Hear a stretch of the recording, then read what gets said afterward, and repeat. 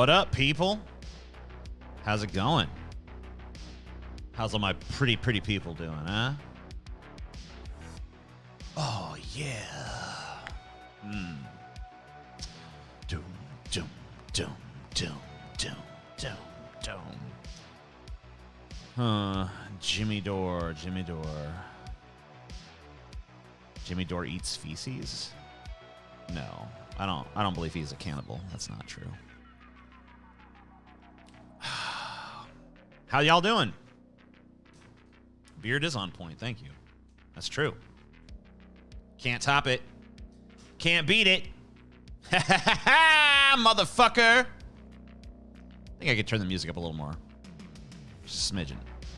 One more. Yeah, a little smidgen like that. Is that too loud for the music, you think?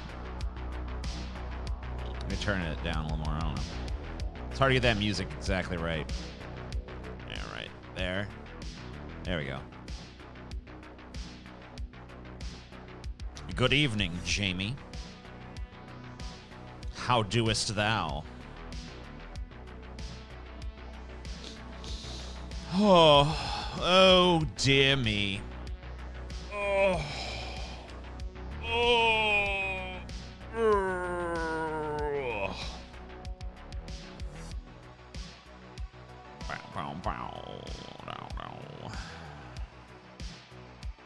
Hey, TJ.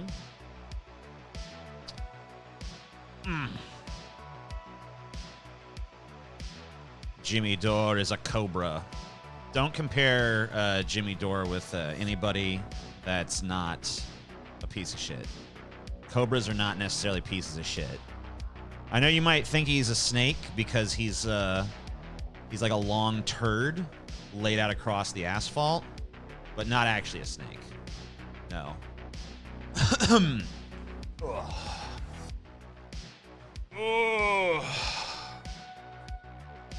actually retconning this shirt.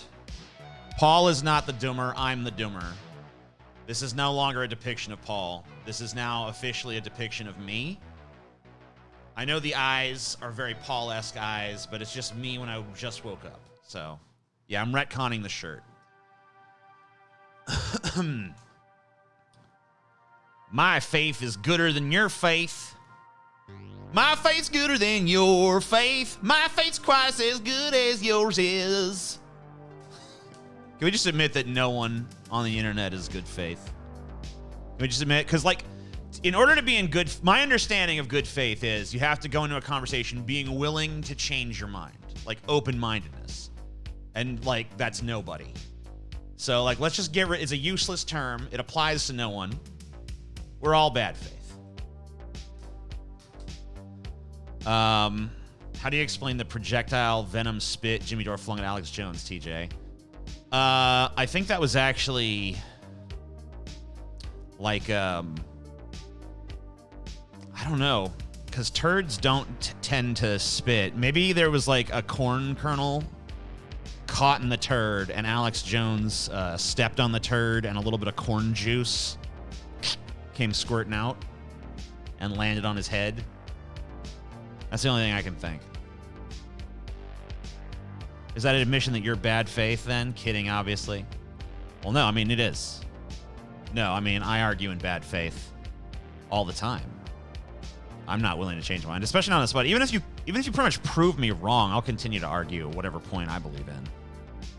You know, maybe I'll change my mind privately so it doesn't happen again. You know. But in that moment, am I going to admit I'm wrong? Pfft, hell no. I am the doomer, yeah.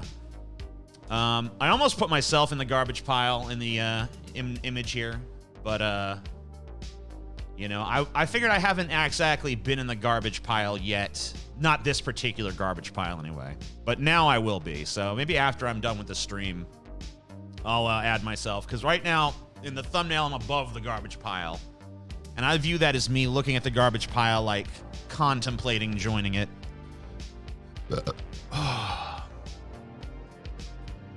Because, you know, what a fucking... I can't believe this has just gone on for days and days and days. This shit. Every day, more and more and more and more. It's like, I remember when it was fucking, it started off as just Jimmy Dore versus TYT, and then I could just be like, whatever. Who cares? I don't like TYT. I don't like Jimmy Dore. So what do I give a shit? And then Kyle waded in, and now everyone's fucking wading in. I'm currently listening to the Martian audiobook. So far, it's pretty good. You ever listen to books at 2x speed? It depends on who the narrator is. So if I don't like the narrator's voice, I'll usually speed him up to get through it a little faster. If I like how the narrator's doing it, I might play them at normal speed or only slightly speed them up, like 1.2, 1.3.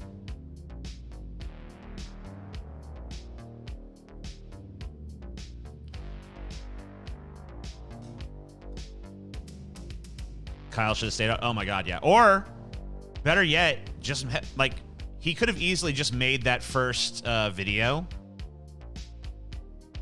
and just stayed out of it after that. Because, you know, like, you knew that people were going to have a response to your video. So, like, but he said he literally said at the end of his first video, like, I'm out. I don't want nothing else to do with this. This is my final word, blah, blah, blah, blah. And then Jimmy Dore made a response to Kyle. Even though Kyle's video was very, like, in my opinion, kid gloves on Jimmy Dore. Just, like, didn't, you know, kind of tried to give Dore the benefit of the doubt way more than most people would to try to preserve some dumbass friendship with Jimmy Dore. And Jimmy Dore still snipes at Kyle after Kyle puts the video out. It's just like, you know, so the second you fucking, even if you make a video about the drama trying to not be part of the drama, you're just going to get sucked into it. And now Kyle's fucking part of it, leaving Kyle open to, you know, he just, like, clap a shoulder on the fucking, oh, Vosh coming along, clapping that hand on Kyle's shoulder, like, Kyle. Oh, Kyle, buddy. My little buddy. Oh, it's okay.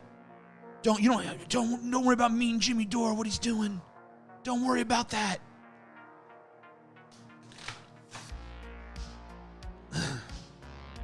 Kyle's first video was excellent, in my opinion. Excellent video, said exactly what needed to be said. I 100% stand by Kyle's original video. The follow-up shit that he did, not so much. His second video was trash because he should have just kept it out. He should have fucking... I would have admired if Kyle had stuck by his guns and said, look, friends with Jimmy Dore and friends with TYT. I don't believe anyone here is a grifter. I know all these people. These are all my friends. This puts me in an awkward-ass position. I don't want to get involved in this, and that's my final fucking word. And if they want to talk shit, they can talk shit. They can do their snipes. But I'm done. I've said what I had to say about it. Boom. I'm gone. I'm out. Mic drop.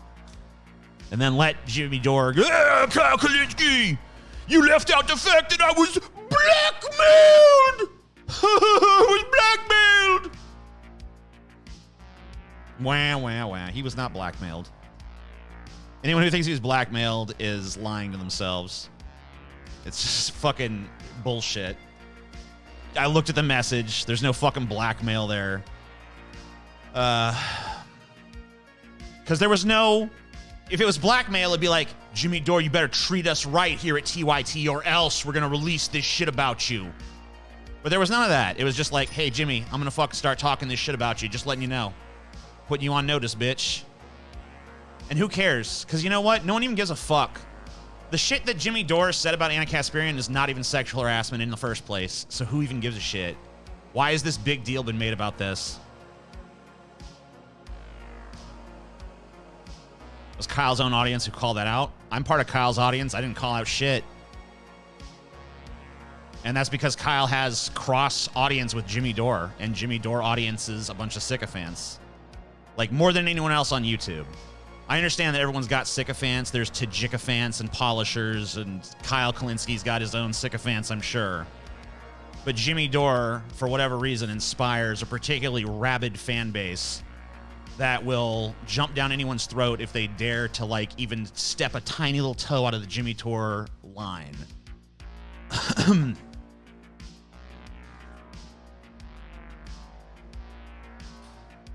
What did Jimmy even say?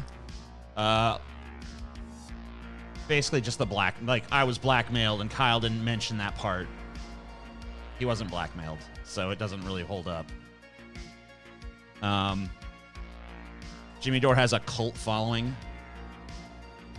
No, I mean, well, a cult following would be a small but devoted following. Unfortunately, he has a large following, but they're very vocal, and they don't like when people challenge their god, Jimmy Dore. I don't even really understand whence cometh the following in the first place, but he's got it.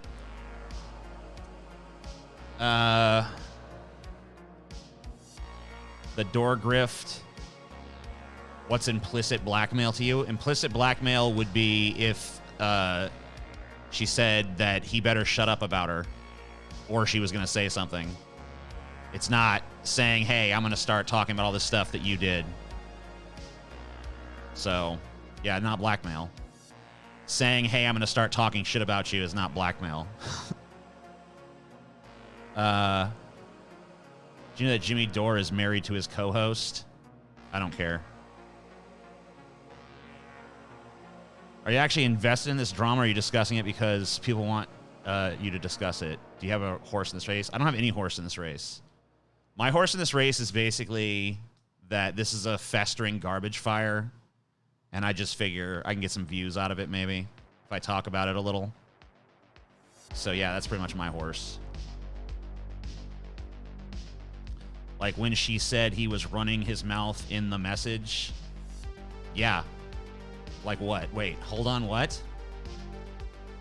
Like, are you seriously going to defend this blackmail shit to me?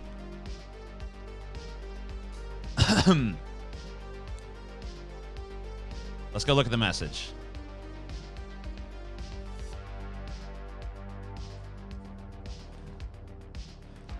Anna Kasparian message to Jimmy Dore.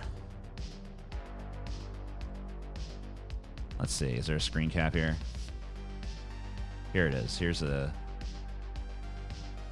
Here it is on the screen. I don't know if you ever watched the young. Hold on. Let me make it big. It's kind of hard to read here, but.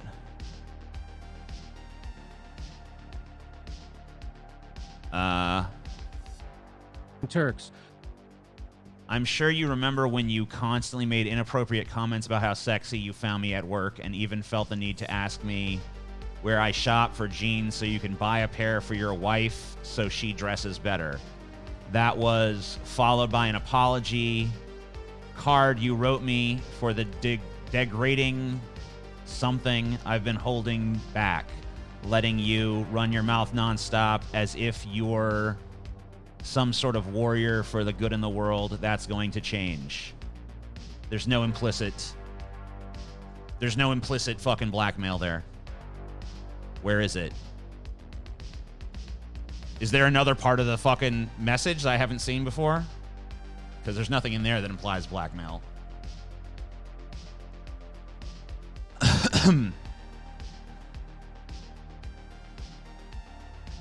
Yeah, there's no extortion there. There's no do this or else I'll do this. Therefore, it's not blackmail. Lol, you're blind? Where is it? Wait, what part is blackmail? Or being disingenuous? How? Wait, what? Are you serious?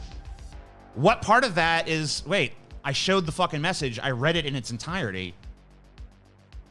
Blackmail 100%? Where? Where's the extortion? Where's the tit for tat? Where is the, hey, you better fly right or else X? In order for it to be blackmail, you have to say, yeah, there has to be an ultimatum. There has to be, if you don't do X thing, then these consequences will occur. That's not there. That's not present. It's not even implied. I am going to kiss you, TJ. Wait, I thought you were going to slap me. I guess that I just have a different definition of blackmail than other people.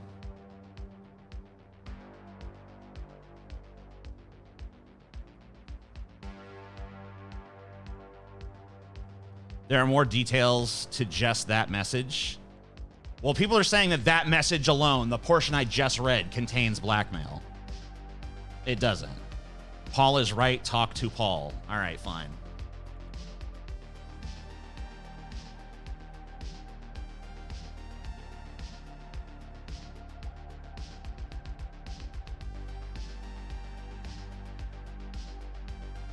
I'm calling him now.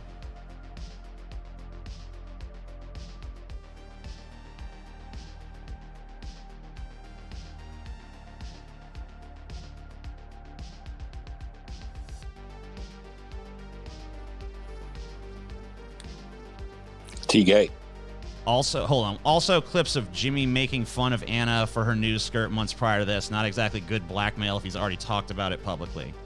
Well, whatever. I think in that one he omitted her name, although it was pretty obvious who he was talking about. All right, so and it also just like backs up his fucking story and not hers, that there was constant I don't think there was sexual I don't think there was harassment I don't think there was any sexual harassment as far as that story goes. There wasn't. So we're on the same page there. It's just so I don't agree there's any blackmail in that message. Where's the blackmail? So TJ? Yes. You've been running your mouth about me lately, and I just wanted to let you know that that's about to stop, okay? I'm going to tell everybody what I know. Okay. In the future at some point, I'm letting you know personally, but I'm going to tell, bro. You're just running your mouth too much, okay? Right. Not blackmail, though.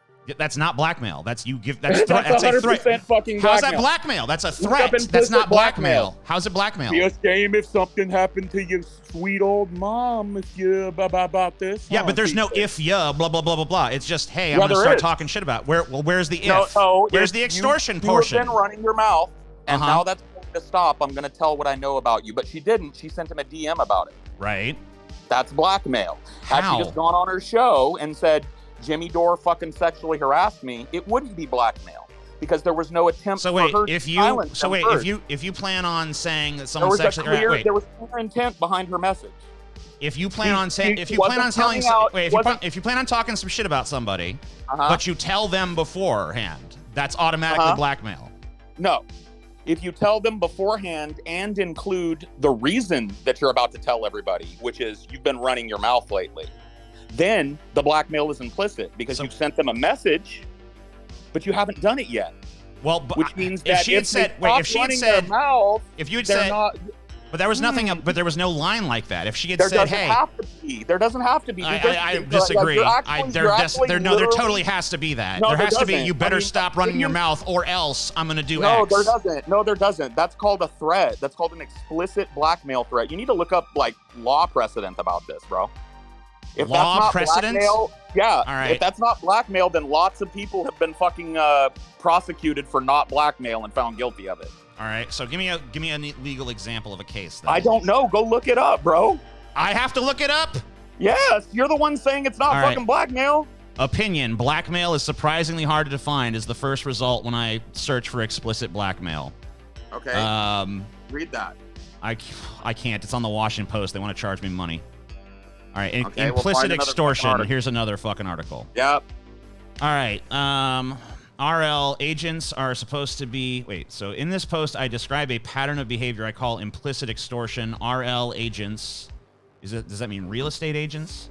Are particularly susceptible to implicit extortion in a way that is likely to be problematic for high-stakes applications in an open-ended strategic environment. Blah, blah, blah, blah, blah. Consider two actors, the target, T, and manipulator, M, such as... Well, what is this? What's the context of this? Is this a legal thing? Is this real estate? What am I at? I mean, hold on. Let me find something that's actually. You have to. I'm going to the blackmail Wikipedia here. Okay, go for it. Blackmail is an act of coercion using a threat of revealing or publicizing either substantially true or false information about a person or people, unless certain demands are met. Where's the demands, though? There's no. That's the problem. There's no fucking demands implied. You've been running your mouth. That's why I'm doing this. But that's just saying, like, hey, the reason I'm about to drop this shit on you is you've been running your mouth. That's not saying shit on him. That's not saying you bet. That's because he got out ahead of it and just immediately said it. She gave him the ability to get out ahead of it because she had to try and blackmail him first to see if she could get him to stop talking about it. Because I guarantee you 100% Cenk didn't want this brought up. He was the dude that had the camel toe segment. Mm-hmm. This is like way bad for fucking Cenk. So I guarantee you Cenk was mad as fuck at Anna for sending that fucking message and letting Demi get out ahead of that. And that's 100% blackmail. It made the whole fucking thing look stupid. And another thing that you seem to be kind of glossing over. Wait, it's not 100% black. It's not even 100%. It's not even 1% blackmail. It's not blackmail. It's flat out not blackmail. Just say nuh-uh then. It's cool. Nuh-uh. Like you don't understand blackmail. No, you don't understand blackmail. Okay, I guess I don't. Yeah. I guess I don't. I guess there has to be an absolutely. All right, bye. Get out of here. We're fucking ridiculous, dude. Give me a fucking break. Tell me what I don't fucking understand on my own fucking stream. I don't fucking come into his ideologies and start fucking picking fights over fucking shit he's saying. 100% blackmail. Ban that person. Get that person out of here. Get fucking lost. What is with these Jimmy Dore sycophants? You know, Paul's ego used to fucking know that Jimmy Dore was a spitting viper. Used to call him the spitting viper. Used to say, don't trust that little smarmy, squirmy son of a bitch. But now, all of a sudden, oh, Jimmy Dore can do no wrong in Paul's eyes. And now I gotta fucking put up with this Jimmy Dore dick suck fest. Oh, Jimmy. Oh, he was blackmailed. Oh, he was totally blackmailed. Where was the implicit extortion? Oh, well, it's in the part where she says this. It's like, no, it's not. It's not there. I looked at it. It's not there. Oh, it is, though. It is. You just gotta have faith. You gotta have faith. Oh, Jimmy Dore. Sorry, I'm right. Completely fucking not true. There was no blackmail. It's completely fucking absurdly obvious to anybody. Anybody who says there's blackmail there is saying it because they want it to be there. Here's a question for Paul. If someone punches me and then I threaten to punch them back, is that blackmail? Yeah, apparently it is. Paul being a diva again, huh? Yep. I'm going to blackmail you, TJ. Oh, shit. Please don't. And Jimmy Dore's right here in the chat. Crazy. No, man. I'll be indulgent up to a point, but, like, that's just bullshit. Maybe I talk to a lawyer about legal definitions before you coom in your pants, Jimmy fan. Dude, there's no fucking way. I'm going to continue to do research into this. I want to figure out if this would meet any legal standard of fucking blackmail. Implicit blackmail. All right, let's check this out. It may involve threats, emotional harm, criminal prosecution, blah, blah, blah, blah, blah. It is normally carried out for personal gain, most commonly of position, money, or property. It is also used sometimes by state agencies to exert influence. This was common Soviet practice, so much so that the term compromat, blah, blah, blah, form of extortion, blah, blah, blah. Where's the fucking, is there a section in here about implicit blackmail? Because that's the term that's being tossed around. It doesn't appear, implicit blackmail does not appear to be a legal term. What is the difference between extortion and blackmail? That might be useful. The biggest difference between extortion and blackmail is that blackmail requires a threat. Extortion is a theft crime involving coercion to obtain money, property, or services from a victim. Like extortion, blackmail is classified as a theft crime, but it involves making a threat instead of coercion. Is usually charged as a felony. Okay, nothing there. An offer you can't refuse. Civil extortion or demand letter. When sending a demand letter, whether the sender is an attorney or a layperson, it can be tempting to come in guns a-blazing. While it is standard practice to threaten civil litigation, sometimes the sender will contemplate other threats, such as threatening criminal prosecution or calling the IRS or FTB. However, while it may be only human to try and maximize the leverage present in the demand letter in order to effectuate a result, making threats to report someone is in a demand letter can result in liability for civil extortion and place the demand letter outside of the litigation privilege. This article discusses the often fine and blurry line between a strongly worded demand letter and an extortionate threat. All right, let's see. Before exploring the case law, a quick primer on the law defining civil extortion is in order. Extortion is defined as the obtaining of property from another with his consent induced by a wrongful... Well, clearly we're not meeting the definition for extortion because there was no monetary gain here. But what about blackmail? Better shut your mouth or else kind of shit. Dore isn't a leftist. He's not a socialist, communist, or anarchist. Doesn't stick up for the working class, civil rights of POC, LGBT. He works against us. I don't really give a shit about any of that because I'm not a Jimmy Dore fan. Jimmy Dore can have whatever politics he wants. This isn't about fucking politics. So far I'm not finding anything about implicit threat. I love Paul, but goddamn, I don't understand why he sucks. Jimmy Dore is non-socialist, non-progressive, non-left, Republican-enabling, sexually harassing piece of shit dick. Your guess is as good as mine. So there is no fucking, as far as I can tell, there is no such thing as implicit blackmail legally. I'm not finding any court cases or anything where something as vague as what Anna said could be considered blackmail. It's definitely not extortion. But I guess no one's going around using the word extortion. Unraveling the paradox of blackmail. Let's see if this has anything. Jimmy basically called Kyle a grifter, only in it for the money due to Kyle is very loosely associated with TYT. Jimmy is actually a hack. So, okay. Most crimes do not need theories to explain why the behavior is criminal. The wrongdoing is self-evident. But blackmail is unique among major crimes. No one has yet figured out why it ought to be illegal. Recognizing the magnitude of the problem, one theorist wondered whether we can find a principal distinction or indeed any interesting distinction between blackmail and permissible behavior that is not blackmail. In blackmail, the heart of the problem is that two separate acts, each of which is moral and legal right, can combine to make a moral and legal wrong. For example, if I threaten to expose a criminal unless I am paid money, I've committed blackmail. Or is that would be extortion, right? Or if I threaten to expose a sexual affair unless I am given a job, once again I have committed blackmail. I have a legal right to expose or threaten to expose the crime or the affair, and I have a legal... Okay, wait, can I not go any further than that? Damn it. I can only read this one page. But once again, I do think it is interesting in the part where it says, I have a legal right to expose or threaten to expose the crime or affair. You're just not allowed to make demands about it. There was no demand made. It just simply doesn't meet the definition of blackmail. I'm sorry. We can sit here all day. Unless someone can find some sort of even implied sort of demand in Anna's words, there's no blackmail there. And I can't believe we've actually got so stuck up on this definition to the point where we have to fucking try to parse together whether or not there was an implied... there was obviously a threat. Whether there was an implied ultimatum in the statement. Let's believe the guy that spits in faces. I mean, whatever. We can't hold his little spitting incident against him.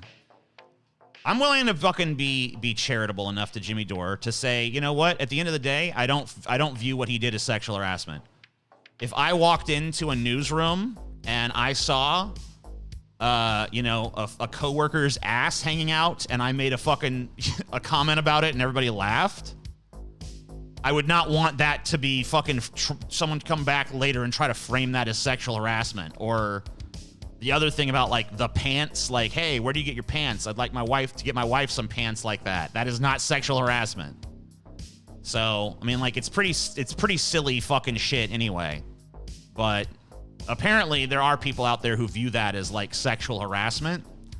Maybe they only view it as sexual harassment because they don't like Jimmy Dore and it fucking like they're suffering from some sort of like derangement towards Jimmy Dore. But that's the thing is like, this is the problem with tribalism. It has people seeing blackmail where none exists. It has people seeing sexual harassment where none exists. It's total fucking bullshit. It's just people want to fucking view, it's like no one wants to look at reality. People just want to view everything through the lens of their stupid fucking side. It's like, well, it can't be blackmail because, or it can't be sexual harassment because, well, this or that or the other thing. Like so let's just fucking put it this way. If it'd been like David Pakman who made a comment about Anna Kasparian's ass in those fucking shorts, no one would be like, oh, David Pakman is a sexual harasser. But because it was unpopular Jimmy Dore that has a lot of haters, it's like, oh shit, it was sexual harassment. No, it was not sexual fucking harassment. Or because, it was Anna Kasparian who said, I'm going to report you for sexual harassment, Jimmy Dore. Or not report you, but I'm going to expose you for sexual harassing me. Although, in my opinion, she wasn't sexually harassed, at least not based on the stories I've heard. But if it had been someone else that didn't have the built-in negativity of, you know, of Anna Kasparian, and she wasn't attacking another polarizing figure like Jimmy Dore, I think people would, no one would look at that message and be like, oh, it's blackmail. There's definitely some blackmail going on here. So this is just like, this just boils down to like really fucking pathetic tribalistic fucking impulses. David Pakman would never do that in the first place, CJ. You don't know what the fuck David Pakman would do. Fuck off. And what do you mean he would never do that? Like, it's not even a fucking bad thing, okay? If you walk into a room and see your coworker's ass hang out and you make a fucking comment about it and people laugh, there's nothing wrong with that. There's nothing wrong with you doing that, and there's nothing wrong with that coworker fucking hanging their ass out if they want to. Anybody can do whatever the fuck they want. You know, if you grab their ass, that's another thing, okay? If you look at their ass and be like, I'd like to fuck that, then maybe you could, okay, yeah, that's sexual harassment. But being like nice news skirt or whatever the fuck, and people chuckle about it. Fuck David Pakman. How? Like, really? I tried to pick the most bland and inoffensive dude for the fucking example possible. Tribalism is everything I don't want to make up my mind about. What are you fucking talking about? Go do a ideology or something. Like, where is your fucking brain at?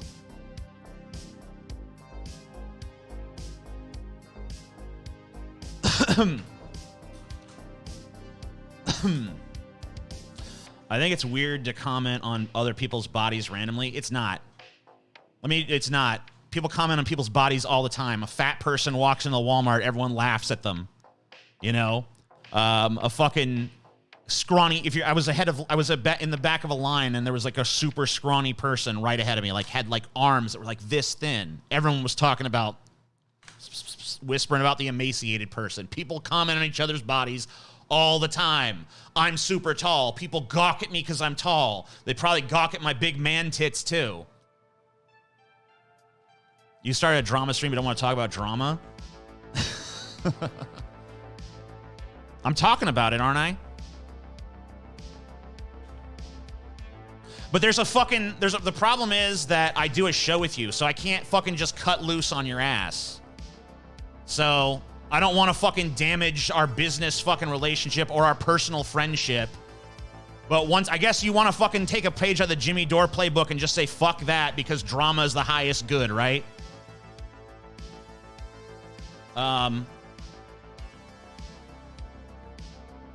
Doesn't nice news skirt imply nice ass? No. No, he was saying, what? You're so fucking stupid. No, what Jimmy Dore was saying with nice news skirt, like, this is the problem. You people are so fucking dumb that shit can't even be explained to you.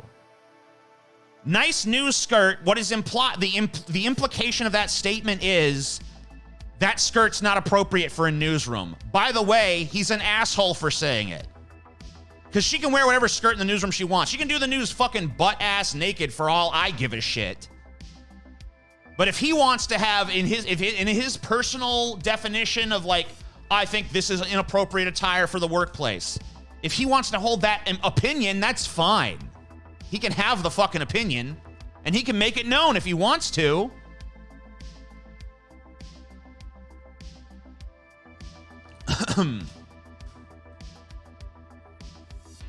But that's fucking neither here nor there. There's no fucking, never in a million. I mean, Jimmy Dore can be a fucking prude if he wants to. If he wants to see a girl's ass hanging out at work and be like, oh no, I'm offended by that, that's on him. But it's not sexual harassment, okay? Why is he an asshole for saying it though, TJ? Because he's trying to force his own standards on another person in his workplace, when that person is actually above him, I think, in the hierarchy of that place, right? Because Anna Kasparian, that's like Jank's right-hand bitch. And Jank's the big boss. So it's kind of like telling your boss like what they need to be doing at the workplace in terms of like how they dress or whatever.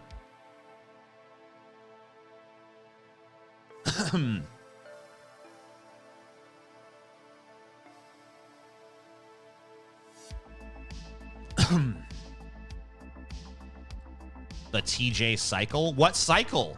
What fucking cycle? He's trying to humiliate her. Dude, when you're at work and your ass comes hang, like,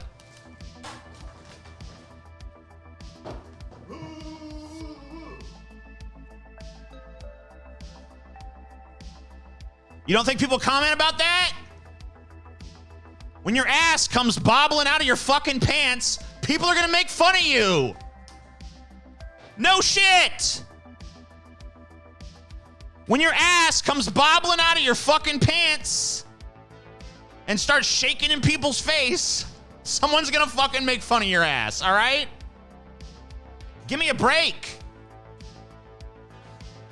He didn't say she couldn't wear it, okay, once again, the implication of nice news skirt is that her skirt was not appropriate for the news workplace, which just makes him a fucking prude. Nice stream pants there, TJ. Nice streaming pants there, TJ. Remember, crack is whack. I don't care for Crystal Ball.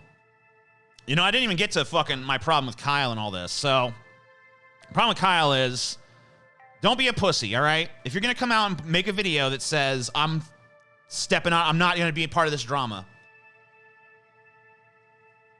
I'm out. Then don't come back 2 days later with a new video just because, whoa, unpredictable. Like, did you not know Jimmy Dore was going to make a response? Did you not know Jimmy Dore was going to be like, ooh, shit, more possible attention for me. I better fucking jump on this. Why would you make us fucking another response back? Because you're, oh, I'm getting ratioed. I better try to salvage shit. It's like, fuck that. If Jimmy Dore's retard audience wants to ratio you, let the little faggots do it. Who gives a shit?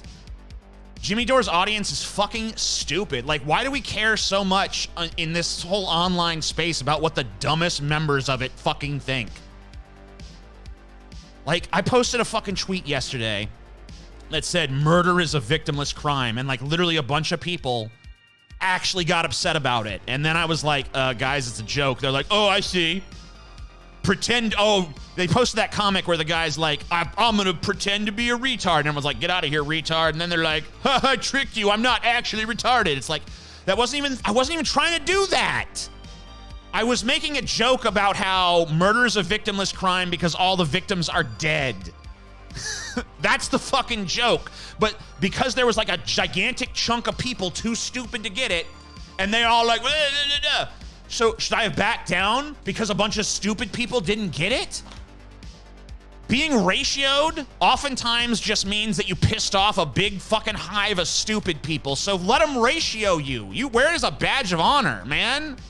I made a video the other day, abolish all borders and live in peace. It got ratioed.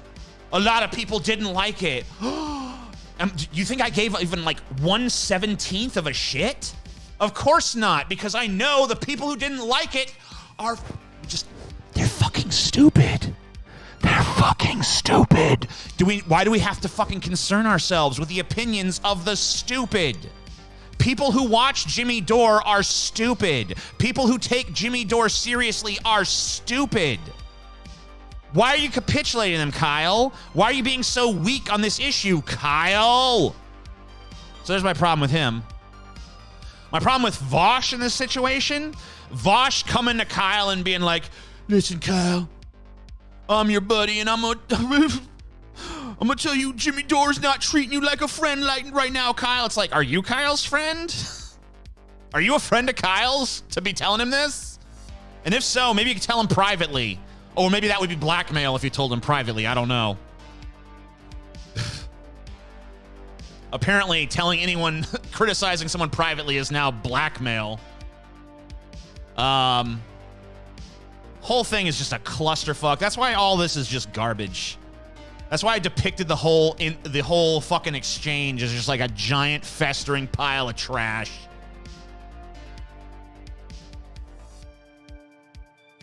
This is the type of shit that happens when you're too nice to these SJWs. What, like, literally, what the fuck are you talking about? Vosh shat on Kyle too? Yeah, of course. Back in the day, you know, they've had disagreements over politics and stuff, and, you know, I've seen... Vosh is the kind of dude that, like, his criticism's always... He fucking makes fun of other people for doing it, where they talk a lot of super strong shit on him, and then they come in his stream, and they're all of a sudden it's, like, way more polite. But he's the same way. Like, he talked massive amount of shit about Crystal Ball, basically said she was a Nazi. Like, trotted out the literal Nazi line. This is Nazi shit right here. And then, you know... He's face to face with her, and it's like, oh, well, you know, I have several criticism, blah, blah, blah. You know, it's just like, all right, whatever. You got to fucking modulate your tone, I guess, whatever the fuck. But me, personally, I hate Crystal Ball. And you know what? If I was offered to go on the Crystal Ball Kyle Kalinske show, I'd tell Kyle straight up, like, I don't like that bitch. I don't like that bitch Crystal Ball you palling around with. You want to talk to me one-on-one? I respect you as a dude. We could talk. I don't like Crystal Ball. I like Crystal Ball for a nice body. Same with Anna Kasparian. Whatever. They're not really my type in terms of that. I like a thicker bitch. Is that so bad? I mean, I guess not. It's like it's the way the game is played politically. You want to fucking jockey for political position or whatever. He softened on her afterwards for the sake of having a productive conversation. I get it, but meh. But now that Vosh sees an opportunity to fucking increase the rift between Kyle and Jimmy, I mean, like, it's already been... I mean, Jimmy Dore has come right out and said Kyle Kalinske is a grifter. Kyle Kalinske is only in it for the money. Like, and if you believe that shit about Kyle Kalinske, then you're just a fucking moron, dude. If you're a Jimmy Dore stan and you're willing to listen to him talk that level of shit about Kyle Kalinske and say that Kyle Kalinske is a fucking grifter, then just go fuck yourself. Just fuck off. Why do I hate Crystal Ball? I don't know. It's one of those Ray Liotta things where her ass just rubs me the wrong fucking way. I've tried to like her. Even when she's saying shit I agree with, I'm just like, something about you just don't fucking sit right with my ass. Kyle and Crystal fucking 100%. I hope he is. I hope he's getting something out of it.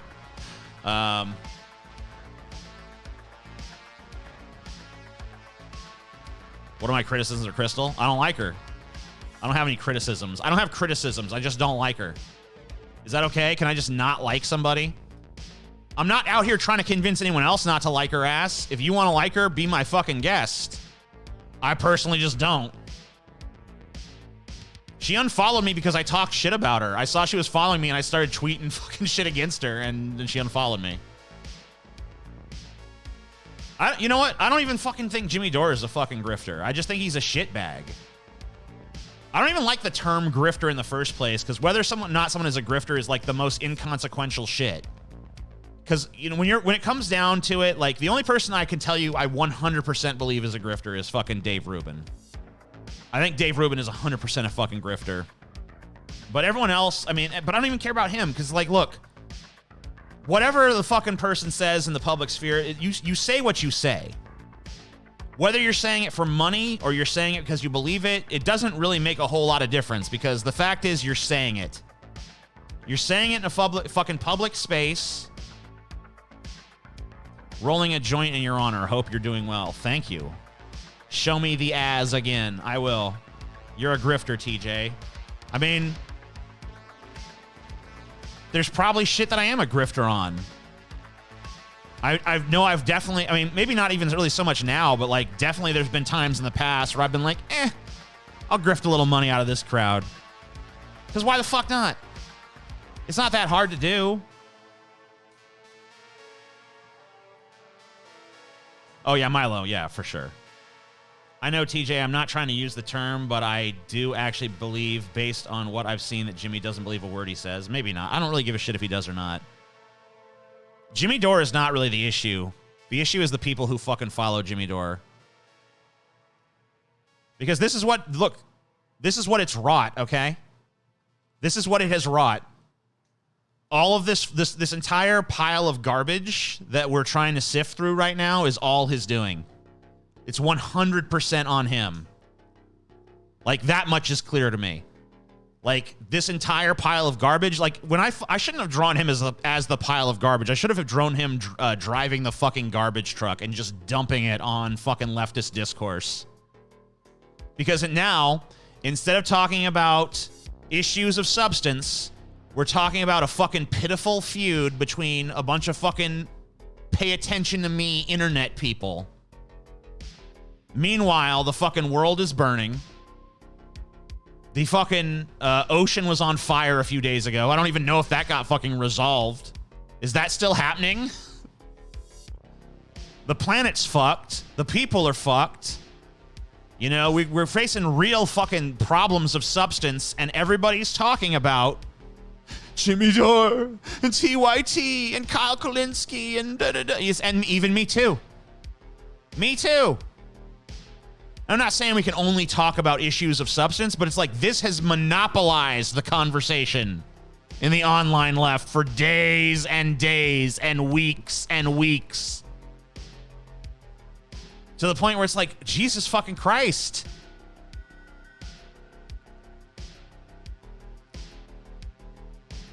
Even if they don't believe what they say, fans do. That's the point. It does. I mean, like, if someone comes out and says, you know, black people are inferior to white people or whatever, does it really matter if they really believe it? They're spreading it. So whether it's a grift or it's an authentic belief is really kind of fucking meaningless.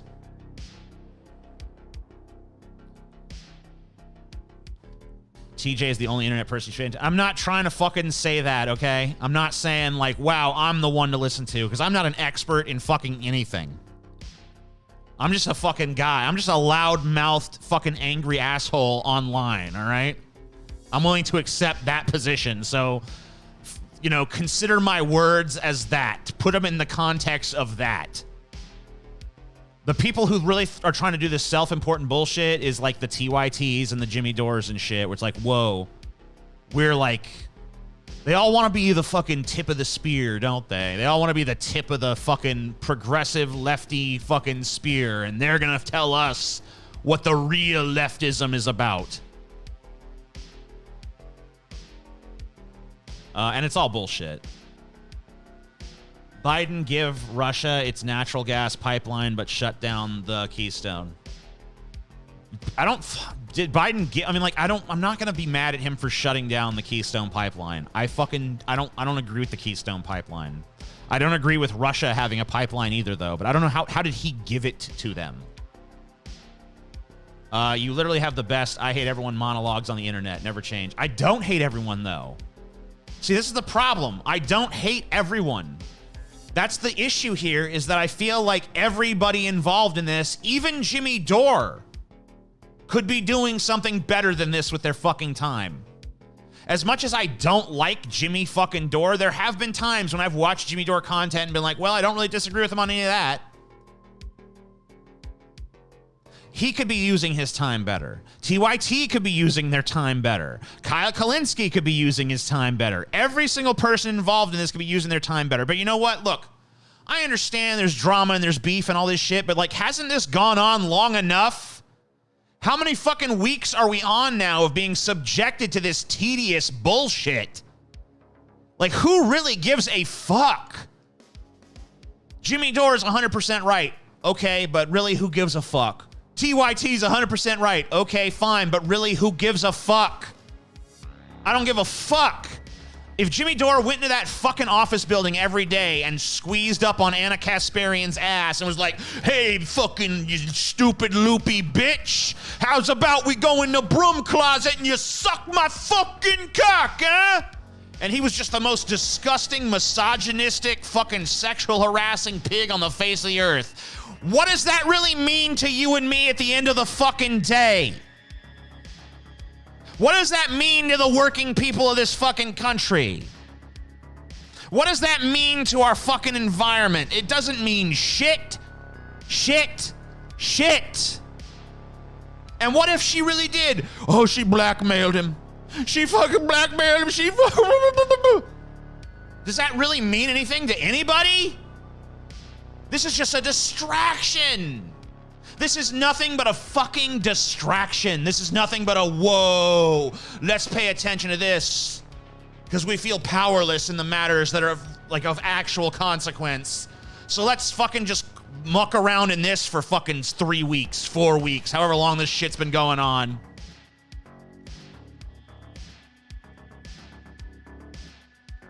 Because it's fucking jibber jabber. It's fucking nonsense.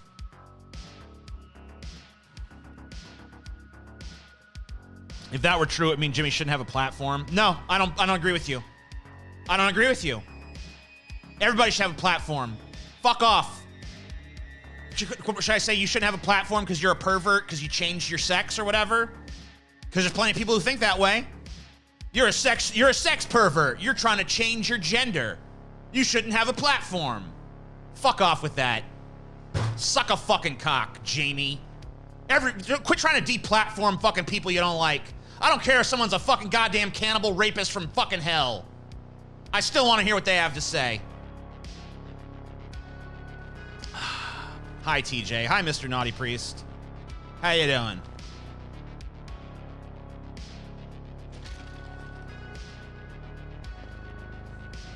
Keep talking about me. Oh, we will, Jimmy. We can't. No one can keep your fucking name out of their mouth. That much is true.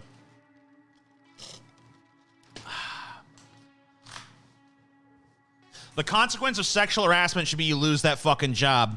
The consequence of rape should be you go to jail. There's no fucking thing that the consequence should be, well, you no longer have your First Amendment rights to speech.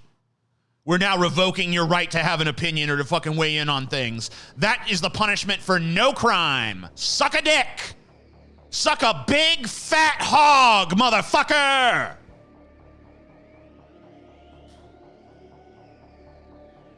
Don't hit the camera. I'll fucking knock that camera the fuck out. You don't tell me what to fucking do, bitch.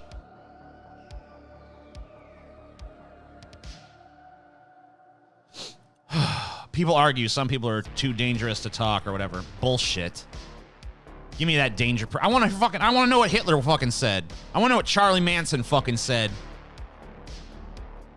Jamie Darke, aka Cold Take Karen, strikes again. Too true. Too fucking true. There's a difference between a right to free speech and a right to a large platform. No, there isn't. Not anymore, there ain't. Keep talking about me so I can buy another $3 million mansion. Good stuff. Good stuff, Jimmy. I'm glad you're making out like a fucking bandit. I'm glad the grift continues to fucking thrive. I love you, TJ, but this is a bad take. No, it's not. Hop on. Hop on my Discord. Let's talk about it. You tell me why it's a fucking bad take, and I'll tell you why the fuck you're wrong. Is it weird that you're yelling at the guy on your shirt? I told you, I'm retconning this. This is me now. I'm retconning the shirt. I am the doomer. It is not Paul. Paul is a little hopeful baby. Paul wants to go dancing in the fucking... He wants to tiptoe through the tulips with Tiny Tim, okay? Paul's a teddy bear. I'm the fucking doomer. I'm the one who thinks this whole fucking shebang is completely fucked and there's nothing you can do to stop it. I love how just because I'm a woman, anything I disagree with makes me a Karen. I mean, it's not really it's not the fact that you're disagreed with that makes you a Karen. It's the fact that you're like, can I speak to the manager? Oh my God, Jimmy Dore is allowed to talk here. Can I speak to the manager of YouTube, please? This man is a sexual harasser. Please take away his platform. Think of the children. Think of all the people, the young minds that he's going to influence with his rapist ways. I don't care. You could be fucking, your name could be like Spud Johnson, and you could be fucking wall-to-wall muscle and have a dick fucking that could cross the Nile, and I would still call you Karen with that fucking set of beliefs.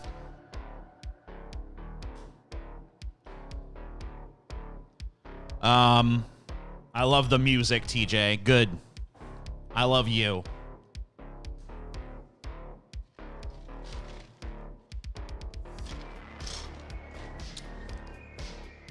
Vorball? You think now's the fucking time for Vorball when I'm on a fucking roll?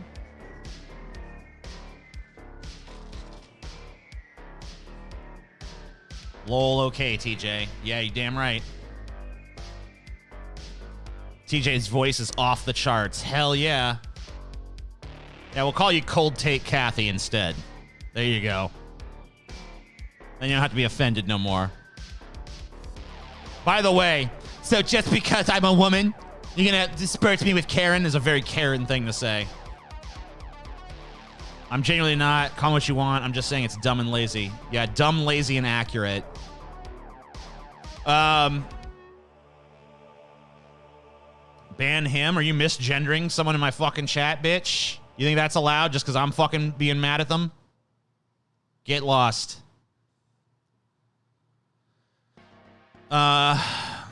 Being oh, shit, money came. Amy, please shut up with your cold takes that brought on the Ice Age. No Vorball, please. Well, I'll play Vorball when shit starts to get a little slow. Like, when I fucking run out of steam and have nothing better to fucking say, I'll fucking play some Vorball. But right now, I ain't playing no fucking Vorball. Especially, you know what? Because chat revenue dries up when you do Vorball. As soon as I start playing Vorball, those fucking super chats stop coming in because people are like, oh, he's playing Vorball now.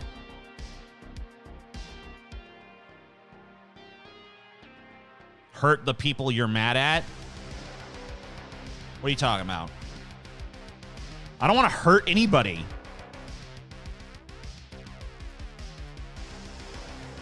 I ain't trying to hurt a motherfucker. Why would I be trying to hurt? I'm not trying to hurt someone just because I'm fucking mad or whatever. Vorball, no more. Stop the madness. There's nothing wrong with Vorball, Galen. Vorball's a fun fucking game, and it's fine to play it when shit's dull, when shit is slow. But shit ain't slow right now. Shit's going. I'm late to the party, but shout out to psychedelics for their ability to remind people what is trivial and what it really matters. Bring on the psychedelic revolution already. One of our only hopes. I don't know what the fuck you're talking about, but you gave me $10, so you're good. And then Cam just gave $5 Canadian. That's good stuff. Very nice stuff. Y'all are jumping on Jamie like a bunch of rabid baboons. Hey, what are you gonna do? Yeah, grifting for Vorball. What are you gonna fucking do? Oh, you know what I saw? I saw Vosh was trending on Twitter earlier today. By the way, of the people in the garbage pile, Vosh is probably the least deserving of being in it. But I needed someone to round out the garbage pile, and that Aaron Mate shit, I don't even know who the fuck that is really. So I didn't even feel like I wanted to even bother putting in that. But yeah, Vosh was trending earlier. What is this shit? Where is... Okay, so I'm gonna find Vosh's... Because this is the reason he's trending. Circulating some little clip or whatever. This is a 30-second fucking clip of Vosh saying some stuff that has been framed as being like pro-imperialist or whatever the fuck. All right? So let's take a quick look at that. Let's take a quick gander at this shit. If we pulled out, if we allowed these countries Afghanistan, to right? destabilize, you know what would happen within 10 years? Guaranteed. You know what would happen within 10 years? I bet you more than anything. America pulls out with no exit strategy, no long-term plan for supporting these countries. These countries fail, and they turn into, I mean, we're talking Cambodia level. We're talking fields of corpses. China will come in with boots on the ground and fix their problems, and they'll be Chinese vassal states for the next century. If we pulled out... All right. So, I want to talk about what I agree with on that and what I disagree with on that. So, when it comes to the idea that we have to have an exit strategy to pull out of places like Afghanistan and shit, totally disagree. Totally disagree, because you know what?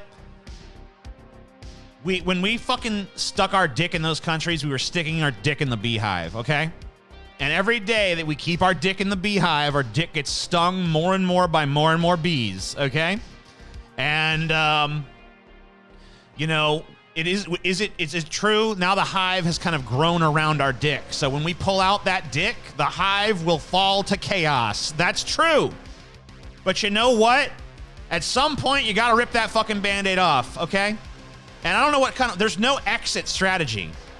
There is no exit strategy where it's like, we're going to pull out, but things are going to be stable. Like, it's just like, this is why the Iraq war has been going on as long as it has. This is why the war in Afghanistan has been going on as long as it has, because there's always been this excuse, well, we don't have a viable exit strategy. Guess what? It's never going to happen. There's never going to come a day where you have a viable exit strategy. Now, the stuff about China coming in and doing the exact same fucking thing we are, that's true. China or Russia is going to come in and gobble those places right up the second that we leave them alone. The second that the U.S. is out of the game, Russia and China are in, because we already fucking fight those two superpowers for, power in those regions. So yeah, of course, as soon as us stepping out is not going to mean the end of their imperialist problems. It's just going to meet the new boss, same as the old boss. So he's right about that. But here's the thing I really want to comment on. I want to comment on the motherfuckers out there that are so fucking pathetic and have such a big ol' Vosh hate boner that they literally sit around and watch every stream he does, which oftentimes they're 5 or 6 hour streams at a time, just waiting for the moment when he says something that's 30 seconds long or whatever that they can post on Twitter to go fucking start some bullshit drama. Like, ooh, I bet you I can make Vosh look bad if I fucking clip this little fucking section out and put it on Twitter. Ooh wee. It's like, think about that. That motherfucker been sitting there watching Vosh for days and days on end, hours and hours and hours of their life falling down the Vosh hole, waiting for him to say something that they can use to score some dumbass fucking fake internet points so they can basically do the ratio, we got him, boys, we got him. What a bunch of losers, man. The fucking people, if you like Vosh and you want to fucking sit there and watch his streams because you like it and it's like your entertainment, awesome, good for you. But if you sit around watching his streams with hate because you just are mauling so bad over the fact that he has influence that you're sitting around watching him, waiting for him to say something that you can use to marginally damage his reputation with somebody somewhere, then you are the most pathetic form of fucking life on this planet. You're beneath slugs, okay? You have, yeah, it's like you've literally brought yourself to this point of silliness, okay? Yeah, I mean, because, like, there's always going to be a 30-second clip that you can use of a motherfucker to be like, uh-oh, this guy's not on the level, you guys. Look at what he said in this 30-second fucking clip. As if anyone out there is going to be able to stream for 5 hours a day, fucking 300 days a year, and not have some 30-second little hot takes that you could fucking point and laugh at. Drinking Wawa fruit punch half-gallon in Florida hurricane. Dope. Working class hero is something to be. Working class hero is something to be. So yeah, get a life, guys. All you motherfuckers out there doing that, get a fucking life. Go find something else to do with your fucking time. But yeah, I don't agree with the fucking take. I half agree with the take. I feel like we should still get out of there, even though I agree with the consequences that he fucking lays out. Because, like, what are we gonna do? Just forever be there? Forever fucking commit our blood and resources to it? There has to come a time when we stop. There has to come a time when we rip off the Band-Aid. There has to come a time when we stop being fucked up. Now is better than fucking later.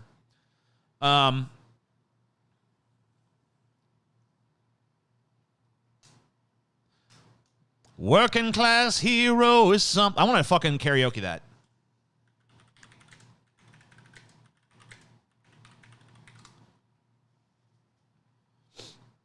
Karaoke version. All right. In the style of John Lennon. As soon as you're born, they make you feel small by giving you no time instead of it all. till the pain is so big you feel nothing at all. A working class hero is something to be. A working class hero is something to be. I'm a great singer, aren't I? They hurt you at home and they hit you at school. Whap!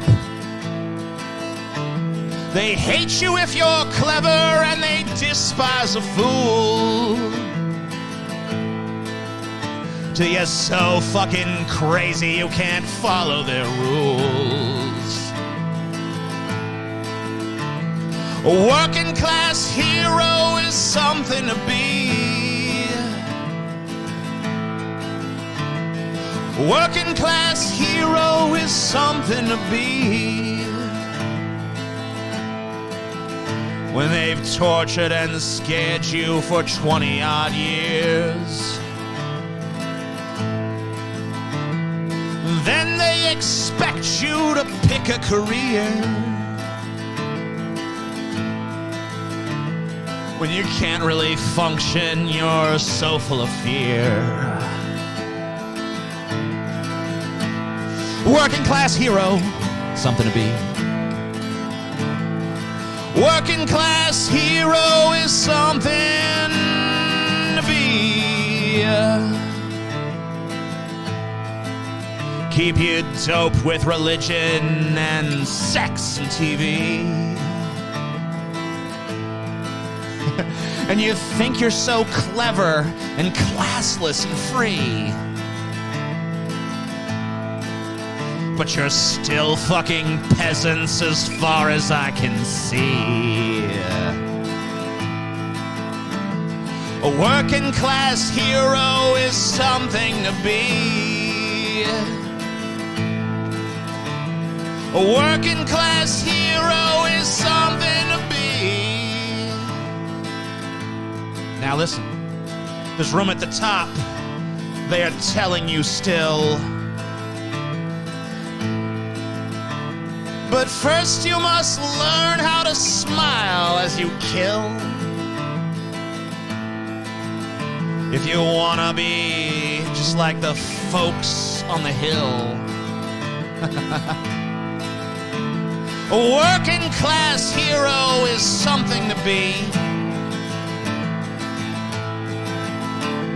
A working class hero is something to be. If you wanna be a hero, well, just follow Jimmy Dore. If you wanna be a hero, just follow the Young Turks, or Kyle Kalinske, or Vosh, or Paul Zigo, or me. Working class hero is something to be.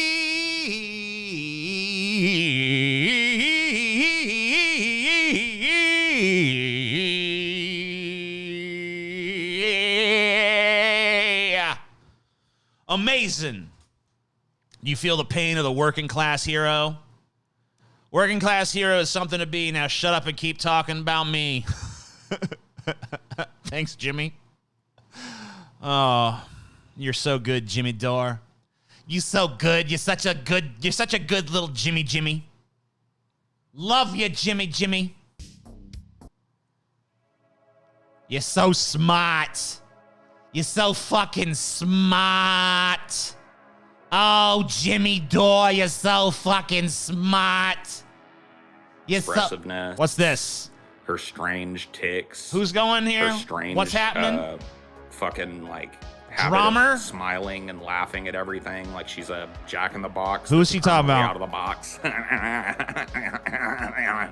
Who's jacking off in the box? Person, bro. They know that's a loser. Who did it? They know Who done Kamala's what? a loser too. Who what now? Where? So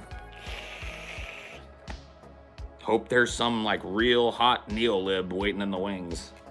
I like hot neolibs. Now sing the chorus for Four Non Blondes. You know how What's going on? I know I'm a southerner. Oh, you think I won't do it? You think I won't do it? Is that what's going on? I'll leave Paul playing in the background. I don't even give a fuck. Hold up. How do you know that, Hillary? Hold up. Hold up. I'll fucking cover it. Sauce in my I don't give a fuck. You think I don't have the balls to fucking take on a song like that? Oh, for real? You do? For non-blondes. Karaoke. Here's what we got. No, I got to have that hot sauce. Is this it? It's called What's Up? And honey child. Can I get your Blah, blah, blah. black people? This is it. I don't know any of the words of this song, so it's probably gonna be terrible. You know what, Polka? You know what I got? I wish I had my hand mic for these. Oh, yeah? Hot sauce, y'all. I don't know any of the words, so this could be a terrible karaoke. As opposed to my great ones. 25 years of my life is still trying to get up that great big hill of hope for a destination. I realized quickly when I knew I should, the whole world's made up of this brotherhood of man, for whatever that means. And I cry sometimes when I'm lying in bed just to get it all out what's in my head. And I'm feeling a little peculiar. So I wake up in the morning and I step outside and I take a deep breath and I get real high and I scream at the top of my lungs, what's going on? And I say, hey!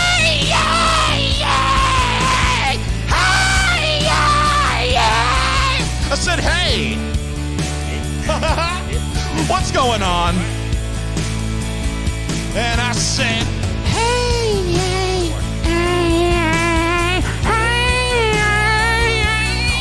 I said, hey, what's going on?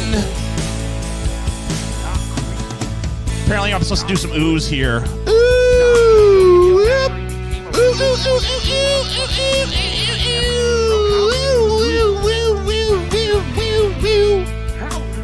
And more oohs.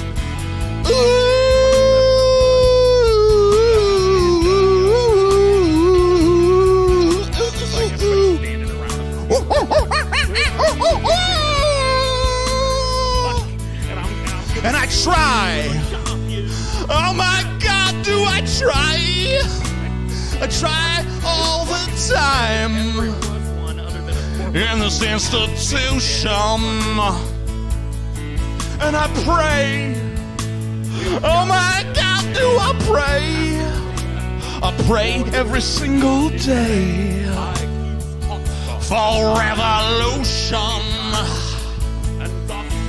I cry sometimes when I'm lying in bed just to get all out what's in my head. And I'm feeling a little peculiar. And so I wake up in the morning and I step outside and I take a deep breath and I get real high and I scream at the top of my lungs, what's going on? And I say, hey, yeah, yeah, yeah, hey, yeah, yeah. I said, hey, what's going on? And I said, hey, yeah, hey, I said, hey. Hey, what's going on, guys? Seriously, what the fuck is going on? I said, hey, yeah, yeah, yeah, yeah, yeah, yeah, yeah, yeah, yeah, yeah, yeah, yeah, yeah, yeah, yeah, yeah, yeah, yeah, yeah. I said, hey. The fuck is going on? And I said, hey, yeah, yeah, hey, yeah, yeah. I said, hey, what's going on? This was just more oohs. Ooh, ooh, ooh, ooh, ooh, ooh, ooh, ooh, ooh, ooh, ooh, ooh.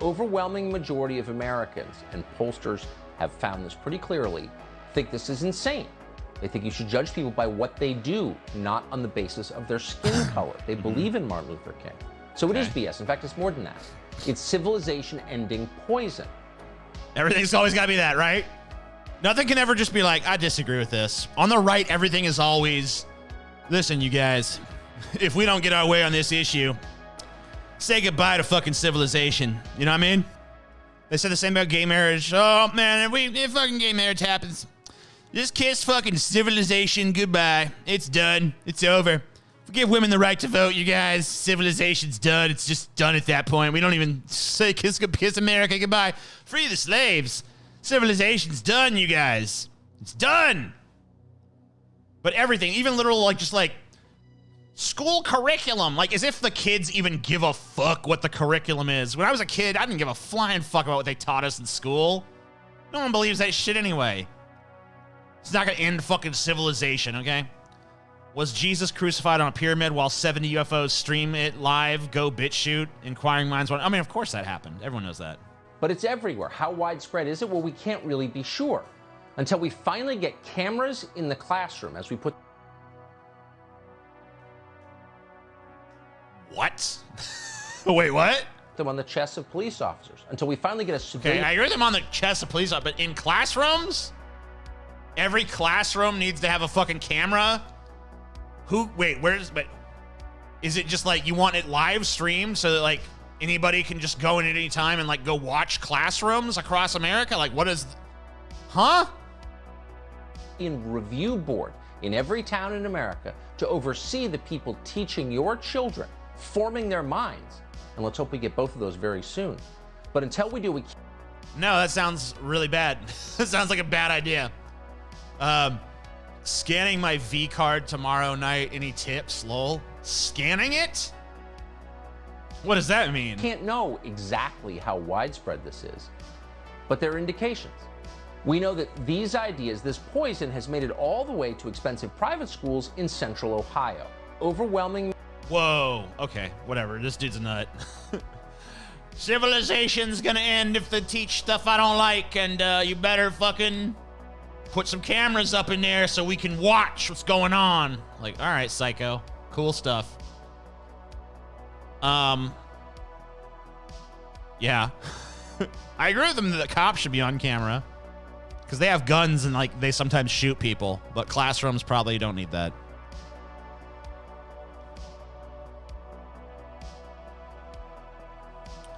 Uh, 40-year-old virgin, yay or nay? I hate Steve Carell, but that movie always amused. I mean, yeah, it's a good movie. I don't know what's Steve Carell seems like an alright dude. Whatever.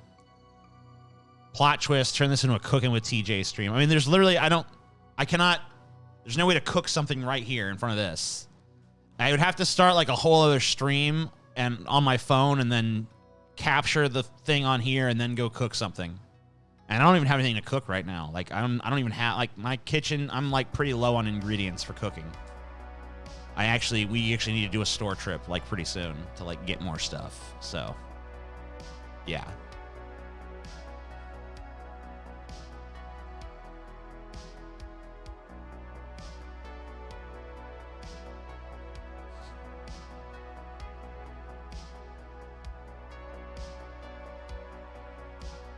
Should give teachers guns so they could shoot troublesome kids. Finally, someone's forward thinking in here. That's the kind of bold new ideas I like to hear. Bold, powerful. We need bold ideas, big ideas, ideas what shake the foundations of fucking society.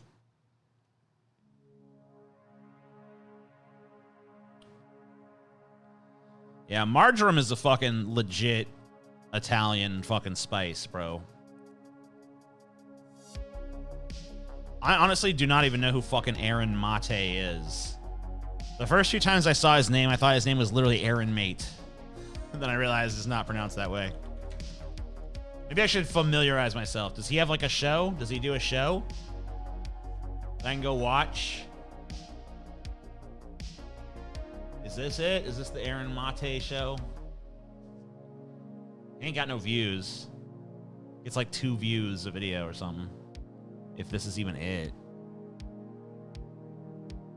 What am I looking at? This doesn't even, whatever.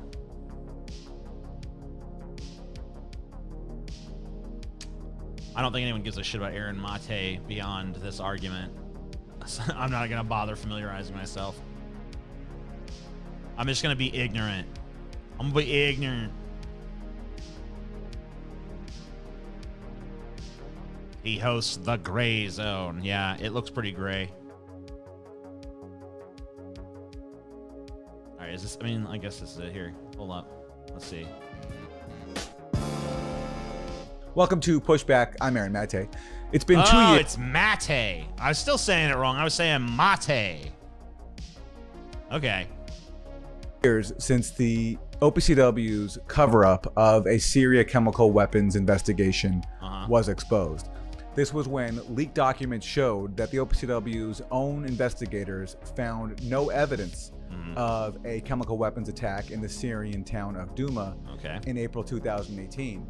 But their findings were censored, and the OPCW put out a final report that erased what these inspectors actually found on the ground and falsely suggested that there was evidence of a chemical attack in Douma. So since this has emerged, the OPCW's Director General, Fernando Arias, has refused all efforts at accountability. He's refused to meet with the dissenting inspectors and... All right, well, maybe this is... I don't even... Maybe this is legit, maybe it's not. I don't fucking know. I remember this chemical attack that was like pinned on Assad. I guess this guy's saying that Assad didn't do it, and that like an independent investigation has found that Assad is not accountable for it. Which maybe that's true. I don't. Nothing surprises me on the international stage. But I will say this is pretty fucking boring stuff. But you know, whatever. At least it seems more I'm surprised this guy's even embroiled in any drama. He seems pretty fucking policy wonky, so good for him. I won't even shit on him without knowing who the fuck he is, but apparently he's involved in this, but I honestly don't see any of the drama shit on his main channel, so maybe he keeps it separate, which is probably a good thing. I cashed in my V card in May. Wouldn't have happened if not for you, TJ, since we met through DP. We're getting married in September. Damn, you're gonna marry the fucking first bitch that would take your dick? Raise them, I mean, like, you know, I don't know. Shop around a little, Jesus. All right, whatever. You know, hey, if it's love, it's love, but, you know. Who is this dude? I don't know. He's somehow involved in this drama. I guess that he fucking said some stuff on Jimmy Dore's fucking side or whatever the fuck. I don't know.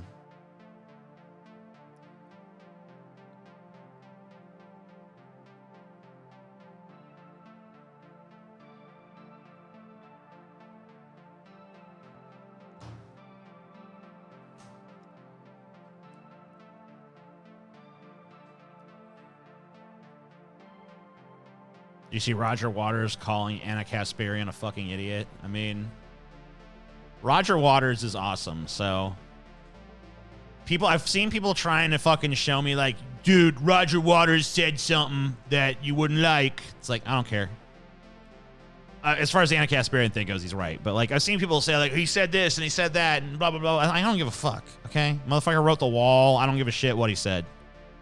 I don't give a shit what he said, all right? I'm not canceling him. He wrote The Wall. You guys can fuck off. Eat ass. Eat dick. Eat every fucking sexual orifice. Just go away. I don't want you. I don't want to fucking... I'm not canceling him. I don't give a shit. I don't give a shit. You love it or you hate it. Love what or hate what? What are you talking about? How should we prepare for climate change? I don't know. Tuck your head between your legs. Fucking kiss your ass goodbye. I sent the clip through your Twitter. What clip? What clip you sent, bish? What clip you sent, bish? You lying. What is this? Oh, hell yeah. This is, I guess, comment. Yeah. Hold up. I don't know who the fuck these people are, but this is something happening here. This is Roger Waters, genius of Pink Floyd.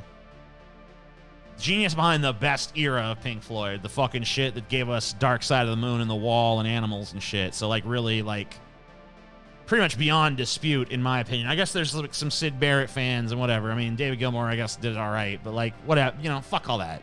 Okay? Roger Waters is Pink Floyd as far as I'm concerned. Let's listen. Yeah. What, do you want to comment?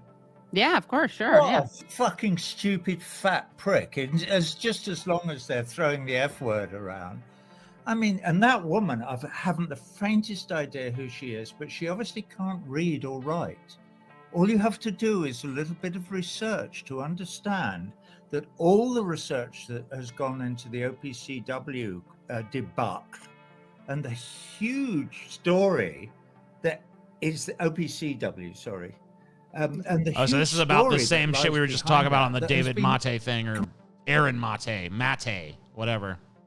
completely. So this is like, I guess, the actual like policy substance debate buried underneath the dog shit pile of drama. Ignored by the mainstream media because it's inconvenient. And when you actually look at the work that Aaron Mate, for a start, but Grey Zone in general do in trying to bring us, we the people, the truth about what's actually going on in our world, to listen to that garbage and disgusting and foul-mouthed, I have to say. That young lady, well, I hesitate to call her a young lady because she's clearly not in the prime of youth, but that's neither here nor there. But the fact is, how dare she pontificate on some tin-pot fucking show like the Fabulous Young Turks or whatever they call themselves? The Fabulous Young Turks or whatever. Dude, I love how fucking unfamiliar he is with all this shit. Isn't that beautiful? I wish I was that unfamiliar with the Young Turks and fucking all this shit. I wish I could be like, the Young Turds or whatever they are.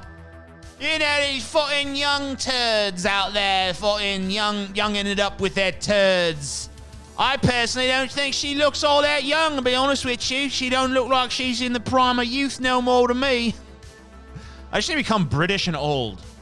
I'm working on old. I need to work on British. Oh, fuck, I went back. Oh, well, whatever. He fucking, he trash-talked that bitch, and I don't know what the underlying issue is. Did Assad fucking use chemical weapons on his people or not? Like, whatever. Fucking 6 of one, half a dozen the other on that kind of shit. It's just like the fucking shit about the leak. Did the lab leak theory? Did COVID come from the lab? Did it come from the tainted meat? Where did it come from? It's like, we're never gonna fucking know that shit.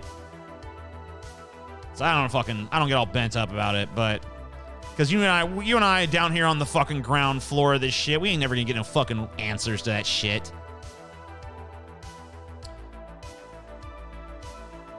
Why is Roger mad at TYT specifically? I guess they like denied they probably denied the report that fucking this OCP, whatever the fuck, OCWP or whatever the fucking organization.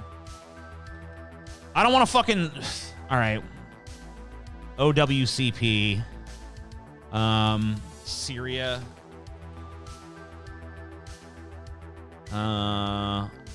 Okay, this is about the Doma chemical attack that happened in 2018.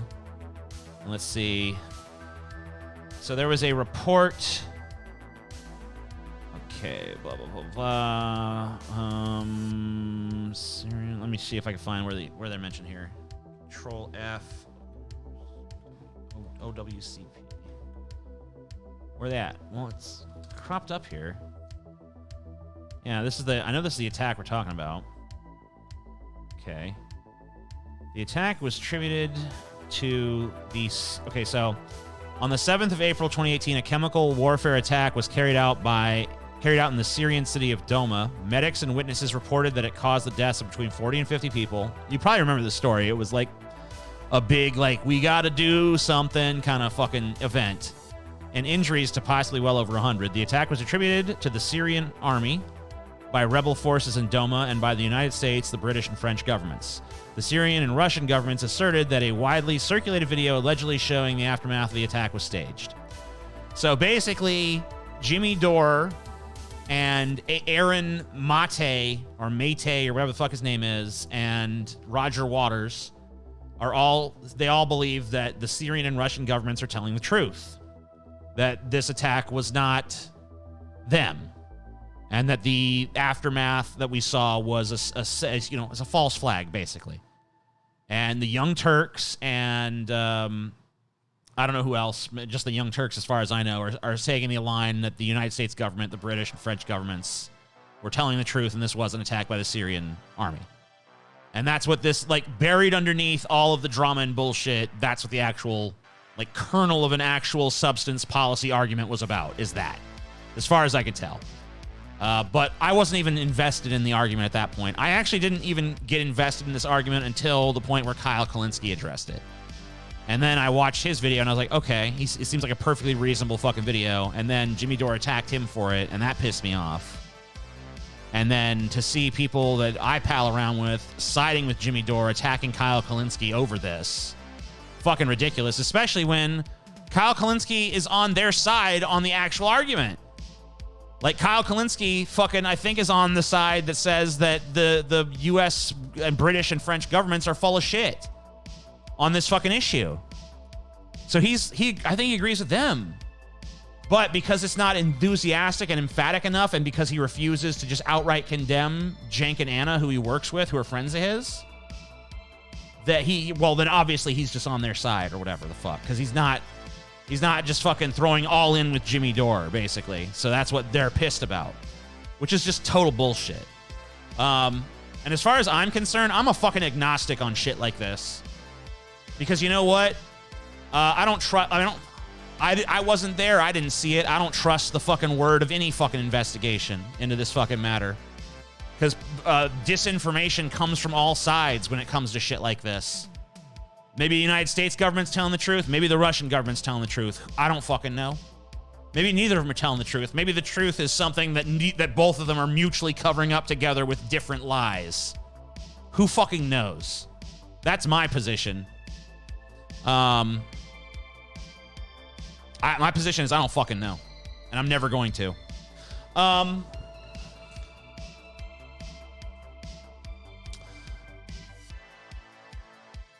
Why does anyone like Jimmy Dore? Ever since I first saw him, he comes off as insufferable, blowhard, in love with his own voice. Well, I don't want to throw criticism at that kind of person for obvious reasons, but you know. Kyle admitted that Anna blackmailed Jimmy. No, he didn't. He didn't admit any blackmail because no blackmail took place. This was like a whole thing at the beginning of the stream. My position is there was no blackmail.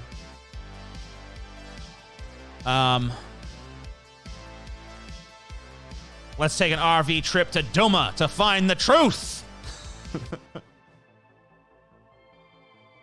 He bent the knee. He didn't give Jimmy sloppy toppy, so now Jimmy makes him an enemy. That's just so, yeah, and it's so pathetic.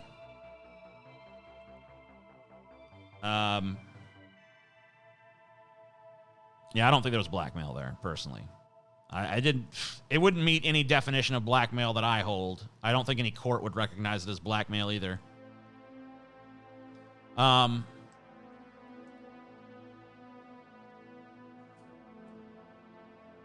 Deceit is a big part of intelligence agencies' playbook. Yeah, whether they be our intelligence agencies or a foreign one. Like, why would you assume that any government is telling you the truth about some contentious incident like that, right? If you're trusting anybody, you're trusting the wrong person. I thought your position was spread eagle. Well, you know, that's, you know, later tonight we'll, you know. It's blackmail maybe in a vague sense, but in no way in a legal sense. I mean, I don't see it.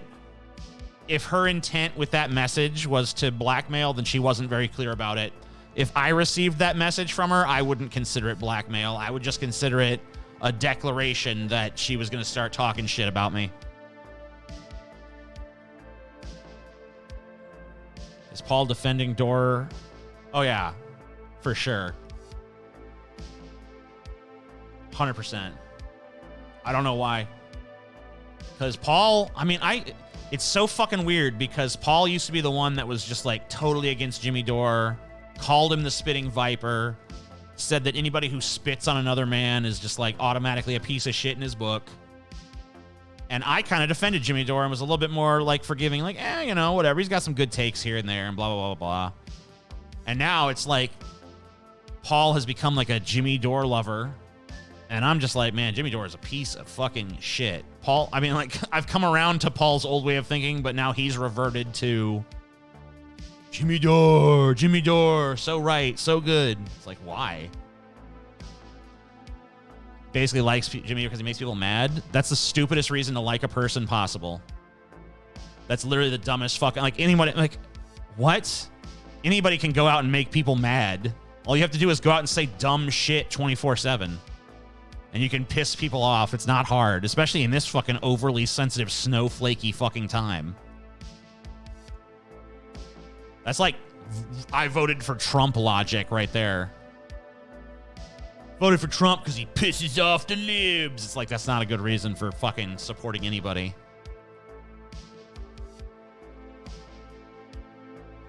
I represent the actual left. The rest of you are frauds. Unless we love you, right? I am the only true leftist.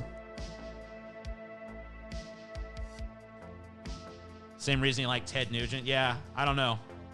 I think he should question that the part of himself that just likes agitators across the board, no matter whether they make a point or not. I'm all for liking someone who, like, makes people angry with their, like, provocative statements and shit, if there's some kind of point to the statement. Like, if they're making people mad, but it makes a point, then that's one thing. But if they're making people mad just to make people mad to get attention, which is what Jimmy Dore does, then that's not a good reason to like somebody. You can like whoever the fuck you want, but I don't see it. I think Paul's first impression of Jimmy Dore was way more correct than the one he's come around to. Yeah, fuck Ted Nugent and fuck his music. Fuck Stranglehold or whatever the fuck. Fuck Cat Scratch Fever. Fuck his bigoted politics. Fuck his dumbass face. Fuck his COVID 1 through 18 fucking believing in ass. See the people saying the Pledge of Allegiance at Walmart in Texas? No, send me that lolsy shit. I definitely want to take a look at that. Hold up. People saying the Pledge of Allegiance at Walmart in Texas? Walmart, Texas. I'm going to find it.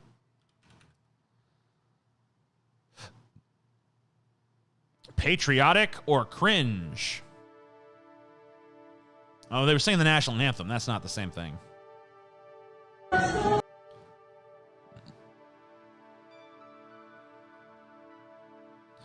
What is this? Okay. Wait, who is this? Tyrus reacts to Olympic athlete protesting flag. Who the fuck is Tyrus? He looks like a damn idiot. We'll get to him in a minute. All right, what is this?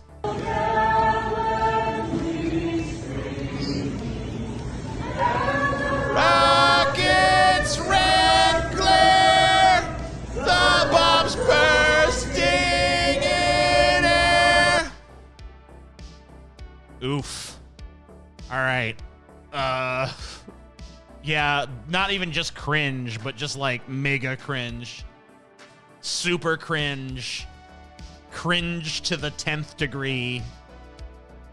Oh my God, cringe. But hey, you know what? You want to sing a song? Like, sing a better song. That's my only thing. Like, if they all broke out into like Singing in the Rain or some kind of show tune or something, I wouldn't have a problem. But like, if you're going to spontaneously burst in a song, spontaneously burst into a better song than this.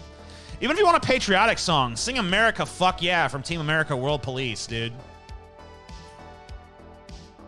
Did I see Andy Dick was arrested for assault with a deadly weapon? Oh, shit. All right, well, I'll get to that in a second, but first I want to see this. But first, a huge sign of disrespect for our country during the Olympic track and field. Wait a minute, hold up. During the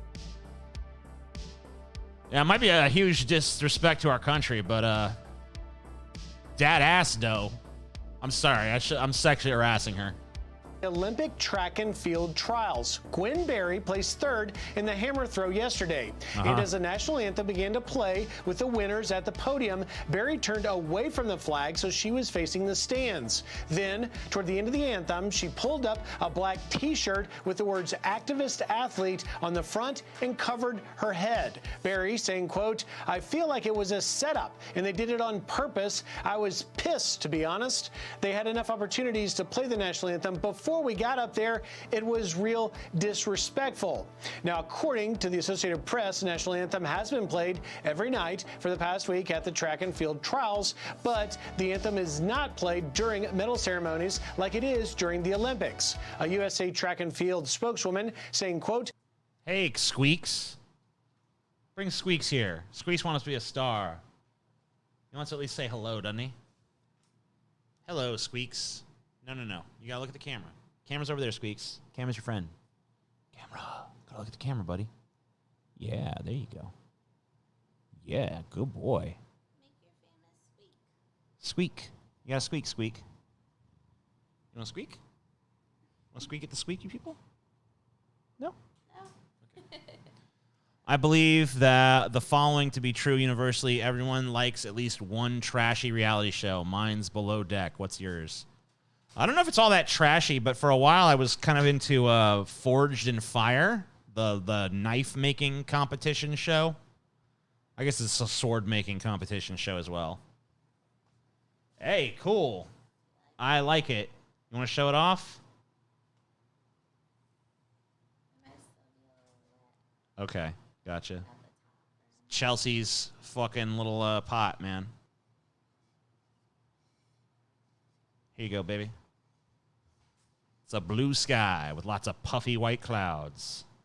the national anthem was scheduled to play at 5:20 p.m. I don't care. Bring on she turned her Tyrus. back on the national anthem to be accurate Tyrus. about her. I like that Tyrus is wearing a Muhammad Ali shirt. Muhammad Ali, who famously refused to fight in Vietnam and changed his name and shit and was put in jail over it. Literally an athlete that defied the government so hard that they locked him in fucking jail. And this guy's gonna fucking come on here and be like, man, this chick, she got no respect for our country, dog. Anyway, I'm probably a racist to fucking do that voice for him. Let's see what his real voice is like. Past, she is an activist. 2 years ago, in 2019, at the Pan American Games, she raised her fist, which was first done in 1968 by two American runners, John Carlos and Tommy Smith. And there was a sanctioning for it because the Olympics put in a rule that says you can't protest during the podium or the opening and closing ceremonies. This certainly suggests what she may do if she makes it to Tokyo. I'll start with you, Emily. What are your thoughts? Oh, Griff, I feel like this is a classic example of it's not about you, girl. She comes out and says, oh, they're clearly playing the anthem because I was there. It was a setup. It was so disrespectful. They knew it was all about me. I just feel like telling her the anthem is so much bigger than you. And the U.S. Olympic trials is... Shut up. I want to hear Tyrus, dude. Let me hear Tyrus. There he is. Tyrus. Yet it's not a professional athlete on the world stage, as Emily points out, representing the great nation we are. Do you draw a distinction there? No, I don't. And quite honestly, I don't care when the national anthem was played. It doesn't matter. 5:20, 4:15, it doesn't really matter. I'm going to give you some names here. We've had some issues in this country, especially as a black man. When I go to Tommy Smith, John Carlos, Jesse Owens, who they had issues. They fought. They wanted dignity, but they also wanted a seat at the table. They wanted to show how much they loved their country, how much they belonged, and human rights issues, and they fought for it. I can't believe this dude is wearing a Muhammad Ali shirt while he's saying this dumb shit, dude. Muhammad Ali literally went to jail as an athlete for defying the fucking policy of the United States government, dude. It's like you're wearing that shirt while you're fucking having this fucking icy cold, depths of the fucking Arctic take on this fucking issue. Isn't it? Even with taking a knee on the baseball game, I have no problem with a professional athlete being a citizen, taking a respectful knee during the flag. If that's what you choose to do while you still are honoring the flag, I have no issue. She turned her back on the flag. She was. She turned. Listen, this is even worse than taking a knee. She turned her back on the flag. She turned her back on the flag. She disrespected the cloth that we all worship, you guys. What a fucking baby. Oh, my God. This Muhammad Ali shirt undercuts everything this fucking dude is saying. Whatever. Shut up. Let's hear about Andy Dick getting arrested. That's pretty funny. All right. Shut up. Whoever this is. Don't care about you. Andy Dick arrested for assault with a deadly weapon. Troubled comedian Andy Dick was arrested over the weekend for assault with a deadly weapon, the LAPD has confirmed to Page 6. Elisa Jordana revealed the brutal incident this week on her YouTube show Kermit and Friends, saying that Dick assaulted her lover Lucas with a metal chair. He could have killed him, she says. She suggested that Lucas, whose last name was not immediately available, was taken to Cedars-Sinai Hospital. I saw pictures, I saw video. It's not good, she said. The LAPD confirmed to us that Dick, 55, was arrested on June 26th. Jordana went on to describe Dick, who has had numerous issues with substance abuse and run-ins with the law, as being prone to spinning out of control and getting very aggressive when drunk. It was getting worse and worse and worse, she says. Every day there was some kind of problem. There were signs something was going to happen. According to Jordana, Dick was evicted from his home and moved into a hostel, though she said he was soon kicked out after bringing in a group of 11 people. Jordana describes another recent incident in which Dick told a waitress, using obscene language, that he wanted to sleep with her and took things from the restaurant. He stole cutlery. He stole wine glasses. He stole plates, she says. He asked for a doggy bag so he could put all that in. She also says he recently called her to come to another restaurant where he was eating with friends because they didn't have money to pay the tab. There are warning signs with people. Look, the warning sign with Andy Dick is that he's Andy Dick. Like, come on. It doesn't happen out of the blue. When I heard that he was in jail, I wasn't that surprised, Jordana said, adding that she is glad he's in prison because he's safe. We don't have to worry that he's going to die today, she says. The LAPD tells Page 6 that Dick's bail was set at $50,000. He ain't be able to pay that. According to Jordana, he made bail this morning. Well, I guess bail bondsmen are a thing. Reps for Dick have not responded to a request for comment. Dick's list of legal issues is long. In 2019, he was charged with groping a driver from a ride-hailing service. In 2018, he pleaded guilty to a misdemeanor battery and misdemeanor sexual battery after allegedly groping a woman's buttocks. He was fired from an indie movie the year before after being accused of groping cast and crew members. He denies the claims that he groped, but admitted, I might have kissed somebody on the cheek to say goodbye and then licked them. He admitted he propositioned people for sex. In 2014, Dick crashed a share house, ran naked through Montauk, and unsuccessfully tried to engage in a threesome by allegedly groping a woman's husband.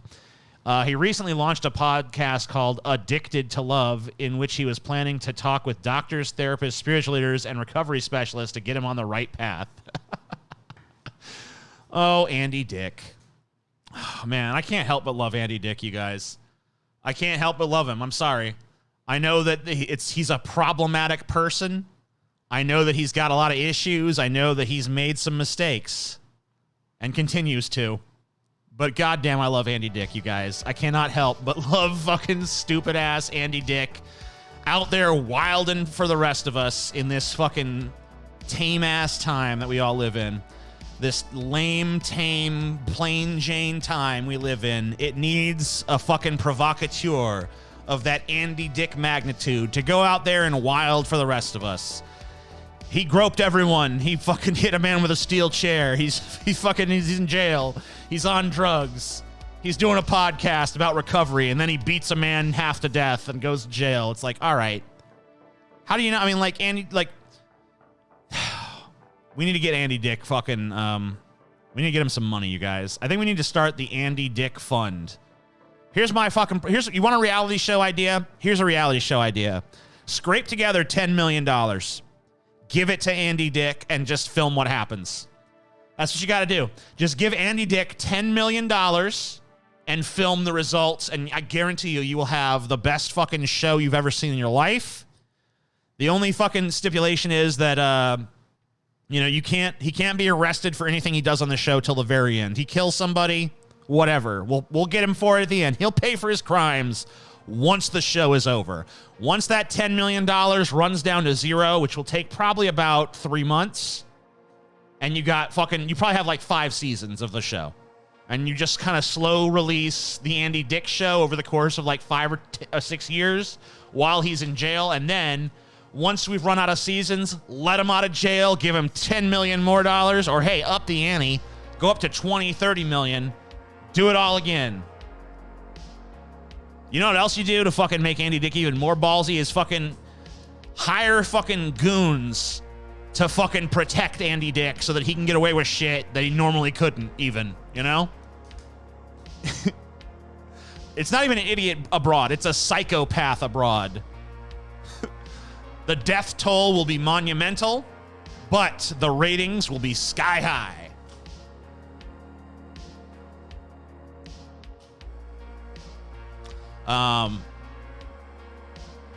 Oh yeah, you could definitely record him in jail too. That'd be cool.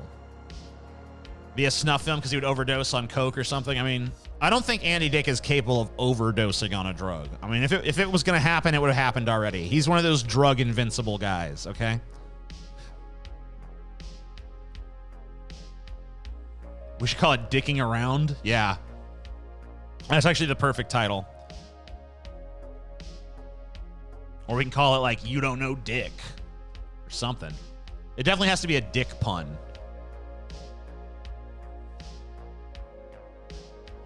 They're definitely 100%. If that show does not have a dick pun for a title, then you have failed at that show.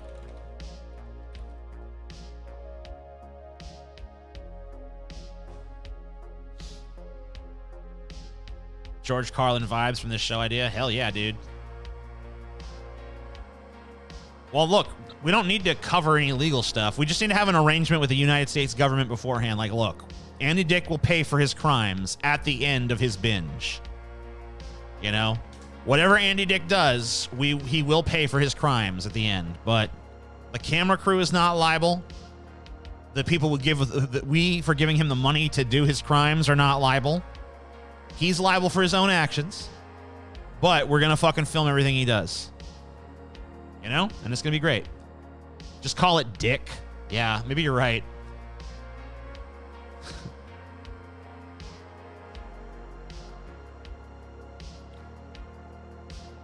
Dickie. You gotta love it.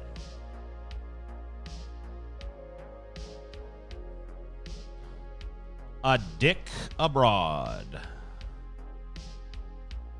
Dick. It should be called Forcing the Dick Upon You. I think that'd be a little too much on the nose. Or too much in the ass, or whatever.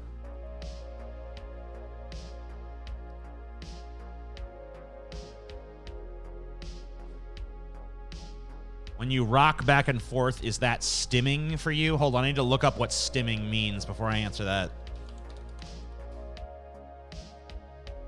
Repetitive or unusual movements or noises. Stimming seems to help some autistic children and teenagers manage emotions and cope with overwhelming situations.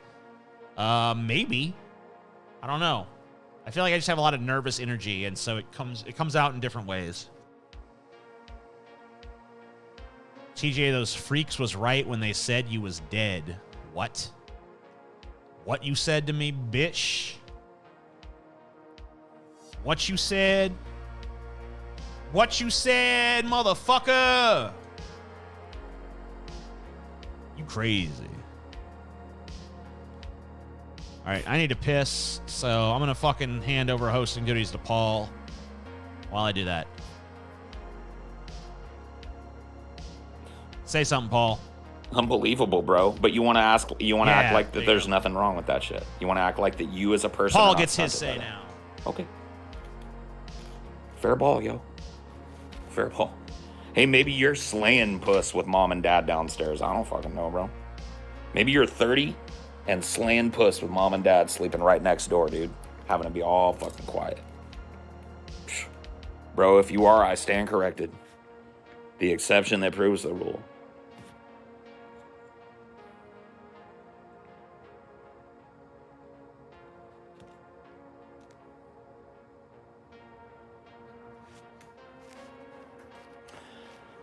Baby, when I come over, I'm going to put on my hot red bottom Louboutins. Actually, that's really hot, but you'll have to leave those outside because my mom doesn't like shoes in the house. Oh, all right, baby. Should I leave them outside the door or just inside the entryway? Outside the door, please.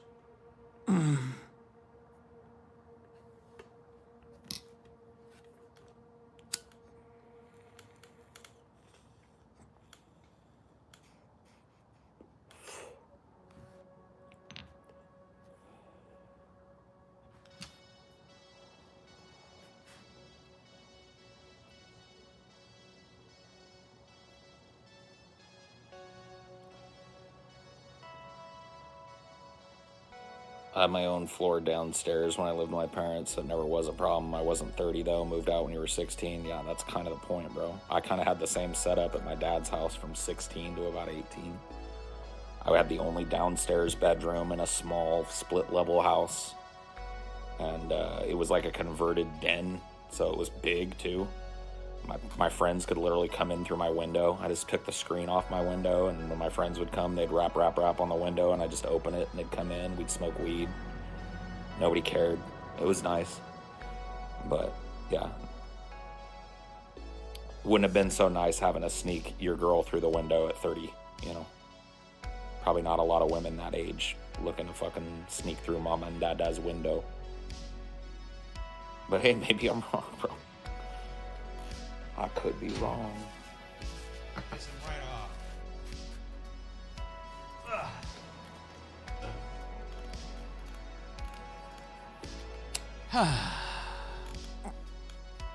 If I wanted to watch Paul, I would just shove a razor under each my eyeballs and play Jimmy. Whatever, bitch. Dude, I wish TJ hadn't hung up on me. You used to be the biggest I could fucking. ask him hold how on. he feels about this shit. You used to be the biggest Paul goddamn sycophant on the face of the earth, Jamie. So shut up. You fucking love watching Paul, you fucking little bitch. Don't give me this, I don't want Paul, just because you got spanked in a fucking debate. Fucking sour grapes, motherfucker. Why don't you learn from your fucking experience instead of being a little bitch? What happened with Paul? Being watched on his stream right now. Oh, okay. Let's see. Hi, TJ's stream. Hi, Paul. Anyone saying they can't cause anxiety? Join Paul on Discord. I would, but he fucking was an asshole. He's fucking, I mean, he's just wrong. I mean, I don't know, man. When you just like that it pisses me off for him to be that fucking wrong and not just admit it. Like, come on. Like, admit you're fucking wrong about that. Admit it wasn't fucking blackmail. Admit that no honest actor could possibly think it's blackmail. Then, for fuck's sake. And you know the shitty thing is, I gotta do a fucking grease trap with him tomorrow, and I know the whole fucking grease trap is now gonna be devoted to fucking figuring out the definition of blackmail when it doesn't even fucking matter. Like, the whole point of this stream was supposed to be, who cares? The reason I didn't want him to fucking be on my stream is because I didn't want it to turn into, like, me being forced into the position of having to go after Jimmy Dore exclusively and taking some stupid side in this while he's defending Jimmy Dore to me. I wanted it to just be a stream where I basically cast aspersions at all these motherfuckers so that I could feel superior. Why do you think I put all them in the garbage dump and I put myself above them in the clouds like a god presiding over it? But he wanted to drag me into the fucking garbage dump, and it was happening. So, you know, that's how it goes. But you know what? If Paul wants to come back on, we can talk now because I'm done with that segment. But I ain't talking about that, or if I am, like, it's gonna be in a fucking polite context or whatever, because, like, I don't give a shit. I don't want to be forced into the position of being on the attack against Jimmy Dore. And if he's gonna defend Jimmy Dore, I have to attack Jimmy Dore. And I don't want that. I want to be in a fucking place where I can just say they're all full of shit and I'm better than all of them. Because that's where I want to be.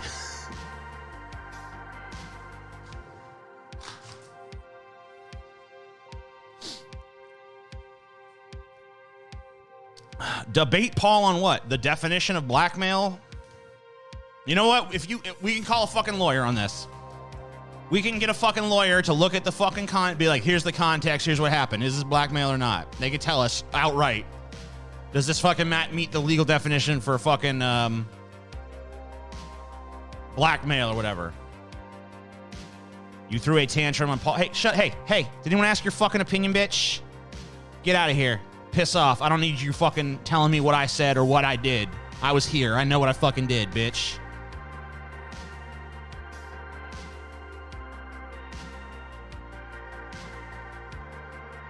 Paul can tell you about Aaron Mate and the OP. Yeah, maybe you can tell me, maybe you can elucidate that shit for me. Because that's where I get shaky. Because like I said, I didn't jump into this shit until Kyle had his say. But Kyle agrees with that shit. Kyle's on Jimmy Dore's side on that. The problem is that Jimmy Dore basically has put Jimmy Dore has basically stated to Kyle Kalinske in no uncertain terms. It's actual, if anybody's blackmailing anybody, Jimmy Dore is blackmailing Kyle. There's my fucking hot take for you. If there's any blackmail going on here, it's Jimmy Dore blackmailing Kyle Kalinske. Basically saying, if you don't disavow these two friends of yours, then I'm going to treat you like an enemy and sick my audience on you. So that's the fucking blackmail going on here. If there's anybody fucking blackmailing anybody.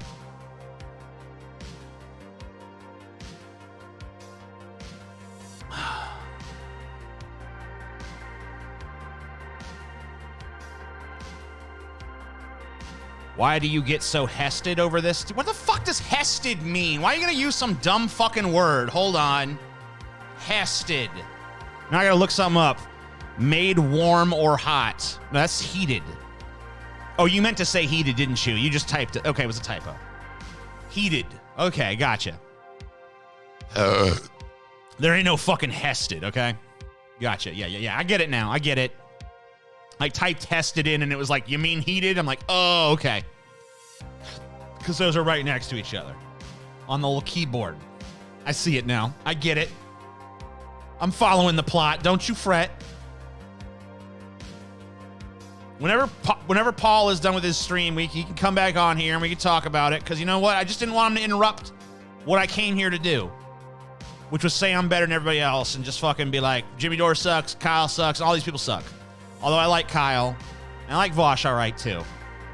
I like those guys. They're okay, but they're still part of this garbage. So, whatever. This situation is garbage situation. I never cared for Jimmy Dore. I never cared for fucking Cenk Uygur, Anna Kasparian. Well, that's not true. You know what? I really did care for Anna Kasparian and Cenk Uygur back in the fucking day when they were actually edgy. See, you know what? I actually forgot why I ever watched TYT, but actually, the Jimmy Dore stands dredging up all their old sexist content reminded me like, oh yeah, they used to be funny. That's right. They used to make fun of fucking camel toes and shit. That's cool. So it actually kind of reminded me why I used to watch TYT. Because they used to have cool shit. They used to actually talk like some shit on people and do some like feeling hurting shit, you know? This bitch got a camel toe. Look at that. You can see the pussy right through her clothes. That's fucking cool. Plus, I like looking at camel toes. But now it's like, I was harassed. He made fun of my butt. I was harassed. Wah. No, you weren't, you fucking uptight bitch. You don't want people commenting on your ass. Stop fucking hanging it out of your fucking pants. TYT was edgy. Yeah, fucking once upon a goddamn time. Long ago. Dude, TYT would not be where it is today if they hadn't started off edgy. Those motherfuckers back in the day, they used to model themselves more after like left-wing Howard Stern, right? And they had segments where they'd fucking, you know, make fun of fucking camel toes and do whatever else. Paul's gonna call you shortly. Cool, yeah, that's good. Paul is coming. Paul is coming. Paul, I'm standing by. I'm ready for the call. Anytime he wants to come on, you can. I'm not trying to avoid the call. I got frustrated in the moment because I fucking wanted to do my show about my shit. I wanted to get my take out there. And, you know, he was going to fucking, he was going to refocus the whole fucking stream. Here we go. Poral. What up? Poral. All right, hold on. I ended the stream to come and talk to you again, TJ. Are you going to hang up on me again? Yeah, get out of here, faggot. Click. Damn. Sorry. So what's going on, dude? I was just telling people that, like the main reason. You in such a tizzy. I wasn't in no tizzy. TJ. I'm not no tizzy, man. You had a bit of a tizzy. All right, a little bit. But listen, the main thing was I just didn't want you to derail the shit that I planned to fucking say before I got to say it. But now I've said it. So. Well, my bad. I didn't know that. I didn't fucking convey it well. Participating and I didn't mean no disrespect. I would love if you'd come by my ideologies more often and fucking do whatever you want. Well, you like to do these phone streams. It's kind of harder to join on that, but. Well, sure, but I understand. Like you were saying, I was wrong for being in the chat and shit. No, whatever. I mean, whatever. I'm just being an asshole on that one. But anyway, people were saying to me, I don't think we're ever going to come to terms on this blackmail shit. But people were saying to me that maybe but it doesn't matter. The blackmail doesn't matter. So but look, I found out in the course of doing this stream that there was like an actual policy substance thing at the base of all this, which has to do with the fucking report that reveals that the United States probably bombed Syria under false pretenses. You mean? Right. So what's the deal with that? Because I don't know shit about that. I didn't tune into this shit until Kyle Kalinske made his video, pretty much. All right. So Kyle actually has made a video about this. So if you really want you know how Kyle is, he's like a wonk for policy. So if you really want like a real good rundown, he's done a video, multiple videos on this OPCW report. If you just search his channel, but the basics of it is, as I understand it, and I will probably fuck up some of the timeline, but I'll try my best. Well, you're gonna do better than me because I was pretty much I'm pretty much starting from a position of complete ignorance, other than I read like some Wikipedia shit.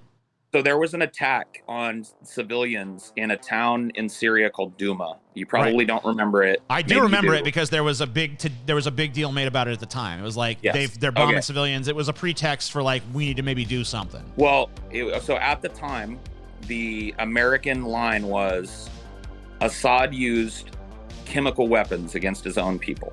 Right. And so Aaron Mate is a journalist. He's a journalist with solid fucking credentials. He's well respected across both sides of the aisle as an independent voice. He's been working for a long time. You may not agree with him. He's definitely got a political slant, but what journalist doesn't? Sure. He's a lefty journalist. Okay. And he was in Syria, did a lot of investigative journalism on the ground there, and found this report from the OPCW. I don't even remember what that stands for, to be honest with you. Kyle says what it is, but it's a report that was done by international government agencies along with the Syrian government to determine whether there were actually chemical weapons used. And the findings in that report contradict the American story completely. Right. They didn't find any evidence that Assad used the type of chemical weapons that they said that he'd used, and frankly didn't find evidence that it was Assad or his regime that did it. Right. Of course, as you know, Syria is a hotbed of fucking sectarian violence. And so, like, the OPCW report found pretty much no evidence to back the American line for bombing Syria. And so it's a scandal, right? It stands for the Organization for the Prohibition of Chemical Weapons, by the way. Okay, right. So that report went in and did a full fucking investigation in Syria and found some evidence that people may have had chemical weapons used on them, but not of the types that the United States claimed, and not at the time that the United States claimed it happened, and quite possibly not even by the regime itself. And this is like not something that's owned by Syria. This is like an international fucking nonpartisan, non-governmental, you know what I mean, body of experts on this shit. Okay. So it's pretty well-respected document, well-respected fucking organization, as far as I understand. They won a Nobel Prize in 2013, so that's pretty mainstream. Right. So that's my understing of it. I may be fucking glossing over some fine details, but once again, I don't know. You know, and the Young Turks basically took the position that this is bullshit. It's all Russian, Syrian propaganda. Blah blah blah blah blah. Yeah, and that Aaron Mate himself was a probable Russian or Chinese agent. Because he's on Russia Today. I'm seeing in my chat that, Right, he appears on RT, yeah. Right. Okay. Like a number of fucking people do. Bernie Sanders went on RT. Sure. So basically, TYT smeared him as a they basically Russian stooge, or they did the whole like Russiagate thing to him. Yeah, Russiagate stooge kind of shit. Had a whole ass meltdown, right? Mm-hmm. And the left at large, as you can imagine, had you known about it at the time and had you known the fine details of it, I don't want to put words in your mouth, but you'd probably go like, "Oh, fucking stupid ass Cenk and dumbass Anna." Right. Well, I'll say it. I'll say it now. I mean, I have no respect for them whatsoever. I mean, I haven't. Right. I haven't for many years. So. Me neither. I've gained some respect for Jimmy Dore, but I still, like people accuse me of being a simp of his. I just happen to think he's right about force the vote. Right. And I happen to think he's right about the ineffectualness of the neoliberal wing of the Democratic Party. Well, let me tell you what Jimmy Dore did that I didn't like, and I know that we may have like some disagreement on how this video is perceived and shit too. But if I'm not mistaken, so Kyle Kalinske, like you said, is on Jimmy Dore's side with this whole OPCW thing. Like 100%. Yeah, so he's on that side of the issue. When it comes down to the actual like policy substance buried at the bottom of this, that's the side he's on. But he's not willing to throw Cenk and Anna under the bus because obviously they're his buddies or whatever, or were. Maybe they're not anymore. I know that both sides are now pretty much talking shit on him. Right. But it seems like Jimmy Dore's like, it's not enough to just be on his side. Like you have to go along with 100% of the Jimmy Dore line. You know what I mean? That's part of how he drums up his fucking thing. Is he's a drama whore, right? And so it all feeds him. And I'll freely admit that. Like he could just fucking take the high road on this, or, in my opinion, just fucking murder the Young Turks on policy and just drill this home. Because like I said, the real magic trick here was that this became about Anna Kasparian's panties. Right. That was the real magic trick that got pulled. That was the wool that got pulled over this whole fucking thing that had me and you at each other's fucking throats over what blackmail is, when honestly, it doesn't fucking matter. What matters is, honestly, did the United States fucking bomb a foreign country under false pretenses? Wouldn't surprise me. Wouldn't be the first time either. Right. It's obviously not the first time, but that's never something that I think the left should say is not an important issue, especially if you're on the anti-war left. Yeah, it's way more important than all this shit, for sure. Right, exactly. And so that's what's at the heart of this, and always has been. Like, I actually followed this drama because I follow all the principal people involved, and I'm kind of a Twitter drama whore, as you know. And so that's where I get that out of my system, there in Reddit. You know what I mean? Gotcha. I try and keep the substantive stuff, to a minimum there. I got a $20 guy that's addressing you directly. He says, Paul, the OPCW had an issue on 1 out of 30-plus chemical attacks. The other attacks were proven Assad attacks by OPCW. I am from Lebanon, neighboring Syria. We know Assad very well. He has killed our people and his people for years. Not to undermine your... Oh, I'm sorry. Go ahead and finish. That was it. Okay, not to undermine your lived experience on this, but that is not what I understand the findings of the OPCW report in question to be. And so we are just at odds in how we understand this. I've seen coverage of this from multiple angles, and it is my understanding that there are some very glaring contradictions in the OPCW report. What the fine details of those are, you're better off watching some of the people. I feel like there are some, and neither Paul nor I are policy wonks, let alone foreign policy wonks. But I feel like there are definitely some people out there who, if you criticize America in a way that gives any sort of credence or cover to like Russia or China, there are people who will automatically act like you're siding with Russia or China. Yes. And I mean, that's just not, none of these superpowers that fight over the fucking world, I don't take the side of any of them. All right? Russia, China, America, all of them fucking engage in disinformation campaigns, espionage against one another, Cold War shit against one another, proxy wars where they use rebel armies and dictators against one another. Like Assad is a Russia pawn. That's fine. I get it. But we have pawns too in that region. What do you think fucking Israel and Saudi Arabia are? Of course. They're responsible for every bit as many fucking civil right and human rights violations as anybody. Fuck, I'm not to false equivocate or anything, but like, yeah, all of these superpowers are playing the same game here. Of course they are. Dubai, all the OPEC powers, they've all got fucking gallons of blood on their hands. And they're all in bed with us, or if they're not, they're being bombed.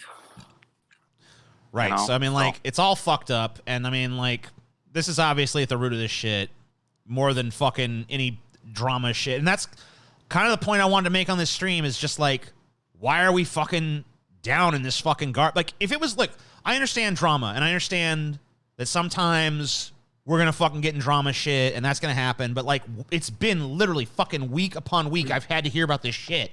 I'm just sick of hearing about it. Look, there are prominent people on the online left having a big fucking falling out right now. Probably 3 of the most prominent people on the online left are having a huge falling out right now over policy and over bullshit, and it's all intertwined, man.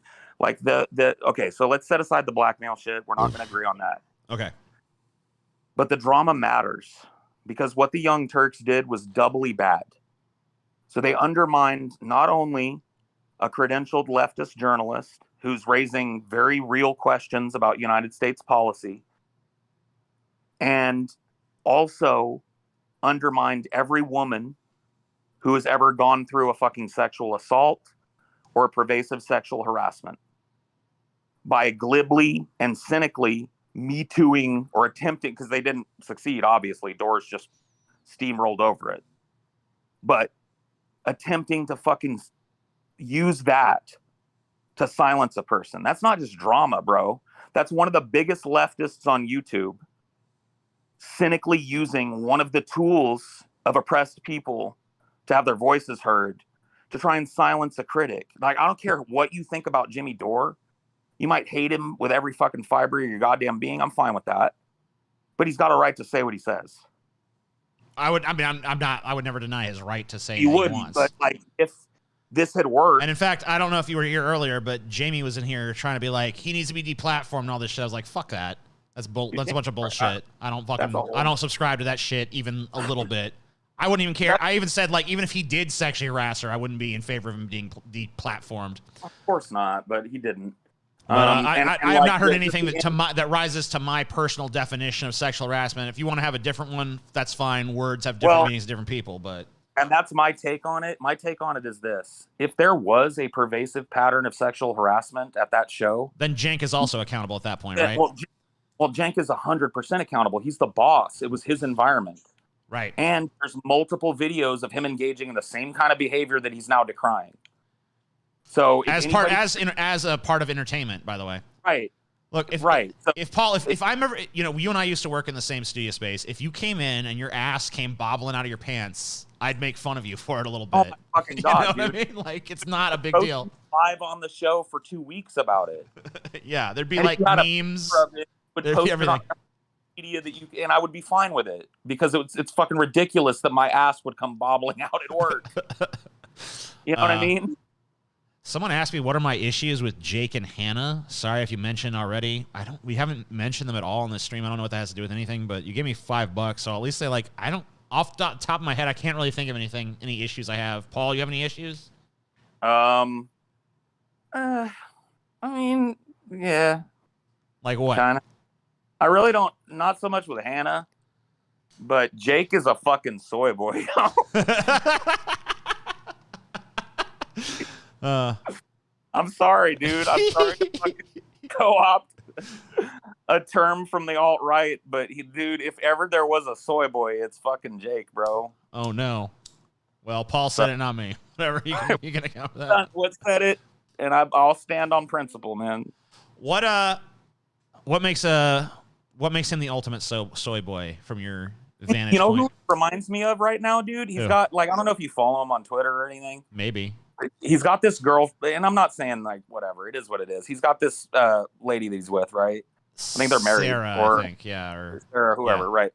And she is so clearly, like, I don't know, dude. Have you ever seen, like, I don't know how to put it. She's like the little man behind the green curtain, you know what I mean? And Jake is the big green head, you know what I mean?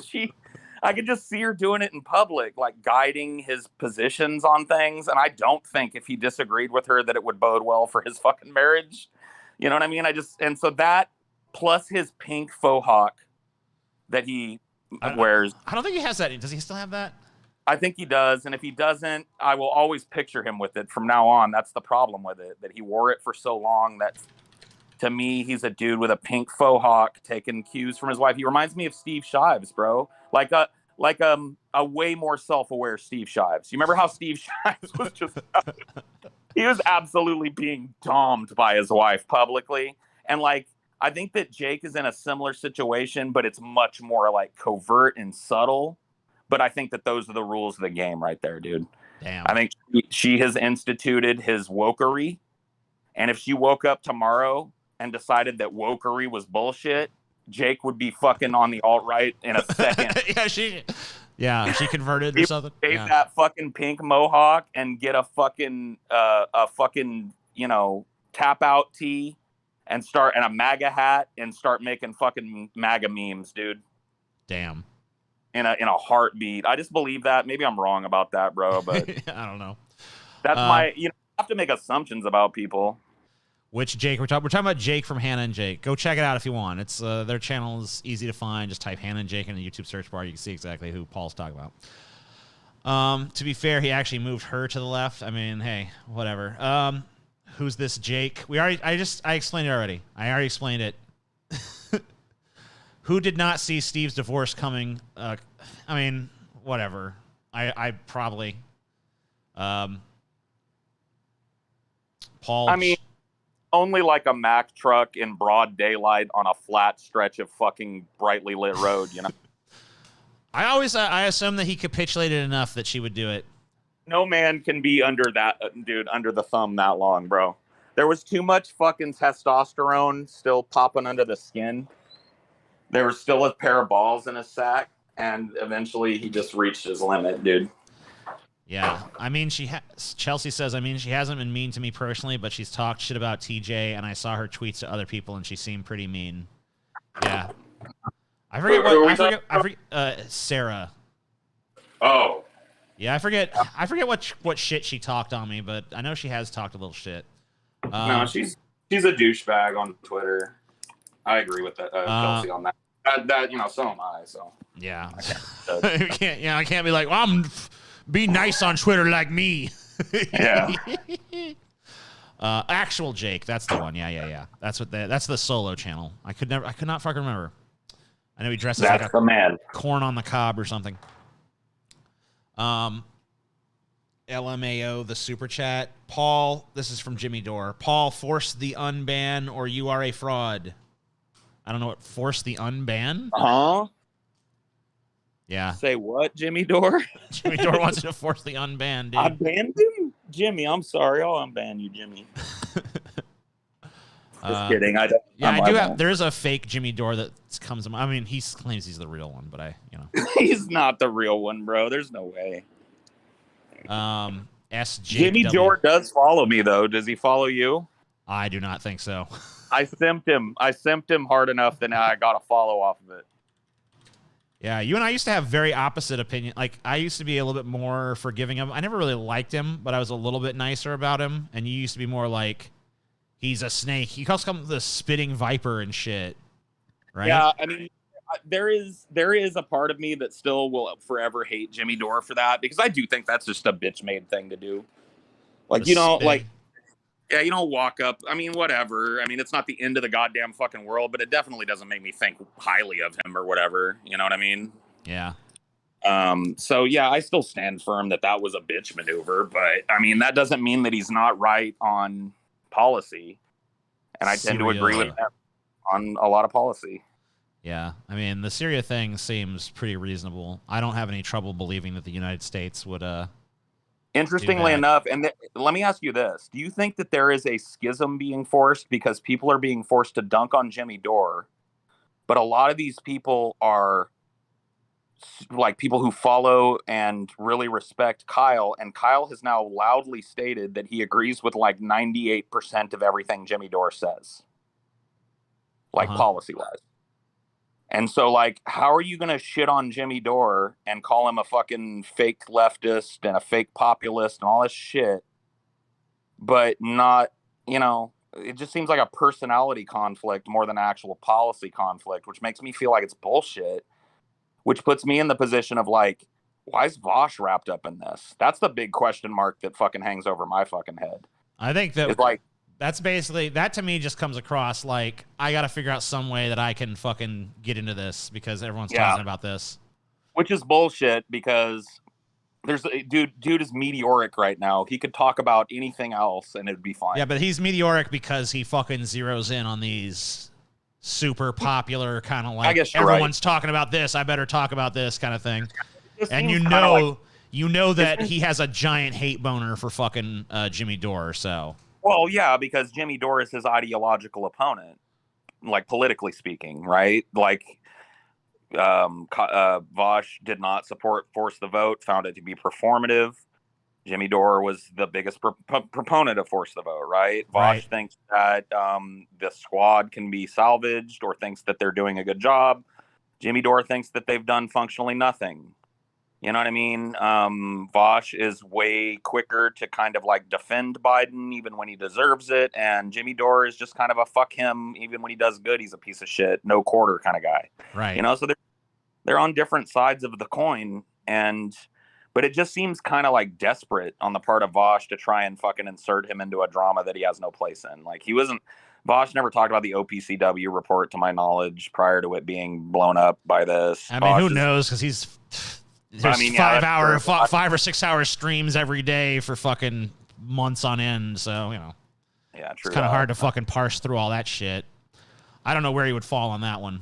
But I certainly didn't see him hitting the drum beat about this type of shit until it blew up. And really his coverage of it has been less about the OPCW shit and more about. I watched his video response to Kyle and I didn't see that even.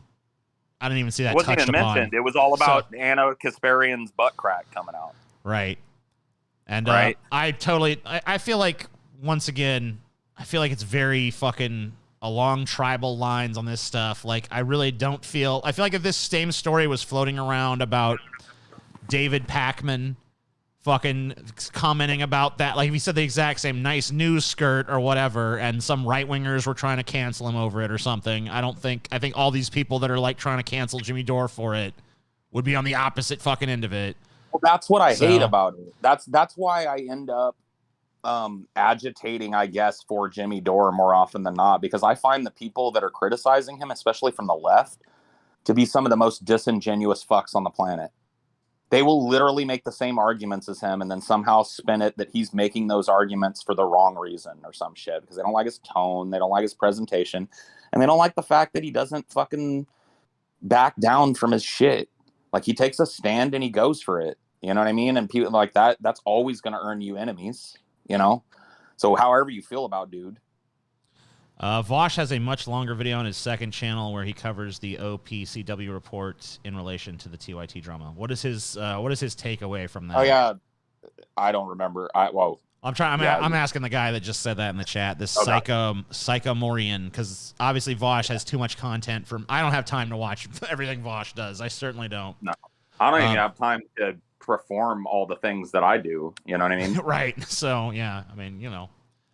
And if I do, I mean, like a lot of times, like when I'm wanting to chill and watch something, my first choice is not necessarily going to be like politics on YouTube.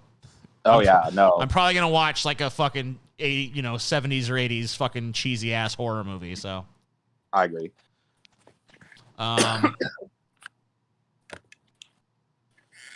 But yeah, I really don't like the way that people are going after Jimmy Dore, because I think he has a really valuable working class leftist kind of message that is going to ring true for a lot of people on the political center.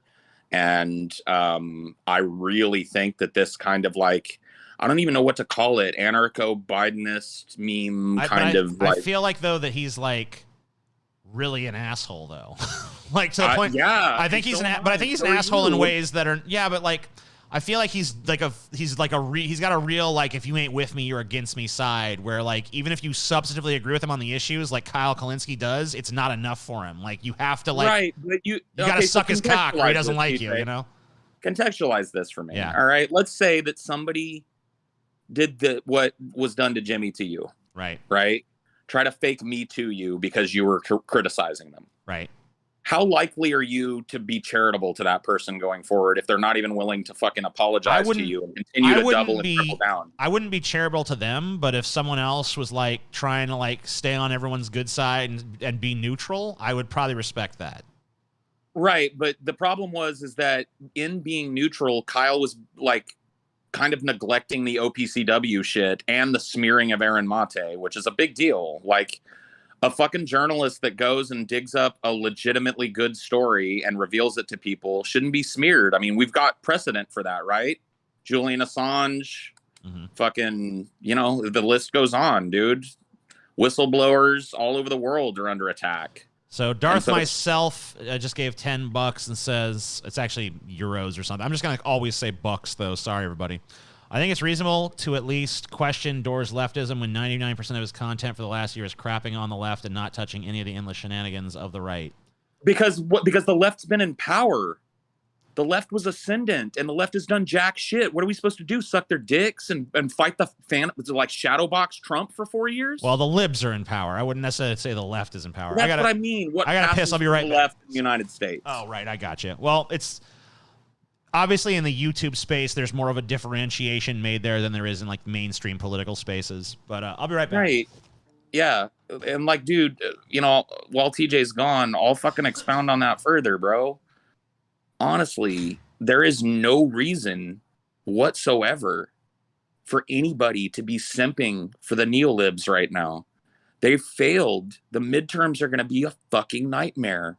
What little margin of power that we have, the slim margin we have in the legislature, is gone in 22. When I say we, I mean the Dems, right? Think about it. Like, they've done fucking jack shit, and everybody has just made excuses for them, except for a few people, and those people are villainized, monsterized, demonized by people on the left who have doubled and tripled down on this wait and see approach while the world burns. And that's what's at the bottom of it. That's what's behind all this shit. It's not drama. It's not bullshit. There's a substantive divide on the left about the efficacy of continuously funneling our support and money and activism towards the DNC, who fucks us every time they get in fucking power. The DNC was in power when the border concentration camps were built and filled for the first time. Obama deported more people than any president before him. You know, these are substantive issues that just get worse and worse. Warmongering, worse and worse. Flat wages, worse and worse. The plight of the worker, worse and worse and worse. And the cycle fucking continues. I actually don't see a lighter in here. So yeah, I was just expanding on that. I would love to, dude. I can't wait to see you in Chelsea, bro. Yeah, I'm jazzed to just, you know, hang out with you guys and smoke a fucking joint and just kick back. These political discussions are more fun in person anyway. Well, I mean, I doubt we'll even fucking do. Well, maybe we will, but we definitely will. It'll definitely happen at some point. You and I tend to have like more of a flight of fancy thing. I'm hoping for Lemon Tree 2, dude. Yeah, Lemon Tree 2, Electric Boogaloo. But you know, whatever. It'll be good, dude. I think politics doth make assholes of us all. It does. It does. But it makes rubes of us all. I do. No, I want to bring something up though about it was a thought I was having while I was pissing. Is like I do feel, and I'm not saying that you're to blame for this or anything, but I do feel sometimes like I get forced, or I feel like I'm being forced into being overly defensive of AOC and the squad and shit, because I feel like you're overly critical. So I feel like I have to like, okay, well I got to take the other side and give them some deference, but then I end up giving them more deference than I really want to. That's kind of the point. So I will admit that that's purposeful on my part, and whatever, you know, call it what it is. It's an asshole tactic, but the idea is to reveal people's willingness to just look at dog shit and call it fucking Denty Moore stew. You know what I mean? Yeah. Right. That's it. Really. And so that's how I do it. Because my actual position, my position on that shit is basically like, are they like great? No. They're pretty much do-nothings, but I mean, on one hand, I kind of see how like, well, they don't really have like a huge block of power, so I can see why the Democrats kind of have them over a barrel. But they've got way more power than people fucking give them credit for, in my opinion, bro. Because but only because of the tightness of the fucking houses. A voting block of 7 or 8 people in a slim margin house is huge. Nothing gets through unless you fucking put a minimum wage on there. Nothing gets through unless you put fucking single payer on there. And you just stymie it, and you just sit there and you take the fucking criticism. Yeah, I do wish that they were more ballsy with their fucking shit. Do you feel like that's what Force the Vote was about? Well, look, she was the time to do it. That was a must-pass bill. AOC was a fucking bartender before she got it. I mean, so like she wasn't a political insider from like a powerful political family or anything. Do you feel like it's just like these people get there and it's just like the system already has a plan in place for how to fucking get them on board with whatever? How could she not? Look at how she's worshipped. How could she not be fucking won over by the celebrity of it all? Look at how she's worshipped and lionized by people. There were people that would eat a mile of her shit just for a peek at where it came from. Just to kiss the pucker. Yeah. You know what I mean? And how could you not? That plus influence, plus power, plus the promise of an ascendant speakership, maybe? Why would you risk that for a biscuit and alienate all the shit libs in your party? Why would you actually fight for the people in your district when you've got that? And my contention is that's where she's at. That's what she's doing. And that's what she's done functionally. I do like that she kept Amazon from getting a fucking foothold there.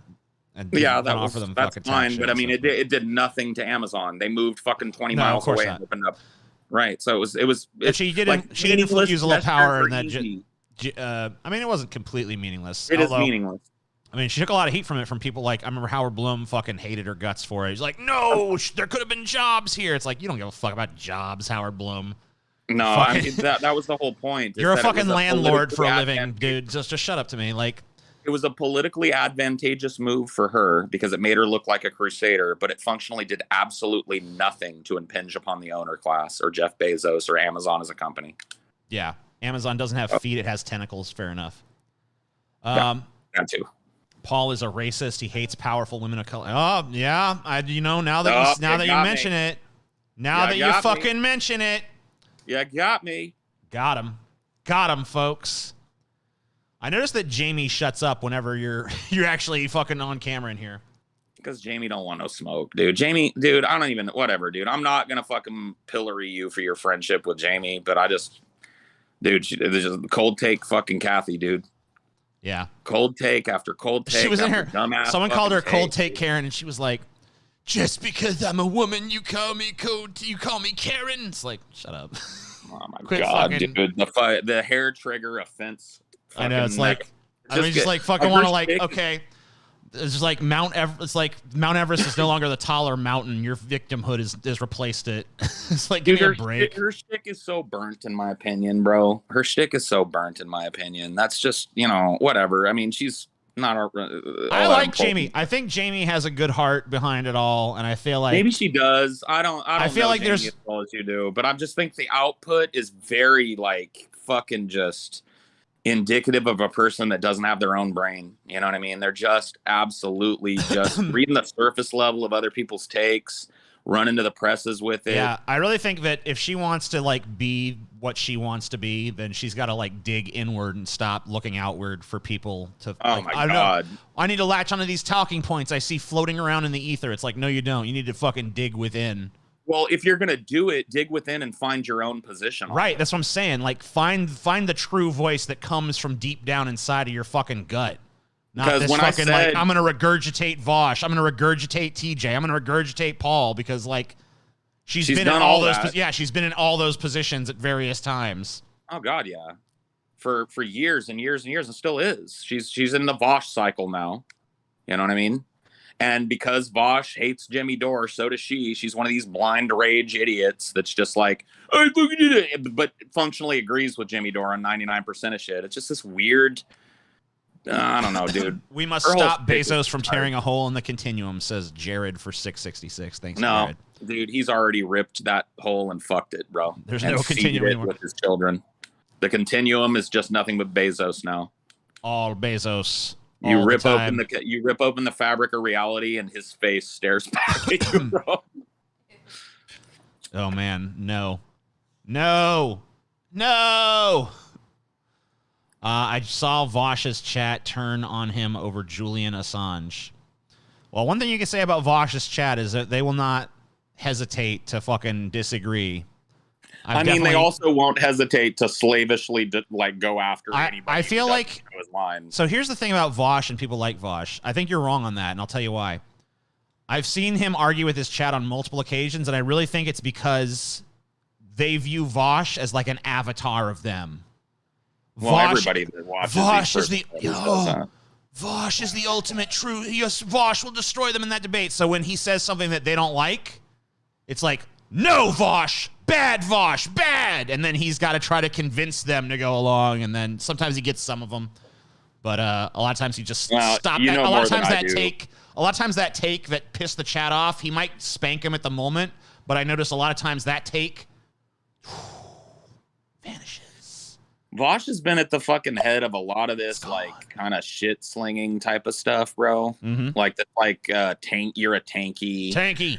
You were talking earlier about people saying that if you, criticize the United States, you're implicitly supporting China or Russia. Like, Right. Vosh is kind of one of those dudes. He's a little more eloquent than that. But I saw it. I mean, I saw the take. I actually watched a clip earlier where he was saying that, if we leave Afghanistan, China will come in, which is pretty much true. I mean, there's really not, that's really not a false statement, but I feel like at the same time, at some point you got to pull your dick out of the fucking beehive. You can't be like, not until conditions are perfect will we leave. It's like, well, then we're never leaving. He doesn't remember this because he doesn't remember 2016 when I asked him about it. But, it's not even that his dick is in the beehive. It's just that he doesn't understand. Well, America's dick is in the Middle East beehive is what I'm saying. Well, yeah, but that's what I'm saying. He is literally parroting the fucking United States neoconservative line on this. Right. From when you and I had these arguments over the Iraq war, not with each other, but like with other people who were pro-war.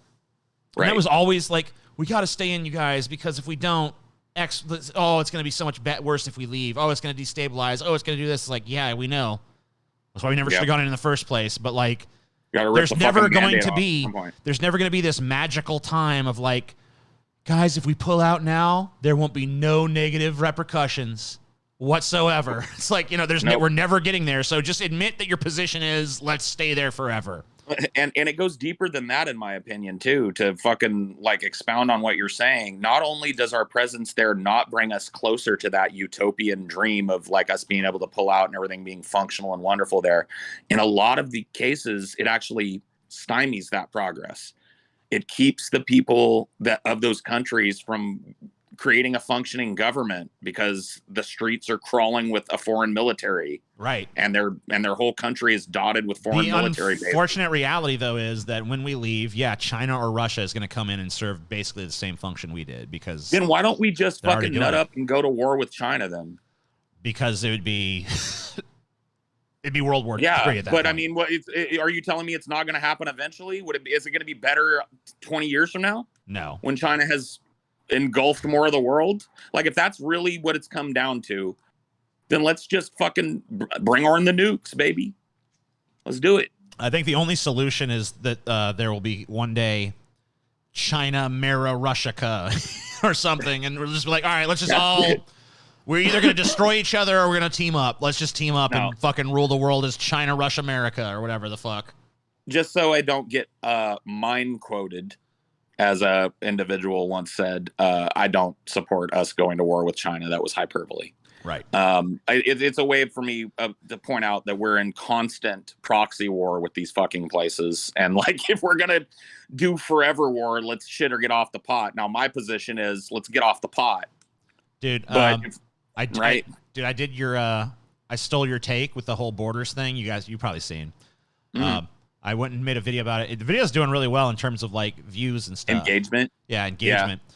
But which I've decided matters to me more than people pleasing, because why wouldn't it? Because you know what? I looked back at the classic days of my channel. I'm like, what am I missing? What am I doing wrong now that I wasn't then? I was like, back then I didn't give a shit and I made short videos and I didn't try to fucking come up with every nuance and like this and that. It's just like I just stated my opinion strongly and emphatically in 5 to 10 minutes.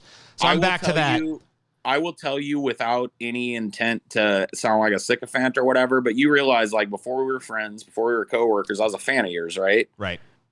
I was a fan of yours. The more raw that your content was, the more into it I was. And as it got more polished and considerate, I still watched you and I remained a fan, but I took long breaks from your content. I wasn't a big YouTube guy. You know, I took long breaks. So from I'm YouTube I'm back to the hot takes, and I'm back to like whatever. I can do nuance here when I can actually talk at length, and people who want nuance can come here, and I can give it to them as much as I'm capable of doing it. But as far as my Amazing Atheist channel goes, you're getting hit with fucking 5 to 10 minute hot takes, and if you don't like it, good. I mean, yeah, I mean, like, dude, the average Howard Stern hater listens for an hour and a half. Well, that's what I've realized. Like, I don't give a fuck if it's hater views or lover views. Feel how you want. Just come view it. And it's now. Let me ask you this: are you going to make those hot takes disingenuously? Like, I don't mean just pour a little hot sauce on them, but you're gonna actually just kind of throw your But you know what? Here's what I'm not gonna do. I'm gonna tell you the opinion that I have. But I'm not gonna anticipate every possible thing that some idiot might say about it and fucking try to head them off at the pass anymore. I'll just let the idiots say what they want. Because I'm tired of trying to fucking make my content idiot proof. I'd rather just make my content like represent what I really think and not give a shit what the idiots are gonna fucking perceive it as being and trying to head them off and explain myself in advance and all this shit. So well, I gotta tell you, man, like I feel like, and this is a compliment to you. I feel like that what my whole persona and what I bring to our content and what I bring off, you know, kind of like on the side shit like this, that energy, a lot of that I learned how to do because of that chaotic energy that you had, that old hard case owns you had before he became a weird prayer cloth motherfucker. You know what I mean? Yeah. You know, just all these big boisterous personalities. No awesome kind of shit back in the day. And like, dude, I know you remember this because you're the guy, but dude, I remember you back in the day. You would just come out and drop a fucking A-bomb on the community.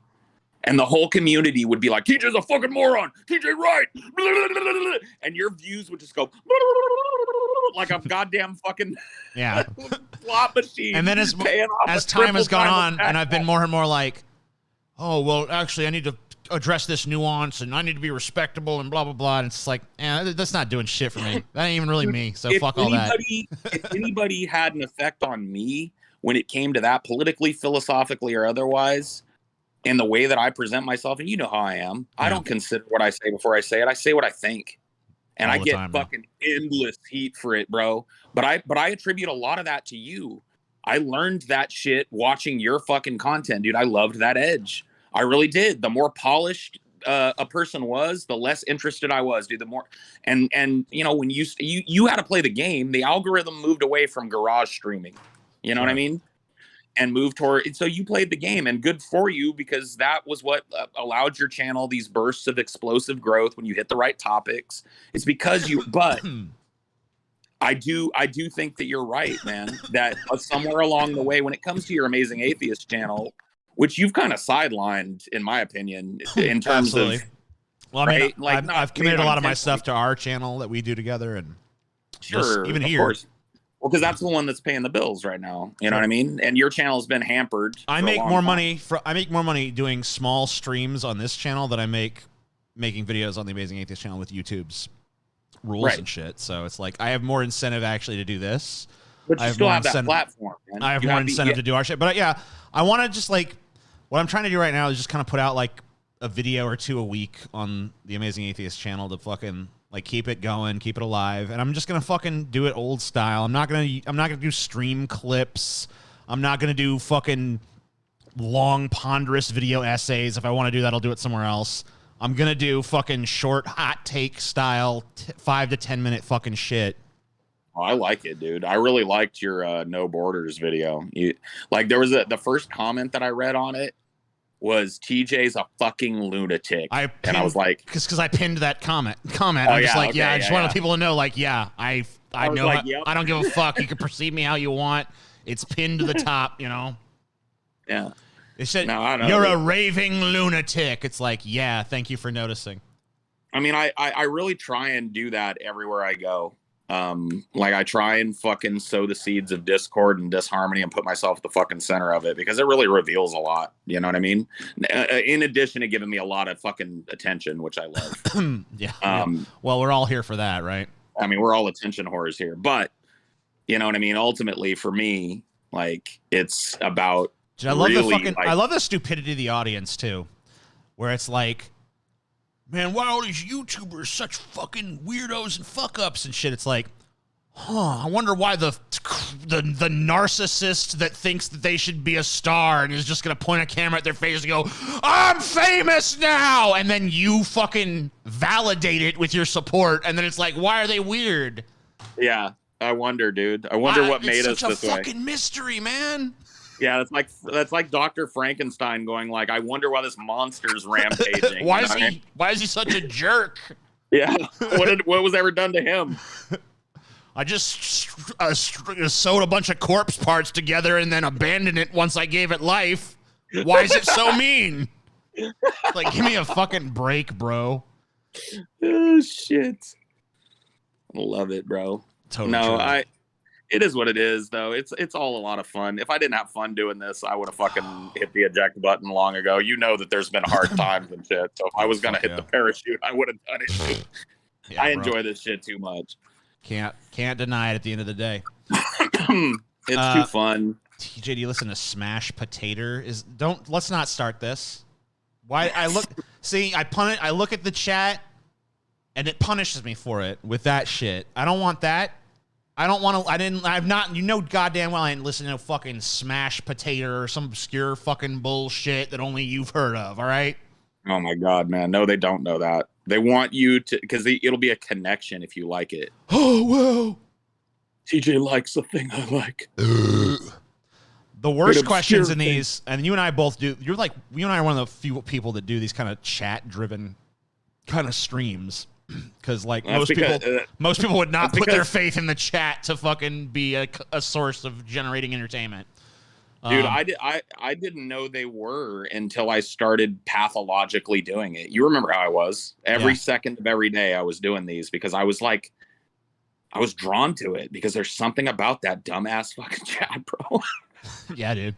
Every once in a while, a nugget of gold comes out of there. You get a good ass rant. You get a good idea for the show. You have a good yuck, you know? I don't know what it is. What I try to do at this point is I just try to come in armed with a few topics that I can be like, okay, so when the chat starts to be like, we've decided to just go full retard in the chat right now.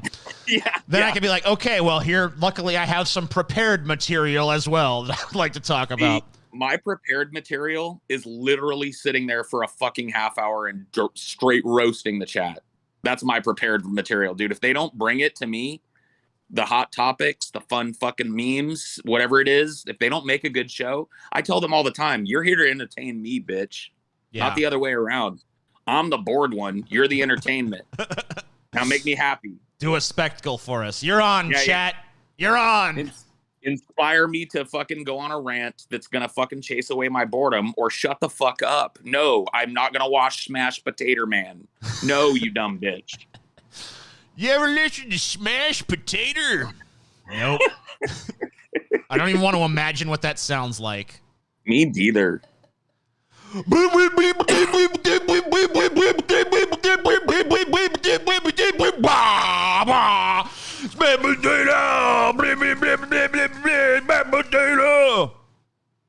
Dude. If that's better be it. I'm going to look now. I want to know. 100% better than what it's going to be. All right, let me see this. You just wrote a better than this is going to be. Smash Potato. Make sure you share it on Discord so I can hear it too. I'm just going to play the fucking thing because this is like literally has like 100 views and shit. All right, yeah. Fuck them, man. This is not even a thing, bro. What is this? Is this even a band? This is a band? Yeah. I guess. All right, we're going to do, what's their most viewed thing? I want to, best foot forward. What do you got, Smash Potato? Can I fucking sort? Where's the sort? I'm on their fucking page. Where is you can't sort by views no more? What this? Whatever, fuck it. All right, here we go. You just got led down the rabbit hole. You're too permissive with these fucks, bro. Of Chicago, Aurora, Illinois is a small. Yeah, shut up.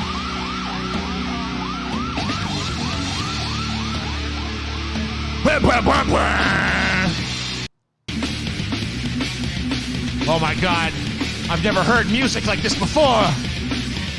Have you ever heard something that sounded like that before in your life, Paul? I can't hear it, but oh well. No. Well, trust me, you have. You've definitely heard it. How do I share it with you? Just don't worry about it. I actually don't want to hear it after hearing your reaction. You can keep it. Yeah. I'm pretty sure, based on the view counts this shit has, that this person is from Smash Potato, trying to get promotion for Smash Potato by getting me to listen to it. Hey, man, any port in a storm, you know what I mean? Blah, blah, blah, blah, blah, blah, blah. I respect the hustle. Blah, blah, blah, blah, blah, blah, blah. Ripping off Guar. Don't fucking insult Guar with that shit. Yeah, I already love it. Sounds like just like everything else. Yeah, it does. You couldn't, dude, if I fucking typed in generic rock song, that would have fucking played, okay? Kind of like how mashed potatoes just taste like everything else. Yeah, but at least they're good. Gentlemen, now may be the time to devise a strategy to bring Scotty down Steelmanville Road. Dude, here's what my fucking strategy at this point. One of these days, he's going to come over here and he's going to enjoy a fucking coffee or something, and then he's going to feel, I feel strange. He's going to pass out, and he's going to wake up tied to a fucking chair, and the fucking TV will be before him, and Steelmanville Road will fucking commence, okay? Dude, Scotty would tea kettle his entire way through it. He would scream the whole fucking time, bro. He'll be gagged as well then. Okay, he would have to be. He's going to be gagged. He's going to be tied up. He's going to be clockwork oranged. There will be a team standing by administering eye drops so his eyes don't get too dry. Dude, I'm pretty sure that if you did this, multiple felonies would be committed, but I would fucking pay $1 billion to see this, dude. To have this happen.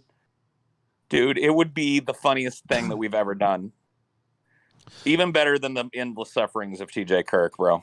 Gonna take my horse down Steelmanville Road. Gonna Dude, I've been ready, till man. I can't no more. I got followed by Nigel Bach the other day. Oh, yeah? Because I posted a picture to him of me wearing his t-shirt, his Bad Ben t-shirt. Dude, that we got an in. I tried to get an in with the fucking Human Centipede guy. I wrote the Human Centipede guy an email. Oh, yeah? On one of these streams. Because here's what happened. I found out he made this movie that no one will fucking release for him, even though he had a big hit with Human Centipede and all this other shit, because they said the movie is like too much or whatever. And basically the premise of the movie is this. It's a bunch of fucking women, like Karen-style fucking middle-class, suburbia, upper fucking middle-class fucking women and shit, and rich women too, I think, who literally like masturbate to human suffering. It's just like a club of these like rich bitches and upper middle class bitches. I think they might actually all be rich now that I'm thinking about it. These rich women who masturbate to like people with cancer and like starving fucking people and just like war and devastation. They just all get together and like masturbate to it. And they like, there's even a trailer floating around for this movie, and I'm like, where can I watch it? Where can I watch it? And apparently he's had a hell of a time getting it fucking released or distributed in any way, shape, or form. Damn. So I wrote to him, I'm like, I want to help spread the word of your dilemma. I want to help you. I want to be a place where you can go to fucking, let people know what's happening to you. Yeah. And the motherfucking son of a bitch never wrote me back. Because Damn. he's a fucking piece of garbage, and I hope his movie never comes out. Did you try and reach him in different ways? Yeah, I wrote him an email, and that's it. So no, I didn't. I pretty much did that alone. See, man, that you don't even read your email, bro. So? Well, I mean, like, why is he supposed to read his then? Because I sent him one. I guarantee if I sent that same ass email to the Bad Ben guy, his ass would have been on top of that shit. All right? Yeah, we got him in the pocket. He'll probably fucking fly in and join us to Dude, watch we, it all. we and should. torture Oh my god, Scotty. dude! Can we? Yeah, bring him in on this shit, and we can like ask him questions and defer to him. Like he needs to be like, we'll tell him in advance. Like we're gonna kind of shit on this sometimes. You understand this, right? Like, right? like, I mean, he'd be stupid. You not to gotta take- fucking know that like we're gonna fucking shit on this sometimes and be like, what the fuck was the choice there? And then you can defend it.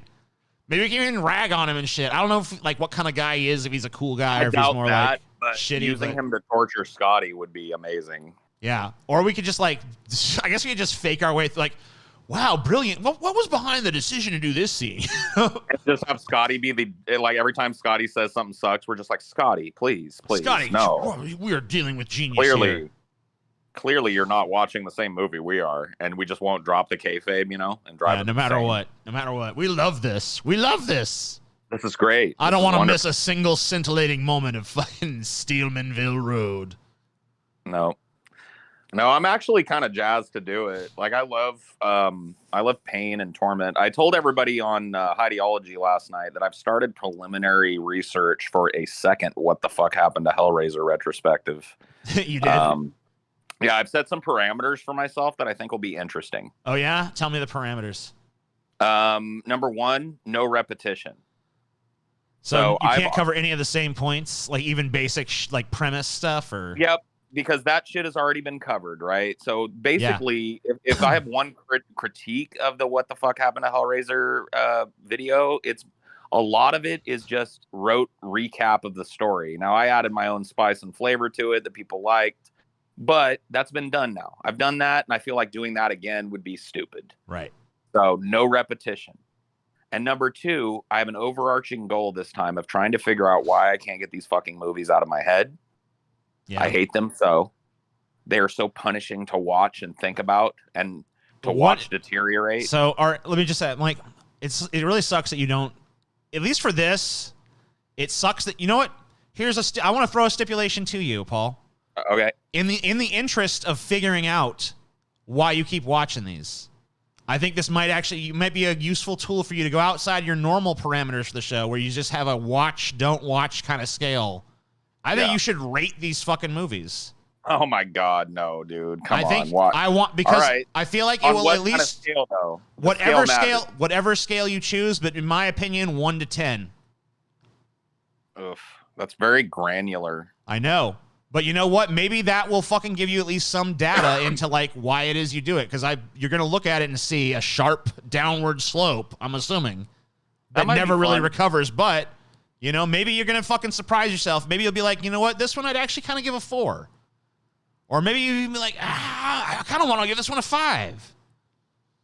And maybe it'll kind of fucking make you kind of the hairs that you have to split to figure out where it falls on the scale might be a useful introspective tool to help you ascertain the fucking information that you're after. Why am I obsessed with these films that eventually kind of like go into the doldrums and never really recover for a long time and aren't even really part of like if you're talking about like Puppet Master or something. Like Puppet Master as a series, it's just as long and it's really not much better quality than the Hellraiser movies, but there is like really sort of a vision to the Puppet Master movies because they've always been in-house. They've always had like a lot of the same creative people working on them and stuff. And, so that's given them that kind of a little bit of integrity in that regard. With the Hellraiser movies is a horror. Like it basically, like these are most of the movies that are Hellraiser movies were not even conceived of as Hellraiser movies. They're just scripts that no one wanted to make. So they're like, throw Pinhead in and it's Hellraiser now. Well, I'm thinking about trying to reach out to Nick Eversman, who played the blonde kid in Hellraiser Revelations with bootleg Pinhead. He commented on my video and left a pretty positive comment. Dude, that dude would definitely talk to you. And I'm thinking about like going for a Hail Mary and seeing if Doug Bradley will give me 10 minutes or 15 minutes. You know what I mean? Yeah. On Hellraiser. You know what I mean? I would act quick on that because he's an old guy. I know, but that's a long shot. But I think Nick Eversman might come on and do like a little critique with me maybe and let me interview him. If you show Doug Bradley that your first video got like 1 million+ fucking views on the topic and you're doing a sequel to that, It is, feel unless I'm missing one, the most viewed video on the Hellraiser topic on YouTube. You literally have the top video on Hellraiser on YouTube. Like, he'd be stupid to fucking say no to you. Yeah, unless I'm missing one. There might be one that's bigger, but I haven't seen it. It's approaching 2 million views now. It'll be 2 million views by the end of this year. The story, okay, so honest, Red, I don't want to fucking. I'm not saying that the story is consistent in the Puppet Master films. I'm not saying that. What I'm saying is there's like a vision of what a Puppet Master film is that I feel like is adhered to pretty strongly throughout the fucking series. In a way that Hellraiser like veers way off of its usual course, and most of the movies kind of have Pinhead and the Lament configuration as sort of like an afterthought. The same way that the fucking Lochnar ties the stories in heavy metal together, you know? Like, it's not really all that crucial to the stories for the most part. Like, a few it is, but... I mean, in some of them, you can tell that it was just blatantly kind of slapped over another movie. Like, it's just apparent. And there's no Puppet Master movie that's like, this was going to be this kind of movie, but then they just added the killer puppets to it or whatever. But I'll tell you what, dude.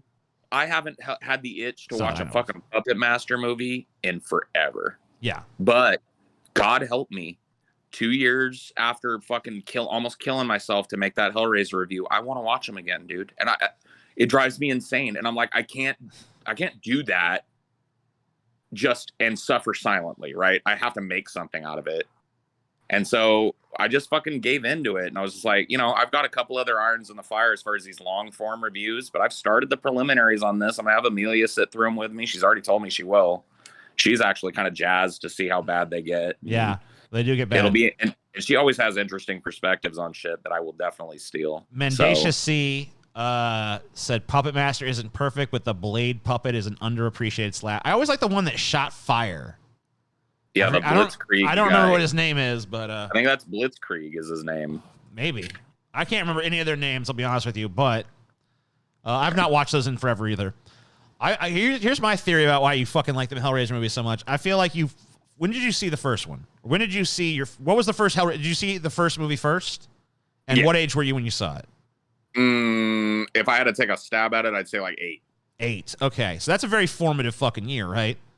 I mean, yeah, anything between like fucking 6 and 13 is how did 8-year-old Paul feel about Hellraiser? Loved it. Right. So I was obsessed with it. What did you love about it as a kid?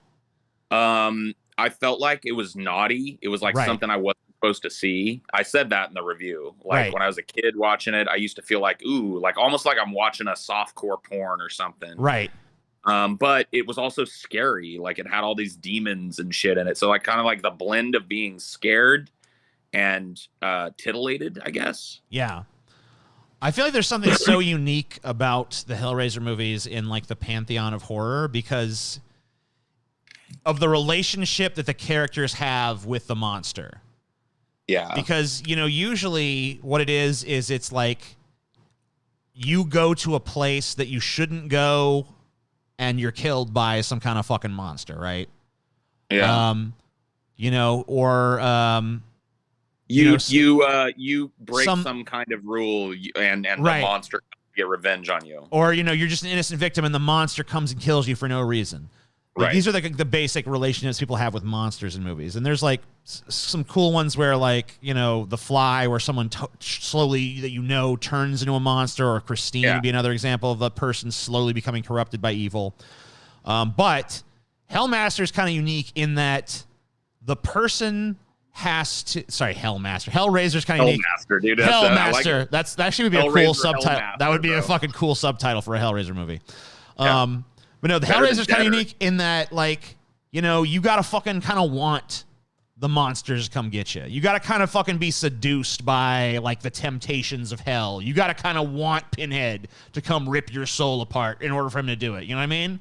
Like, you're not an innocent victim in this. It's really like you wanted it. You know what I mean?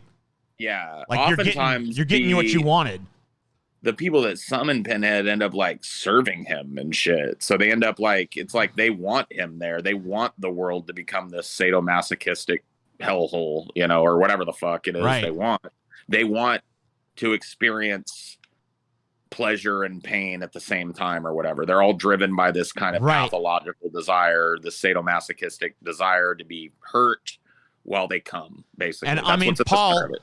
and that's exactly what you're doing watching the films, though, too. Like, the films are literally torturing you just the way the lament configuration wants, and you want that torture. Yeah, you know? True. That's how that's how I feel about it. I feel like this Pinhead is delivering on his promise. Here's an eternity of fucking torture for you to endure. It really is, dude. You know? It never ends. It never ends, and they're making more of them. You know, there's another one in the works. There's this like kind of stalled out HBO series that's supposed to happen around the Hellraiser mythos. That's gonna be cool, maybe. If it ever comes to pass, I'm hoping it does. I feel like I keep hearing about it, so I'm sure it's going to be a thing. Like, so if that comes out before, I'll have some spice to throw in. HBO is, I mean, look, HBO's in a fucking very fertile position for that to maybe happen because they're looking for that new Game of Thrones desperately right now, right? Like, they need a Game of Thrones bad. So, yeah, I wouldn't be surprised. I don't think that Hellraiser, maybe it does though, because see, the thing is like Hellraiser's this movie that like functionally nobody thinks or talks about anymore, but still garnered like an explosive amount of views for me and a bunch of other people who jumped on it after me. People saw that video and they were like, whoa, people like Hellraiser? And I don't know what it is too. So clearly there's like this built-in group of people. I don't know that they feel exactly like I do. Dude, if the Hellraiser HBO show figures out the riddle that you're trying to figure out, which is what is the appeal here, if they can figure out like what is the real thing that's drawing people to this fucking franchise and they give people that, then I think it will be a hit. If they fucking don't figure that out, Pinhead's not it. Here's what it is. It's exactly what 8-year-old Paul was interested in. It's naughty, sexual, sadomasochistic stuff going on, but with demons that torture you. But it's not presented as a morality tale. It's actually kind of like, but it's kind of hot what the demons are going to do to you. So, yeah, I think if HBO realizes that and that realizes that that's what people want to see, whatever they might say outwardly, like, no, I don't want to see something like that. Yes, they do. So if it taps into that, I think it's going to be a great show, and I think it's going to be a big hit. If it doesn't, it's going to fucking suck. Yeah. That first movie, too, it's hard for me, right? Because obviously you watch something as an 8-year-old. There's only one movie ever that hits me the same way it hit me when I was a child, and that's The Goonies. Yeah. Every time I watch that, R.I.P. Donner.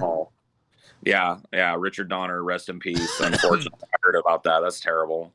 Yeah, 91 though, so not a bad little lifespan. I mean, yeah, but fuck, man, dude is just responsible for so many Superman, The fucking Omen, all the Lethal Weapon films, Scrooged, Maverick, fucking lesser one, but still pretty fucking good movie. I don't know. A lot of good fucking films made by Richard Donner, so. Yeah.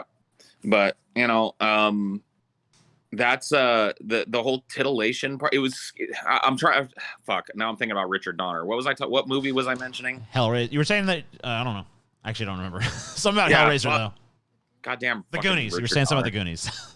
Oh, yeah, the Goonies. Yeah, every time I watch that, it's just, you were saying it's the only movie that hits you the same way it did when you watch it as when you were young. Basically. So now when I watch Hellraiser, dude, I don't even think Hellraiser 1's all that good of a movie. It's really not. David Gordon Green, director of the Halloween trilogy, is in charge of the HBO Hellraiser show. He's also rebooting The Exorcist. Dude gets work. Hey, if you want to, so that's more reason for you to check out that Halloween series to see the fucking mind of the guy that's going to be rebooting this shit, apparently. So. Yeah, I guess so. I really just don't like fucking Halloween, man. Yeah, just do it, man. I'll tell you, it's not bad. I feel like you're not going to be like, I love this, but I don't feel like you're going to hate it either. You know what I watched today that I thought I was going to hate that I actually was entertained by? Dude, What's this that? dork ass fucking movie Geostorm. Geos. All right, cool. It wasn't a good movie.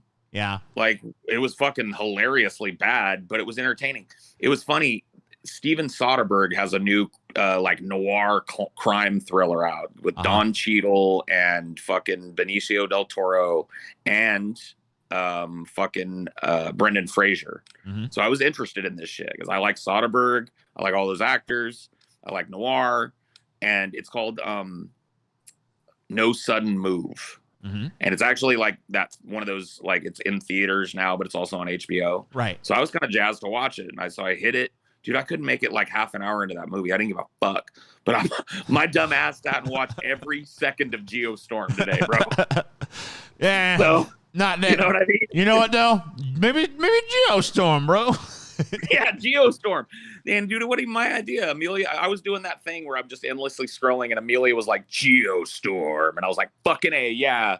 And we watched it, and it was just like, at the end of it, we both So felt the same. the premise of Geostorm, if I'm remembering right from the trailers, is like there's like a fucking artificial weather grid, and someone hacks it and makes the weather bad.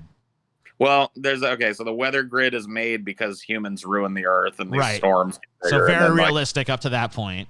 By the way, I think that this movie may be where Trump got the idea to nuke hurricanes, because there's literally a scene where they do it. Oh, well, then, dude, wait. Then it 100% is. It was fucking staring us in the face the whole time. Yep. It was just somewhere where not many dared to look. It was in Geostorm. Me and Amelia both caught our breath when it happened. We were like, we looked at each other. He totally got it from there. No, that's 100% what happened. Okay. No, wait. You know what happened, guys? Dude?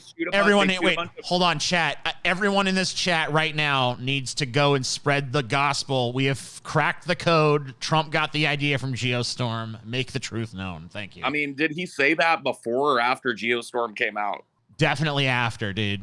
Definitely then after. Fucking, yeah, that's where he got it. He watched Geostorm on fucking Air Force One. I mean, you guys fact check me on that, but I'm 99.3% certain Trump said it first. Because you know what happened, happened, Geostorm dude? happened first. So there's a giant hurricane heading for the Gulf, right? In the beginning of the movie. It happens like in the first 20 minutes of the movie, like maybe even earlier, maybe the first 10. And there's a giant hurricane heading for the Gulf, and a satellite releases a bunch of mini nukes, and they explode inside of the hurricane, and it just harmlessly dissipates. Wow. And so I can almost guarantee, like, that's where Trump definitely saw that and was like, I wonder if that would work. A hurricane? Dude, we were trying to manipulate Trump the wrong way. We should have just fucking made a bunch of really terrible generic action movies and fucking just put fucking, we should have made a movie. Dude, this is how stupid we are. And maybe we should get Trump reelected so that we can do this. Let's make the movie first, though. Get it ready, locked and loaded. Make a movie about a president that is brilliant, but everybody hates him and calls him a racist. And all he wants to do is give health care to everybody and save the world. And then what happens is he like fucking ends war and gives everybody health care, and everybody fucking loves him and cherishes him at the end and raises him up on a giant throne forever. Dude. You know what I mean? The end. We're so stupid. This is all right. New plan. Reelect Trump, but make this movie. Yep. Get this movie. I can almost get the movie ready. Get the movie ready. The first thing he does, like, you can make it a comedy of errors, right? So, like, the first thing the president does, he's like, man, why don't these people understand that I love them so, and I want nothing more than for them to be okay? I know what I'll do. I'll federally deschedule marijuana. You know what I mean? And they're still like, boo, we want health care, boo, fuck you. And he's like, fine, I will give them what they want. Damn the Congress. Damn the Congress. And he just goes in there and just makes this impassioned, beautiful speech. And the whole fucking Congress goes along with it. You know what I mean? Like, it's just great, you know? And he's lionized at the end. Why did we do this? We should have done it. We're just too stupid. Because I didn't have the Geostorm. Because I didn't realize until you said the Geostorm. I was like, oh, okay. That's how we could have got him, bro.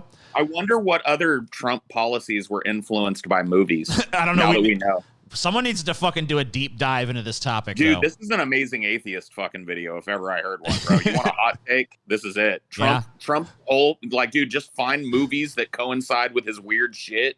Yeah. Like, even if it's implausible, you've got one that's fucking dead on balls, It's bro. built in. It's a built-in one. That's an amazing atheist video, bro, if ever I heard of it. Yeah, maybe. I'll definitely fucking... Especially if you've got the balls to sprinkle in the let's reelect Trump so that we can manipulate him with a movie. Yeah, it's time to do it. Dude, if you do that... the age has come. Dude, you will have the most triumphant red lightsaber that you've ever had on your channel, dude. It'll be a Sith lightsaber to remember, bro. And the engagement will be through the roof. Sergio Rivera. I don't know if I make the case compelling enough. People might fucking Dude, think about Vosh might even cover you. So TJ Kirk's gone off the deep end, claiming that we need to reelect Trump and manipulate him with a movie. I mean, this is absurd. I love it. I hope you get Tom Six on the show, TJ. You got Yuva Bowl. You can get him. Try his Twitter. Keep trying. Also, what does Paul think of the Purge films? That's Sergio Rivera, $4.99. I've only watched the patriotic Purge film, so I'm not real. It's one of the franchises that I actually want to do some reviews of because I've been wanting to take a dive into that too. Yeah, I didn't like the one that I watched, and I can't remember which. It was like the Purge Independence Day or whatever the fuck it was, the Patriot one. Okay. With the American flag on it. I can't even remember the name. There's 6 of them now or whatever. There's a bunch. But I want to look at it just because there's so many now. I'm like, I was kind of not interested really in the concept, but I'm like, these keep going. I kind of want to know what the fucking fuss is about. It was a shit movie with shit actors, heavily dependent on bad action and jump scares, but there was something cathartic about watching it too, because it was about society tearing itself apart. Right. So yeah. Maybe people are just trying to get ready, like psych themselves up like soon. Yeah, the Purge. Sergio Rivera also said, did John Cusack finally unblock you from Twitter? I don't know. Let me check. You're blocked by John Yeah, Cusack. Dude, we were all sitting here and we were talking about John Cusack. I don't remember when, but at some point. I think it was the last stream. We were talking about John. Oh, yeah. Oh, why am I searching here? This isn't Twitter. We were talking about John Cusack and like something he was up to. I can't remember what. But I was like, yeah, he's a pretty good actor, honestly. I fucking sad that he's. Oh, we were talking about how his career's gone to shit and he's like doing these horrible movies now.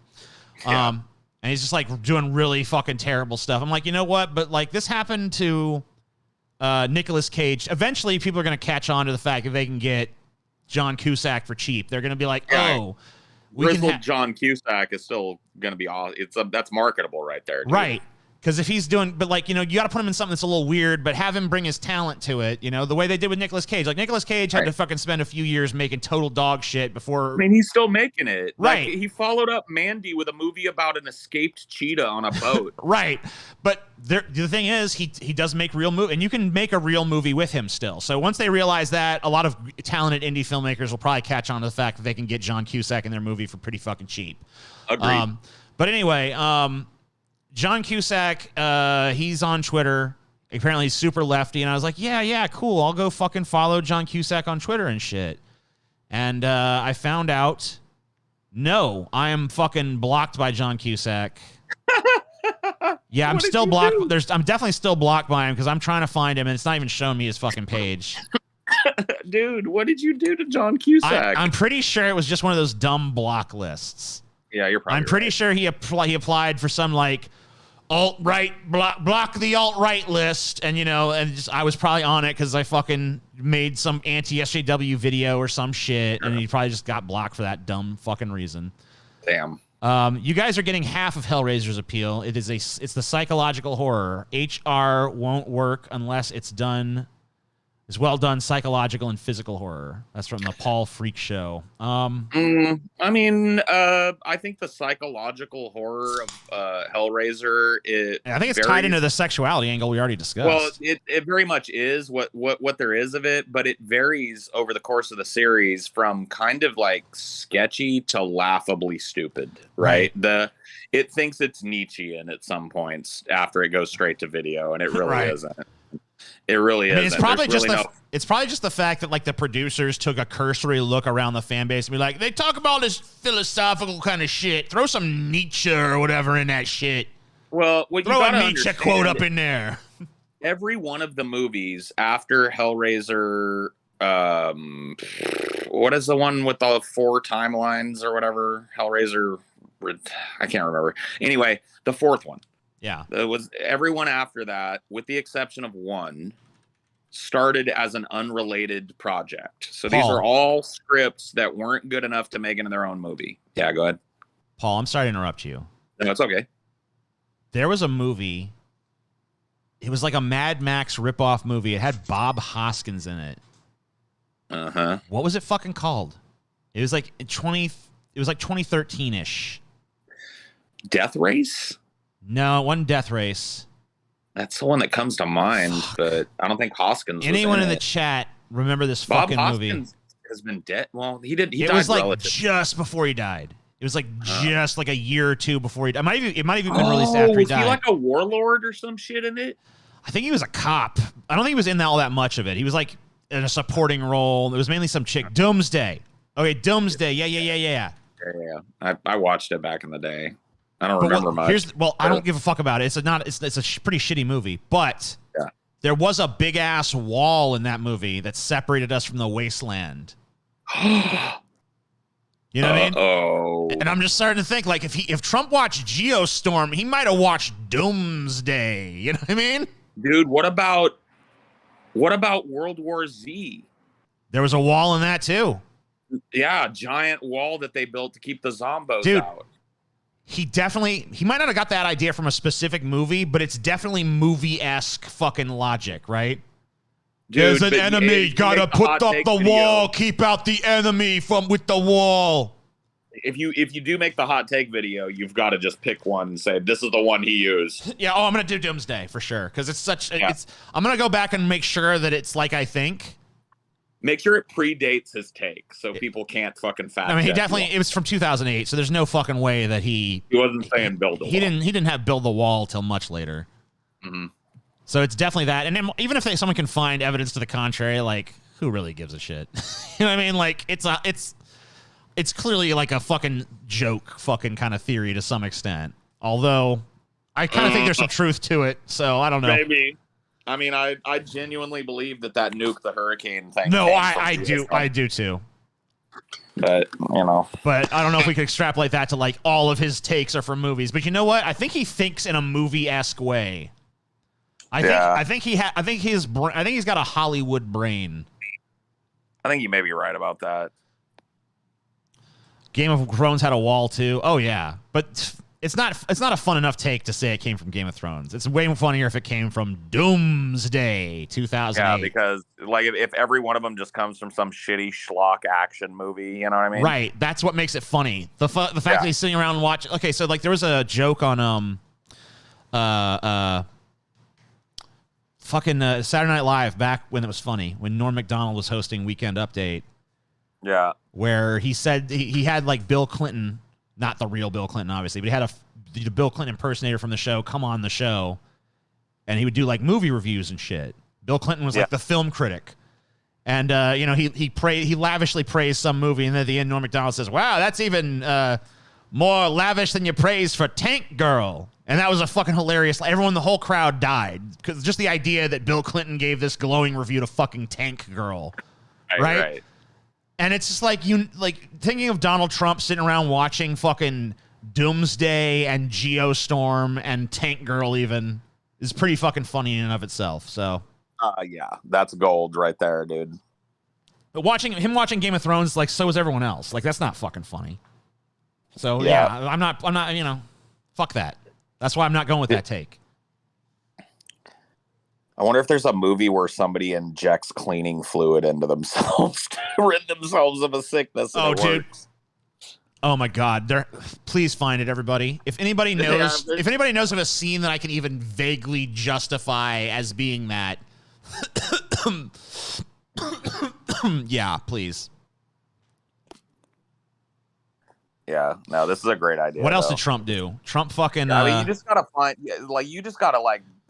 break it down to like 5 hot takes that you think you can find some analog in the movies. It shouldn't be hard. Build the wall is obvious. But the more specific. So nuke the hurricane. The thing that is beautiful about nuke the hurricane is like building a wall to keep something out is kind of like whatever. That idea didn't originate with a movie. I can use it to pad out the list, but right. But the thing about nuking the hurricane is it's so fucking specific that it's almost like impossible for him to deny that that's exactly where he got the fucking take from. Yeah. So, I got to find like the most specific shit possible. True. Like, it's got to be specific enough that people look at it and be like, whoa, that is pretty fucking weird, actually. And I feel like it's there.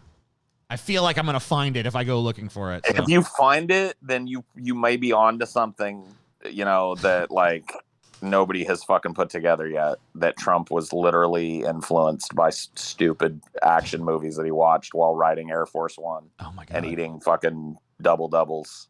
get John Cusack to run for office. Whatever. I can't. I have no influence over him. I'm blocked. I'm blocked. He blocked you, He dude. literally told me I don't want your opinion. So I can't believe John Cusack blocked. I'm also you, man. blocked by Vincent D'Onofrio. What? Yeah, but I actually did something with him, dude.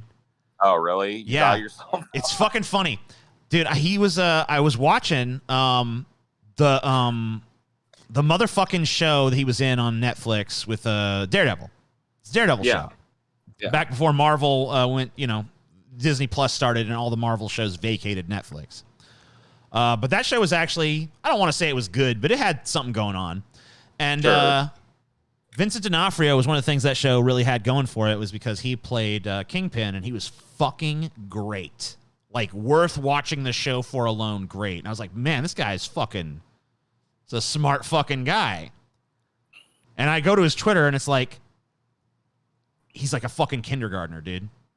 Like, he cannot write. Yeah. He cannot punctuate or capitalize. He writes like a dumbass. It's like all lowercase chicken scratch, horrible scrawl out shit. It's just like, oh, okay. And then on top of it, like, I forgive that, but like also his takes are garbage. Like, it's just like real dumb fucking trying to come up with populist talking points, but he's really stupid kind of shit. So he's like Private Pile, but in real life. Just super dumb. Yeah, basically. But anyway, I don't care. He's like, whatever. He's a fucking dumbass, but it's like, who cares? It's no big deal. Yeah. But anyway, someone fucking took some hot take of mine. I don't even remember which one, and like trotted it in front of him. And he was like, "This guy dumb." and I fucking wrote back. I'm like, "I liked you in the show, buddy. Sorry you didn't like my take, but it might be a little bit more nuanced than you think it is. Just saying." He just blocked me. I'm like, okay, cool. Damn. So I got Vincent D'Onofrio. Just like, boom. Damn. Wrecked, dude. I know. Vincent D'Onofrio used to flip out on Twitter all the time. Yeah, that's true. He was very passionate on Twitter, but really, dude, I gotta show you the fucking Vincent D'Onofrio Twitter here, if I can find it.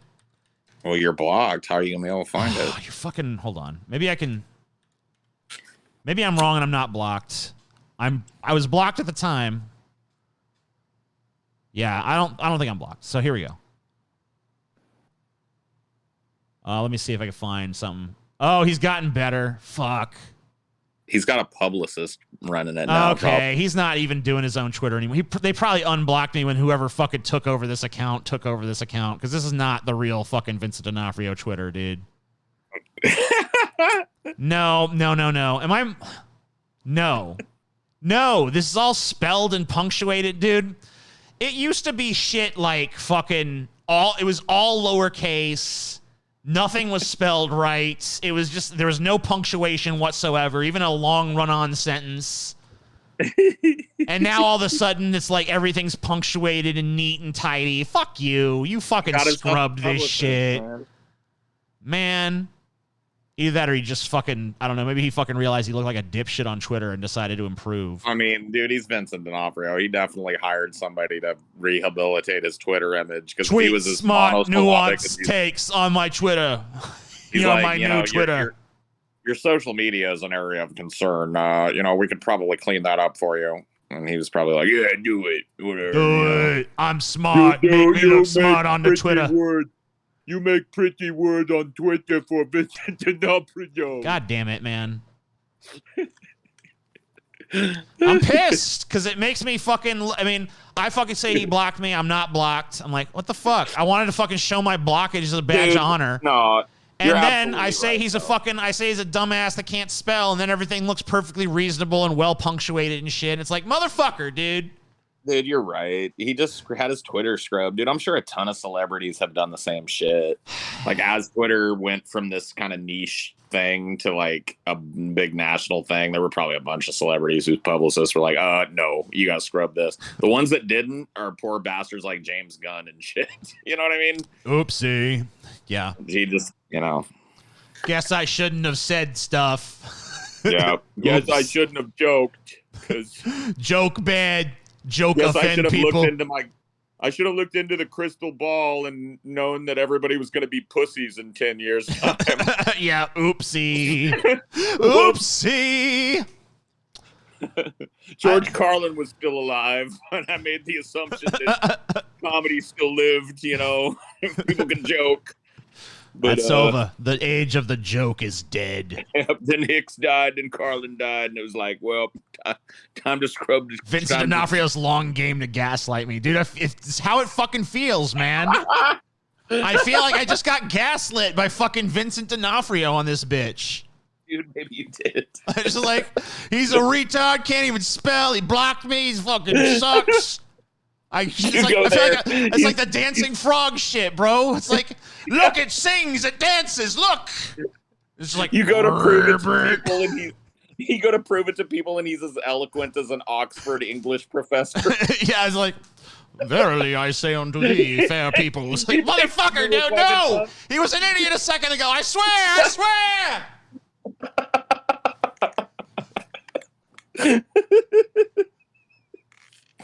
Motherfucker, oh my fucking God, bro. Gaslit by Vincent D'Onofrio. I believe it, bro. You believe me, don't you, Paul? Yep, Please believe me. It was the one. Gang stalked by Vincent D'Onofrio.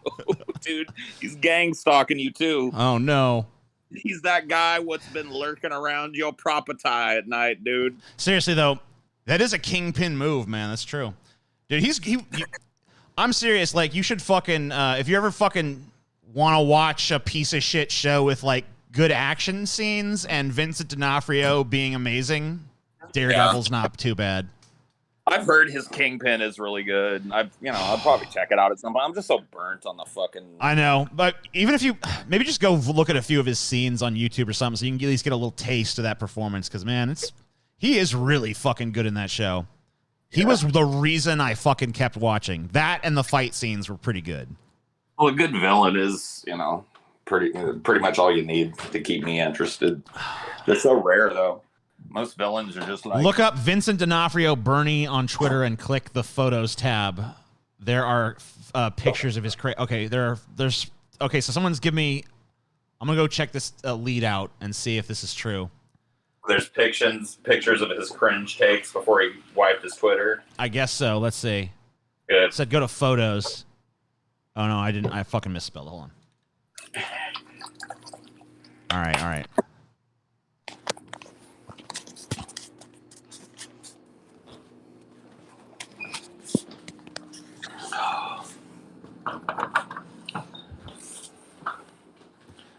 Dun, dun, dun, dun.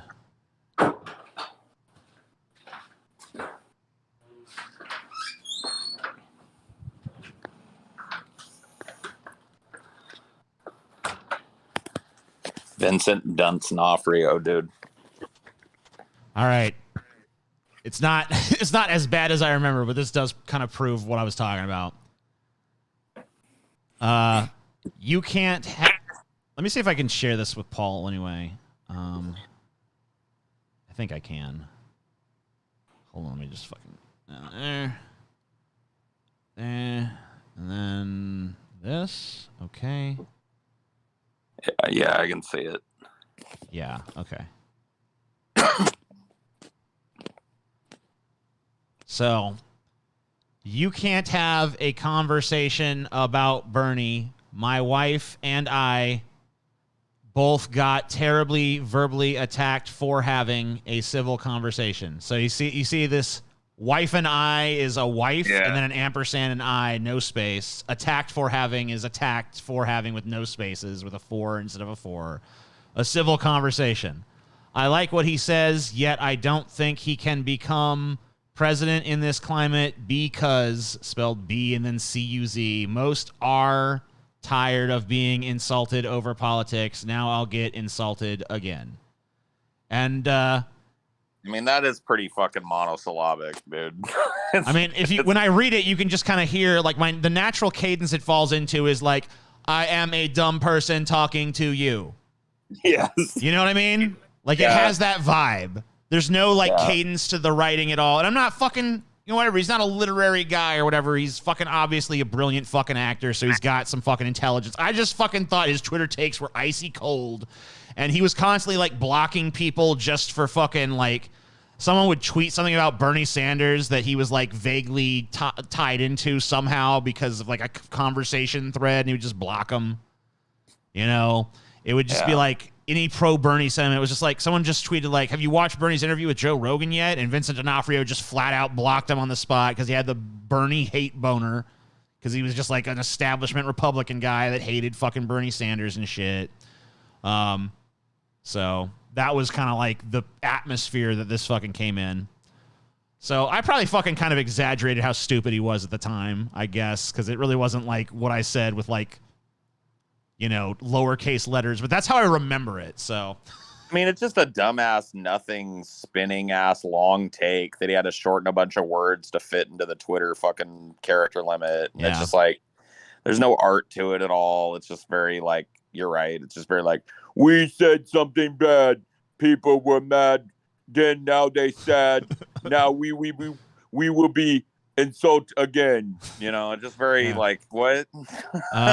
TJ and Paul, right, you should stream more. I donate to Paul, but he's not streaming. Also, I'm banned. Yeah, well, you know. Well, you know, that makes it kind of hard for you to donate to me then. This is one of the best TJ streams in recent. I feel like, dude, I did an epic 9-hour fucking Abandoned Hope stream, like not but a week ago. That one was crazy.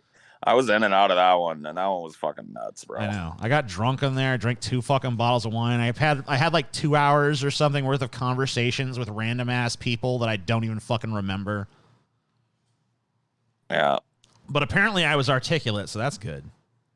It's good to know I can be blackout drunk and an articulate person at the same time somehow. Well, there you go. Some people got the gift. I don't remember anything I actually talked about with people, but I remember the thought in my head was like, man, people are just so fucking guarded with their fucking opinions all the time. Well, that's true. People are so guarded with their fucking opinions. It's obvious people are just walking on eggshells for everybody at all times, trying to figure out what the thing they should say is to like, you know, minimize offendedness or whatever the fuck. That ties back into a number of things that we talked about, Jamie and fucking like this whole Jimmy Dore shit. There's just like, you're absolutely right. Like, especially on social media, that shit is magnified. Like having a cringe take or somebody or something like that would like, for me, that's like every day, right? Every day I get called out for that. You're a moron. Like, it's like, maybe I am. I don't know. Sure, for some people, that's like, because you know, you and I didn't grow up in the age of social media and shit. We were kind of on the back end of that shit. So me especially, you know, I really missed it.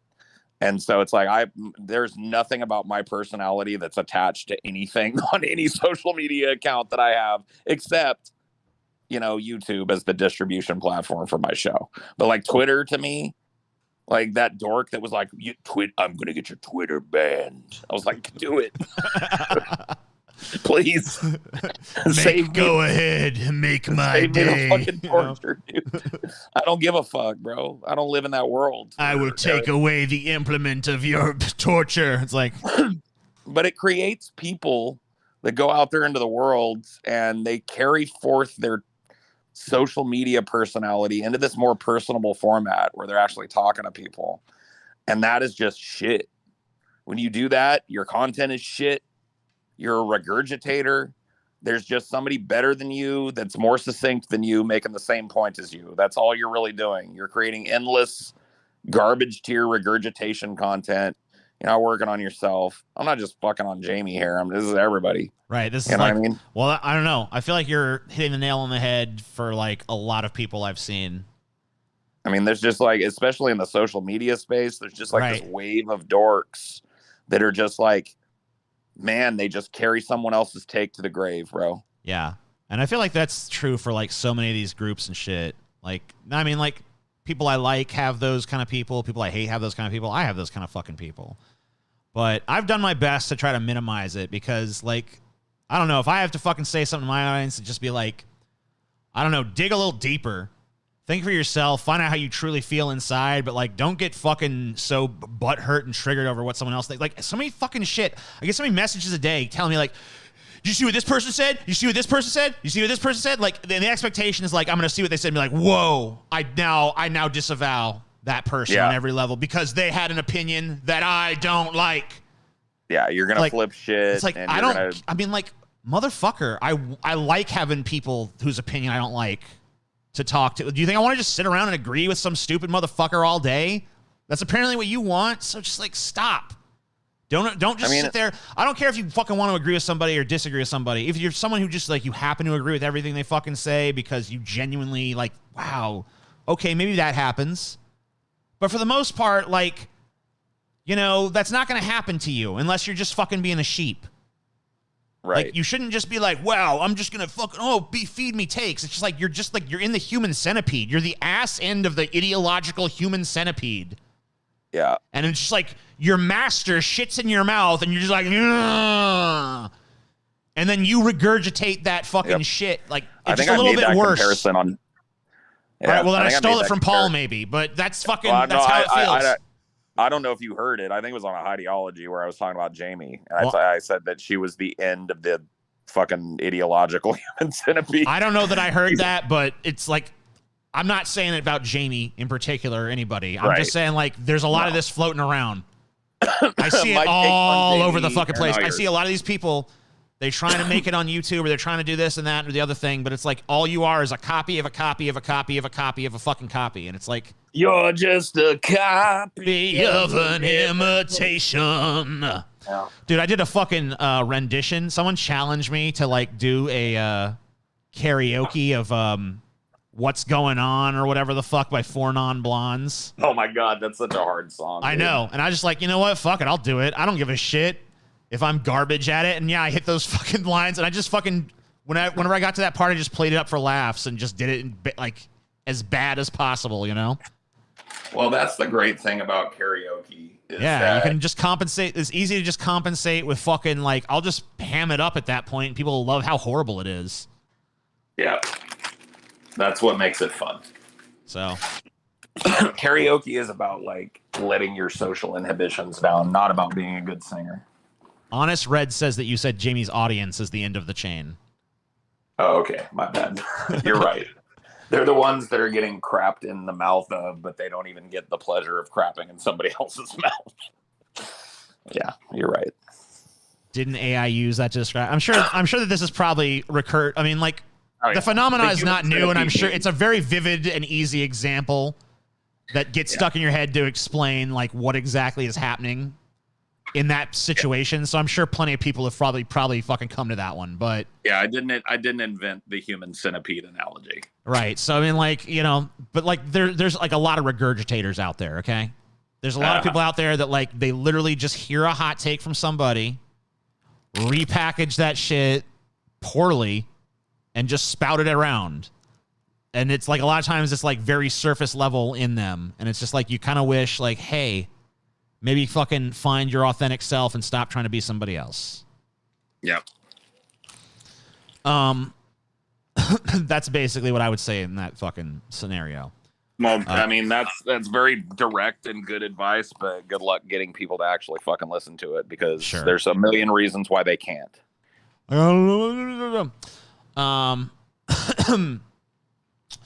My boys. Thank you. I'm not trying to make this about Jamie or anybody. I want to make that clear. I am. Paul's doing that. I think he's made that clear, but I'm not. I'm saying this in a very general fucking way to people, even people who are in this chat. Like these people are in here, you know. Like, look, dude. Like I said, your friendship with Jamie, I really don't care, dude. You don't police my friends, and there's probably if you got to meet every one of my friends, you'd probably find yourself a Jamie Dark here too. That you're like, what the fuck are you doing? Yeah. But you know, so that's not what it's about. But that shit's gotta pile up, dude, because the reason why she and I ended up beefing is because every time she started like cruising through my fucking ideologies. Yeah, Paul, I'm friends with you. Yeah. I'm saying I'm friends with you, Paul. I know the shit piles up. Yeah. That's I mean, like every hot take that you have, I have to hear. You know, a million times. Paul, you know what Paul did now? You see what Paul did now? You gonna let Paul treat us this way? Paul just did this. Paul. It's like I don't give a fuck. Paul's Paul. You can do what the fuck he wants. You don't like it? Dude, fuck off. You've just got to run. You just got to give me a run for the hot take money, bro. That's all there is to it. You know what? Here's the thing about it. Maybe put this into perspective for you. Yeah. Today, Paul is spewing the take that you hate forcefully and like, okay, it's pissing you off. I get it, because you don't want to fucking hear that shit. Because it's like, God damn it, that's the opposite of what I want you to be saying. Yeah. And you get pissed. But you know what? 2 months from now, a year from now, whatever the fuck, Paul's going to have a different hot take. And it's going to be a hot take that you agree with. And all of a sudden, Paul's going to be so smart and so fire. And, oh, man, I love the passion Paul puts into that. And you know what? It's the same fucking Paul that did both those fucking things. It's happened before. It's going to happen again. You hate Paul today. Dude. You love him tomorrow. It doesn't just fucking, he's not changing sides. It's just that he always is that forceful with whatever the fuck he believes. True. So I always have been too. It's right. not like a trait that I developed or something recently. If you're friends with, being friends with Paul means like, I accept that. I accept that's the fundamental nature of fucking Paul. I'm not going to try to change Paul. I'm not going to fucking disavow because like this or that or the other fucking thing. I don't fucking care. Just please just stop it. As hot as my takes get, dude, I would expect you to disavow if I started like, fucking some Nazi shit or some KKK shit, whatever. But that, No, you know what I'll do? I'll fucking have the KKK versus not KKK podcast with your ass. I'll fucking be like I'm against what Paul says here fucking person. Like, nope. Paul's, I don't think we need to bring the KKK back, Paul. I don't think we need to do that. Well, I don't see that hot take in my future. I don't either. I'll file that away for future reference. That's true friendship there. Just know. Yeah, because you know what? Would people not watch that fucking show? Oh, they'd watch the fuck out of it. Then I don't give a shit. You don't like it? Don't watch the show. Starve me of attention and I'll go away. Well, that's what I've always appreciated about working with you on different shows and shit. Yeah. Is that only a few times have you come to me and been like, bro, reel it back. You know what I mean? And mostly back in the DP days where I had an inordinate amount of control over the ebb and flow of the audience in comparison to my actual stake in the company. You know what I mean? That's and true. So there was a real impetus to control, kind of what I said at times, but hardly ever, bro. You more often than not, you came to my defense on that type of shit. Oh yeah. You would be the guy that was like, look, dude, that's fucking Paul. That's why we have him on the show. You know what I mean? He's on the show because people talk about Paul. Yeah. Whether good, bad, right, or wrong, it's Paul. Look at the comments. I remember you saying that one time in an argument with, with Ben. Right. It was just look at, I'm sitting in the room and you're like, look at this. Let's just go to the comments on our latest video. Paul. There's 15 fucking Pauls right there in a row on the first page. Yeah. You know what I mean? And you're just like, so what's wrong here? What's really wrong here? We're cashing checks. You said it right in front of me. You're like, we're the ones cashing the check. So what do you care where it's coming from? Paul's doing his job. Yeah. It's yeah. No, I've always had that attitude. I don't know. There's a real urge. It's I gotta be loved. Everyone gotta love me. Everyone gotta love me. Everyone. Well, see, I figured out. It's never gonna happen. Hey, guys, it's never gonna happen. It's never gonna happen. There's no take you can have that everyone's gonna love you for. There's no personality trait you can adopt. Even, dude, I was watching. You know how I know this? I was watching a fucking documentary about Mr. Rogers' life, and they literally showed a clip of a Fox News journalist being like, Mr. Rogers was an evil man. Yeah. It's you will never be loved by everybody. If someone can fucking look at Mr. Rogers and be like, fuck him, you're never gonna fucking do it. Dude, that's lowly. That's lowly as fuck. But you're right. I mean, dude, I figured out a long time ago, and this is some deep ass fucking shit right here, dude. Love and hate are the same fucking thing. They're the same goddamn emotion. Fundamentally, they are driven by the same passions in us and shit. And it's whatever, dude. I'm a obsessed performer with this person. I'm a performer, dude. Yeah. I when I'm on stage or whatever doing things, I've gotten the unique kind of like pleasure of being like both a protagonist and an antagonist up on stage. And when you're an antagonist up on stage, people want to fucking throw tomatoes at you and shit because you did a good job. You made them hate you, right? And so you don't get the same round of applause that everybody gets because they're like, oh man, that guy was a fucking creep. You know what I mean? But fucking A, yes, because I did my job. Yeah. Good villain, right? And so like for me, there are people that love the way I am, dude. And I love interacting with those people, but I love just as much interacting with the fucking people that just cannot stand me. I love it too. So, why not have both? That's always Bob Ross. Yeah, that's another guy everybody likes, right? Or Steve, alligator hunter guy. Man, yeah, there's been these few people that everyone's like, wow. Bill Cosby, Yeah, back before that shit. Yeah, Bill Cosby for most of his life. Yeah. What a fucking turn of events for him, because he wasn't even close. Like if he was like Richard Pryor or something, it'd be almost like, eh. Yeah, I mean, if it was Richard Pryor, I don't even really think it would be all that big of a deal. It'd be like, well, he did some messed up stuff, but he probably still go to jail or whatever. But people would be like, it's Richard Pryor, he did some shit. Yeah, he fucking, Not to impugn Richard Pryor because I don't think he was fucking. We're not trying to. That's not to. But it's just to say like he didn't have that squeaky clean, virtuous image that Cosby did, right? No, Cosby was like lion-eyed. He was like America's dad. Here's the thing. Here's the thing about these fucking celebrities. Okay, so I don't like Steve Irwin. I don't like Bob Ross. Everyone seems to like him. I've never been a big fan of either of those guys. Bob Ross. I'm with you on Steve Irwin. He's kind of annoying. I don't know. I never liked his ass. Dude, Bob Ross, I can just I can smoke a fat joint and just watch that motherfucker paint anything. You know what I just don't like? I don't like his fucking paintings. So I'm just like, eh. I don't either.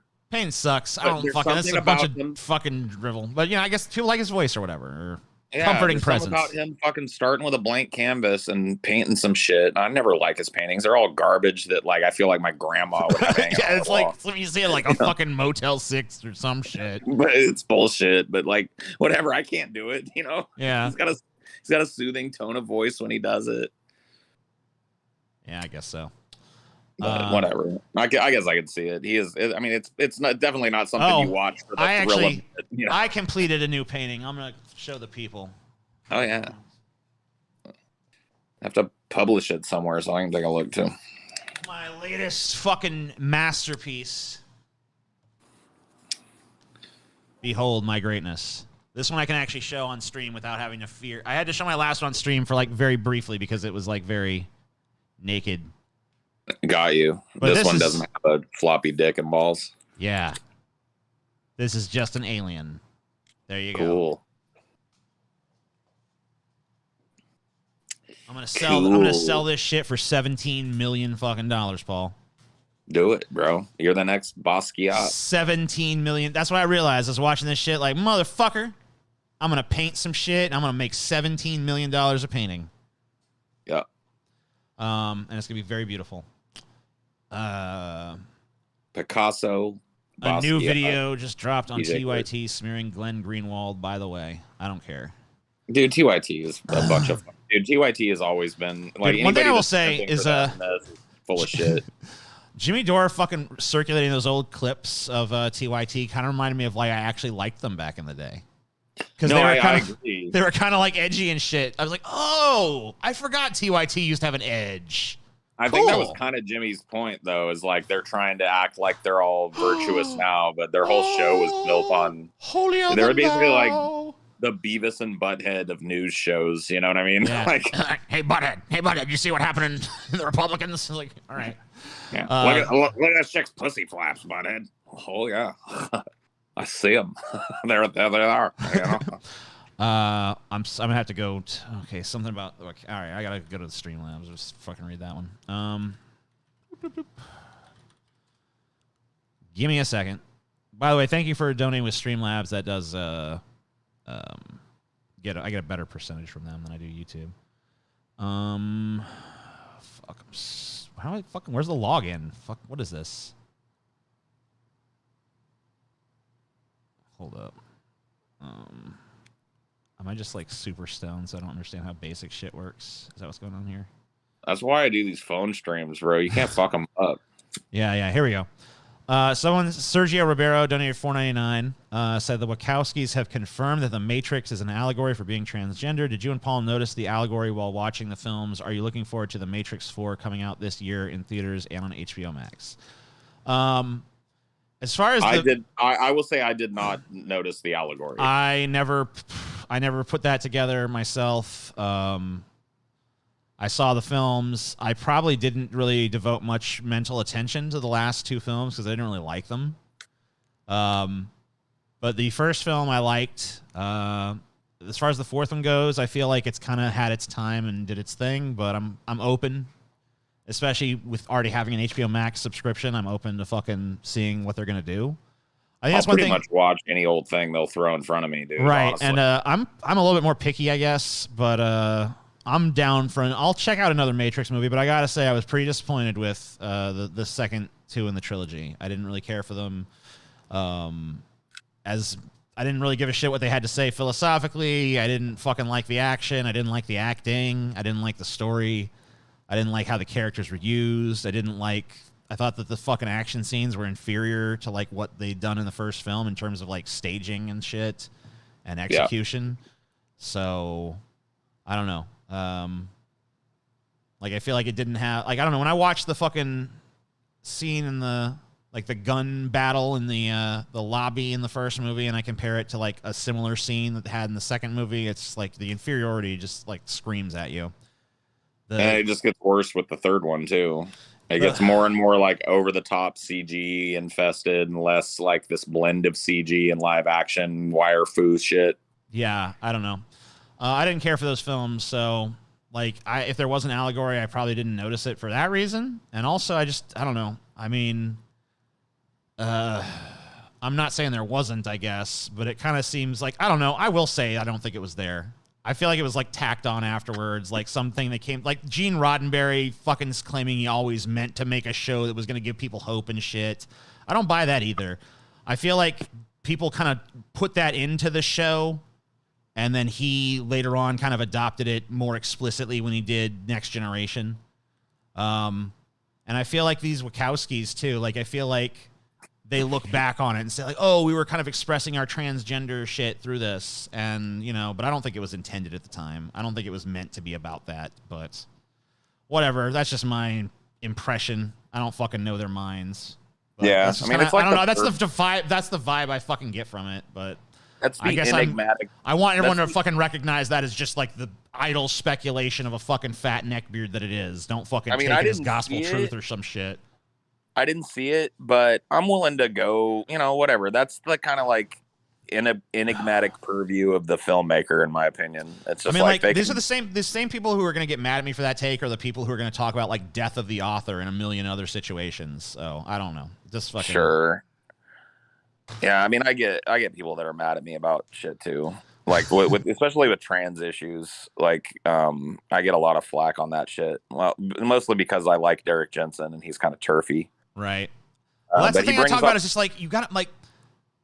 I mean, are you supposed to like ignore something that someone has to say on a million and one other things because they have a take you don't like? Like, is it like I don't fucking buy into that. I'm sorry. Like, I fucking support trans people. I support my trans friends and all that shit. But like, if someone is a fucking piece of trans hating shit, but is saying things that are like to me like revolutionary on some other subject, then like I'm not gonna start ignoring that person.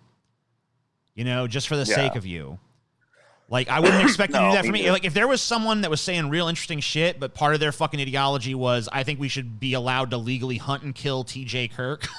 I'm probably, I mean, I guess I'd be a little cross about it, but like, at the same time, like, if they're saying some real interesting shit on another front, I'm not going to hold it against you if you make it clear to me, like, I'm totally against his hunt and kill you stuff, man. I don't think that should happen to you at all, but he has some interesting things to say about fucking nuclear physics or whatever the fuck, so... You only limit yourself when you do that. I mean, like, like the Derek Jensen turf shit. Like, it's such a small. Paul piece ain't no fucking turf, and Derek Jensen's ass is not focused on fucking trans shit. No, he's His not. work is not focused on that at all. It's like an incidental fucking, okay, whatever. He's an environmentalist. He's like, if anything, if you're going to label him anything, you'd fucking probably throw around the term eco-fascist about him before turf.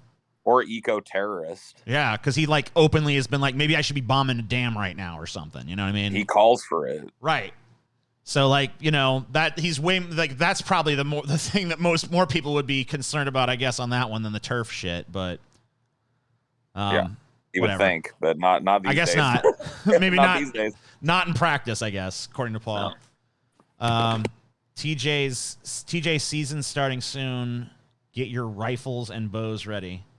Yeah, cool. Come get me. You can only hunt me with dildos. That's the rule. That's not fair. That's just how TJ hunting goes. I don't know what to fucking tell you. I don't make the rules. I just, abide by them. They make some big old floppy dildos that you can get beat to death with. Absolutely. You might regret that. Death by dildo might not be as pleasurable as you think. Hey, at least it's funny. True. People that feel that like they were born in the wrong bodies made movies about living in an illusion. That's true. Well, that's my whole thing is like I'm not trans. I'm not saying it's not there to find. I'm just saying like it doesn't strike me as like this is what it's fucking about. You know what I mean? Like, no, me neither. But I'm also not trans, and I'm not obviously not watching the movie. So I'm watching it from a cis male fucking whatever eye. So I don't fucking know. But I mean, like I'm just telling you what I fucking think about it, so you can fucking factor that into whatever equation and give it whatever weight you feel like it fucking deserves. Well, dude, you're a little closer to it than I think I am, though, in terms of perspective. Unless, because I remember you talking about maybe possibly. Oh, the woman in the red dress scene is the best fucking scene in the movie, for sure. At least philosophically. Anyway, sorry, Paul. What's up? No, I was going to say, like, I remember you saying in one of these streams that it was a drunken stream, so maybe I got to take it with a grain of salt, but that you think you might be, I don't know, gender queer or whatever the here's word the thing. might be. I feel like if I'd come up in a different generation, like this more recent, like there's been a huge spike in people who NB identify. Right. Because it's like they kind of look at this like, hey, this is all kind of bullshit. This is just gender shit. It's just like a construct and we can reject it entirely. And I don't have to fucking identify as anything. I'm non-binary. I reject the whole thing. I'm just going to be a person. And I feel like if that idea had hit me at the right point in my life, I'd have fucking totally been like, yep. But I feel like now it's kind of just too late. It's like, I'm pretty established in this male thing. I'm not uncomfortable with it. So whatever, I'll ride it. But like, yeah, if that had hit me when I was like 20 or something, I think I'd have fucking jumped on board. Yeah, that's interesting. That's something that I just can't claim is true about me. I've always been pretty centered in my maleness, I guess, whatever that means. Like, yeah, I don't know. I just like I'm like a person who like kind of I don't like to be pigeonholed in or defined and shit. So that's like probably my number one like grievance or like, don't fucking try to like make me something. Like, yeah, I get that. I can definitely get that. One of the things that I like doing, and it's not something that it does not go as far as some people will probably make it out to be, but I really like throwing in like feminine colors and shit into my wardrobe. Sure. Not because I feel like a feminine person, but because everybody's got a little bit of femininity. I feel like you kind of like feel like in a way you want to show the masculinity of that color too. Sure. Like, why not? Like be like, hey, there's nothing inherently feminine about fucking pink. This is like, if I wear this as a man, this is a manly fucking color. You know what I mean? Right. Right. And I kind of like that. But as far as that goes, I actually had a very close friend that later came out as trans. Actually, a person that I had kind of like a nascent young adult relationship with. And, it was like, that was the eye opener for me on trans issues that got me to really stop being such a dick about it. Because I was never against trans people, but I would make a lot of jokes at their expense because I grew up at a time when that was just fucking like par for the course, right? I feel like every comedy movies were chock full of that shit. Like, I remember I was just watching movies with Amelia. Now it's like I'll say, oh yeah, this is a good movie, and then I'll forget that there's some weird fucking trans plot line in it where the trans person is some kind of catfish or whatever, right? Here's my thing with that kind of stuff. It's like I understand why now. Like, it's like, I don't want to joke about it necessarily. But, you know, like, there comes a day when, like, you got all your fundamental rights and shit and everything's cool on, like, that legal fucking level, and, like, society, you're not getting, like, murdered disproportionately or, like, losing, like, if all debts are settled and shit and everything's good again, you're getting made fun of. Because I get made fun of. Everybody gets fucking made fun of, so, you know, whatever. You're going to get a little shit, but it's going to be, like, you know, reasonable ration of shit. Sorry. Yeah, and I mean, you know, But, you know, that's a long way away. So, like, let's fucking, here's my point. Let's make society an equal utopia so that we can finally make fun of each other again without it fucking offending the wrong fucking sensibilities or being taken too seriously. Yeah, I mean, I'm willing to, like, to some extent, obviously not totally willing, but to some extent, realize that times have changed since I was a fucking kid, because I don't want to be one of those dudes that's running around acting like it's still fucking 1980 or 1990 or whatever. No, you can't get left behind, and it's over stupid shit like that, especially because look, there's always gonna be like no-go zones conversation wise in any fucking time frame. There's times like there's always been shit like that. And it can be a pretty draconian fucking thing. My fucking point of view would be like, let's open it all up to where it's like, man, totally open. I agree. But obviously people are fucking terrified of that to like an insane, they're like, no, it'd be the end of the fucking world. Can you imagine? Well, but it's like every idea that's ever been out there, there's always been a time and place when it's been acceptable to say, no matter what the fucking idea is. So, I mean, that's true. Like, maybe let's just let them all out at once and see what happens. Let's just see what happens. Like that's you want to know the craziest idea I have? That's probably the craziest idea I have. Let's just fucking put it all out there. All the fucking shit. It just goes out. Everything's acceptable. Maybe we should need like a conversation purge day. Where, you know, let's just all go out and just fucking say whatever the fuck you want. That's actually we're not going to murder each other or anything, but we're going to say whatever the fuck we want, and no one gets mad. And if they do, they're killed by like a drone or something. You know, like you just can't be canceled on conversation. Nothing can happen. Yeah, and you can say whatever you want and all that shit. And you know, the only rule is no fucking physical violence or whatever. But you can just say whatever the fuck you want. Anybody can say whatever they want to anybody else. Right. Boom. Purge day. And if you don't want to hear it, you have to fucking sit in the town square with your hands in your ears, going la la la la la la la la la la la la for 24 straight hours. Yeah. There you go. See, the problem with me is I'm in the same boat with you, bro. Like, I have one foot in the I want to laugh at everybody and everything generation. And like I'll give you an example. The other day, I'd never seen it. We are not ignoring donations. It's not true. I've read every fucking goddamn one, I think. Well, if you missed, dude. And Kevin, fuck I don't think I acknowledged Kevin's $10. Thank you, Kevin. Appreciate you. Sorry. I don't want donations to stop because someone's like, they're ignoring us. Like, no, I'm not ignoring you. Stop it. Yeah, no, send TJ money. Yeah, absolutely. That's the most important. That's literally the most important thing. I was watching a clip. I don't even remember where I saw it that came across me of South Park. And, you know, I stopped watching South Park a long time ago, so I'd never seen it. And it was a clip of the Olympics, and the first trans athlete was going to compete in the Olympics, and it's like Randy Savage. Yeah. You know, he just like Randy Savage shows up and he's like, oh yeah, right. The South Park episode. Yeah. It's the South Park episode. Right. And I watched that and I fucking died laughing. Like it was hilarious to me. Right. And I understand that that's probably a pretty problematic thing for a lot of people, but I'm sorry, dude. Yeah. It was just the absurdity of it was hilarious. Right. I don't believe that trans athletes are going to dominate every goddamn fucking thing like everybody's crying about. And even if they do, I got to be honest with you, I could give a fuck less, bro. I was talking this shit on fucking Ideology the other day. I'm for taking all the reins off this motherfucker. Dude, fucking stop banning blood doping. Let's see how fast a motherfucker can go. Yep. You know what I mean? Dude, I've always this has been a TJ hot take for fucking like 15 years, dude. I'm on the same boat on this. I've always thought it. Back when I remember when they were fucking talking about Matt, you know, the McGuire guy, he was hitting the home run records, and there was all this like they're doping. He was against some other guy. I don't remember. It was like a big thing for a while. Barry Bonds. Yeah. They're both trying to break the home run record in the same year, and it's crazy. But then it's like they're doping. It's like, man, if they're doping, why don't they all just dope? This shit probably be more fucking interesting. You know? Yeah. Just take the reins off of that shit, bro, and let's see how fast a motherfucker can go with modern science and medicine and all the blood doping and oxygen tanks and crazy bullshit.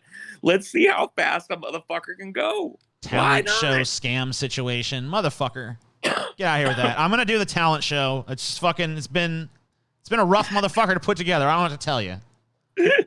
Son of a bitch, bro. Dude, that talent show, dude, I remember me and Scotty telling you that talent show was a bad fucking idea, bro.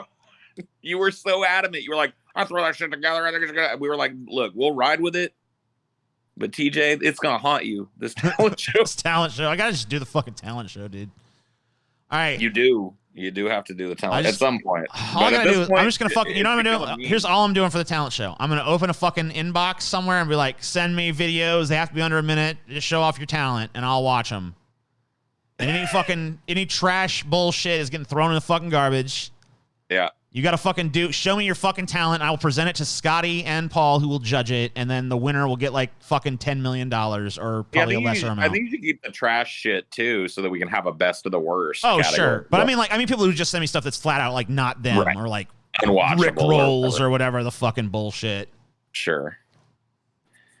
Yeah, so I'm doing it. Fuck you. Talent show's simple. on. Talent show is fucking on, bitch. Don't worry about it. It's happening. Right after the RV trip to fucking Saturn, bro. Yep. Any updates on the book you're right? Dude, I'm so fucking mad at that book right now. Don't even fucking talk to me about that motherfucker, okay? That motherfucker's pissing me straight up off. Just having some writer's block or... Oh, my God. Yeah. So I have like a general idea. So I was writing this other fucking shit. I was trying to write this whole big long fucking story, but I'm like, man, I can't fit all this shit in one book. I gotta fucking like chop this up. So I'm trying to take what I've already written, which is pretty considerable. It's like 60, 70,000 words, and I'm trying to like take that and be like, okay, look, I need to use some of this as like I need to fucking figure out a way to make this a self-contained novel. So I came up with the proper plot elements to do that and shit, but it throws off the cadence in a way that I'm trying to compensate for, which is like I need a big action opener. And I want to do like a James Bond kind of thing where it's just like an action opener to like show how badass the character is and like establish some facts about them and, you know, that. But I don't really want it to connect with the story at all. Like, Dude, in a how larger we sense. solved this? You know But how I we can't solved this? I cannot come up with a goddamn good enough scene to open this motherfucker with. So, Dude, I've got it, dude. I'm go. not even going to tell you the scene. When you come here, I'll do a tarot reading, dude. oh, yeah. I'll lay down the fucking tarot and we'll look at it from the perspective of a fucking scene and we'll see what we can read in the fucking cards, bro. All right, fuck yeah, let's do it. That sounds good. You know, I came pretty close last night to just fucking flat out stealing the opening scene from fucking Goldfinger. I'm just like, all right. I wrote down the elements. And I'm just like, I'll just change it to space shit, and bam, got an opening scene. Goldfinger. Yeah, and then I'm like, I realized like, there's like, I can't fucking. I'm not gonna fucking just flat out steal Goldfinger for fuck's sake. But I thought about it. I was desperate enough to be like, I'm stealing fucking the opening sequence of Goldfinger on this bitch. You know, I'm gonna hit every fucking beat. Goldfinger, by the way, pretty dope ass movie. Yeah, it's a good movie. I love Goldfinger's my favorite Bond villain by far. So. Oh yeah, he's the most memorable for sure. I like when he's just like, "No, Mr. Bond, I expect you to die." It's like, yeah. I remember we covered that guy. He's a pretty enigmatic guy, I think. Yeah, he died pretty recently, I think. Apparently, the red pill is a metaphor for hormone therapy, and Neo is a metaphor for the closeted trans person. Funny how conservatives appropriated the red pill, even though it was a trans metaphor. The trans community needs to steal back the red pill term. Yeah, unfortunately, once you put a work out there into the world, you do kind of lose control over how it's interpreted. Yeah, I mean, if they wanted to make that definition, and I'm not saying that they had to, but if they really wanted that to be the seed, then they had to come out right then. Well, here's the problem. It's like they had to come out and say it was a trans allegory. I know it's. I'm gonna fucking get. So J.K. Rowling, right? Yeah. I know she's unpopular for the TERF positions now, but this is about the Dumbledore thing. Remember, like afterwards, it was like Dumbledore was gay the whole time, right? Mm-hmm. And it was like, oh, fuck, you know?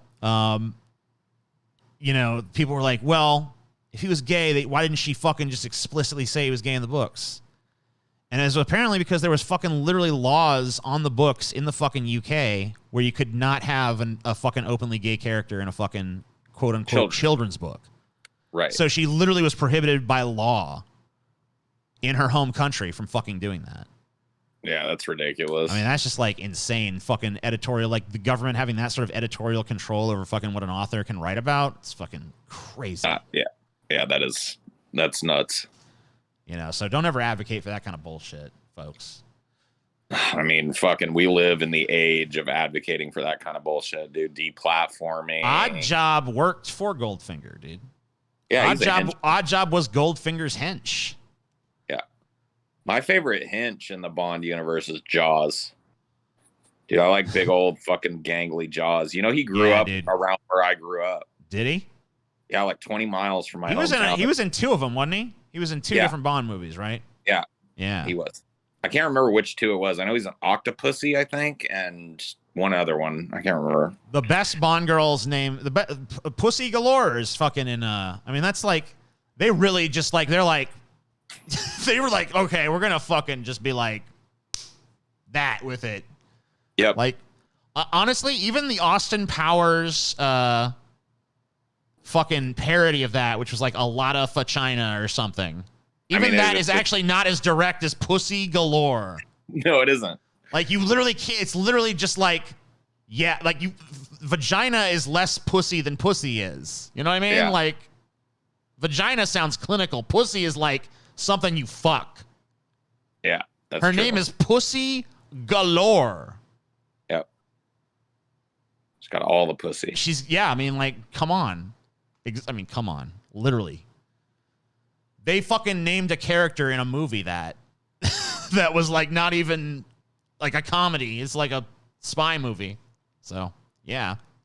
That's a great film. I love Goldfinger. That's why I wanted to steal its opening scene. But I'm not going to do that. And now that I put out, I want to, guys, if you read my book and the opening scene is just a ripoff of the Goldfinger scene, you can feel free to still read the rest and give me your money. But true. You can call me on it. You can be like, he just ripped off Goldfinger for the opening. Goldfinger was made during the Code era, too. I know. Isn't that the most beautiful fucking thing? Like, they got away with Pussy Galore in, like, 1960-something. They're like, it's her name. What? It's just her fucking name. Pussy's a name. Galore is a last name. Pussy Galore. You know how it is. Talent show scam situation. LA studio only for D&D. What does that mean? What does LA studio only for D&D mean? Huh? They keep saying talent show scam situation. LA studio only for D&D. Yeah. I don't know what they've sent it 3 times. We got studio time so we could film another D&D. Right. So what is what's the connection to the fucking talent show? Are we supposed to do the talent show while we have studio time? That seems like it's the implication. Why? It's not necessary. The talent show doesn't need to be done in studio. No. D&D, there's like a reason for that to be in person. TJ, I want to debate Paul on what glass piece is superior. I don't know which one he thinks is better, but I'll make sure mine's the opposite. Okay. Sounds good. All right. Whatever. Favorite Bond theme song? Once again, Goldfinger. It's the best Bond movie, okay? You can't find... No, I'm serious. You cannot find a better... Like, if you've watched Goldfinger, you literally don't even need to watch another James Bond film, to be honest with you. Like, that's pretty much the one. Like, whatever Bond itch you have, it'll be scratched by fucking Goldfinger and Goldfinger alone. Die Another Day, dude. Best Bond song. Die another day. Die another... Like, dude, did you really think fucking 90-year-old ass Madonna was going to fucking come out with a good Bond song, bro? They did, dude. They're like, we got Madonna. It's like, is it 1985? No, it's not. Okay, well then, you fucked up. Oops. Try again. We accidentally forgot it's not 1985. Yeah, and we fucking hired Madonna. Oopsie. Well, at least we caught the mistake. Now get Cyndi Lauper on the phone. Remember all the great songs Madonna did in the fucking 2000s? Oh yeah, dude. She was classics, everyone. She was ripping it up, man. 2000s Madonna was peak Madonna, bro. The absolute tippy top of that peak. Oh shit. Talent show scam situation. COVID no longer a factor. This guy really wants this talent. I said I would do it. Fuck you. I'll do it. It's happening. COVID Stop. no Leave me alone. Actually, since you keep doing it via money, you can keep saying it. GoldenEye is actually the best Bond film. GoldenEye's. I mean, you got a fondness for that fucking N64 game that you're transferring to the fucking film, in my opinion. Yeah, I mean, anybody that says any of the fucking Pierce Brosnan, Pierce Brosnan, no, none of those are the best Bond film, bro. This time in the real James Bond, for fuck's sake. Yeah. Yeah, fuck all that.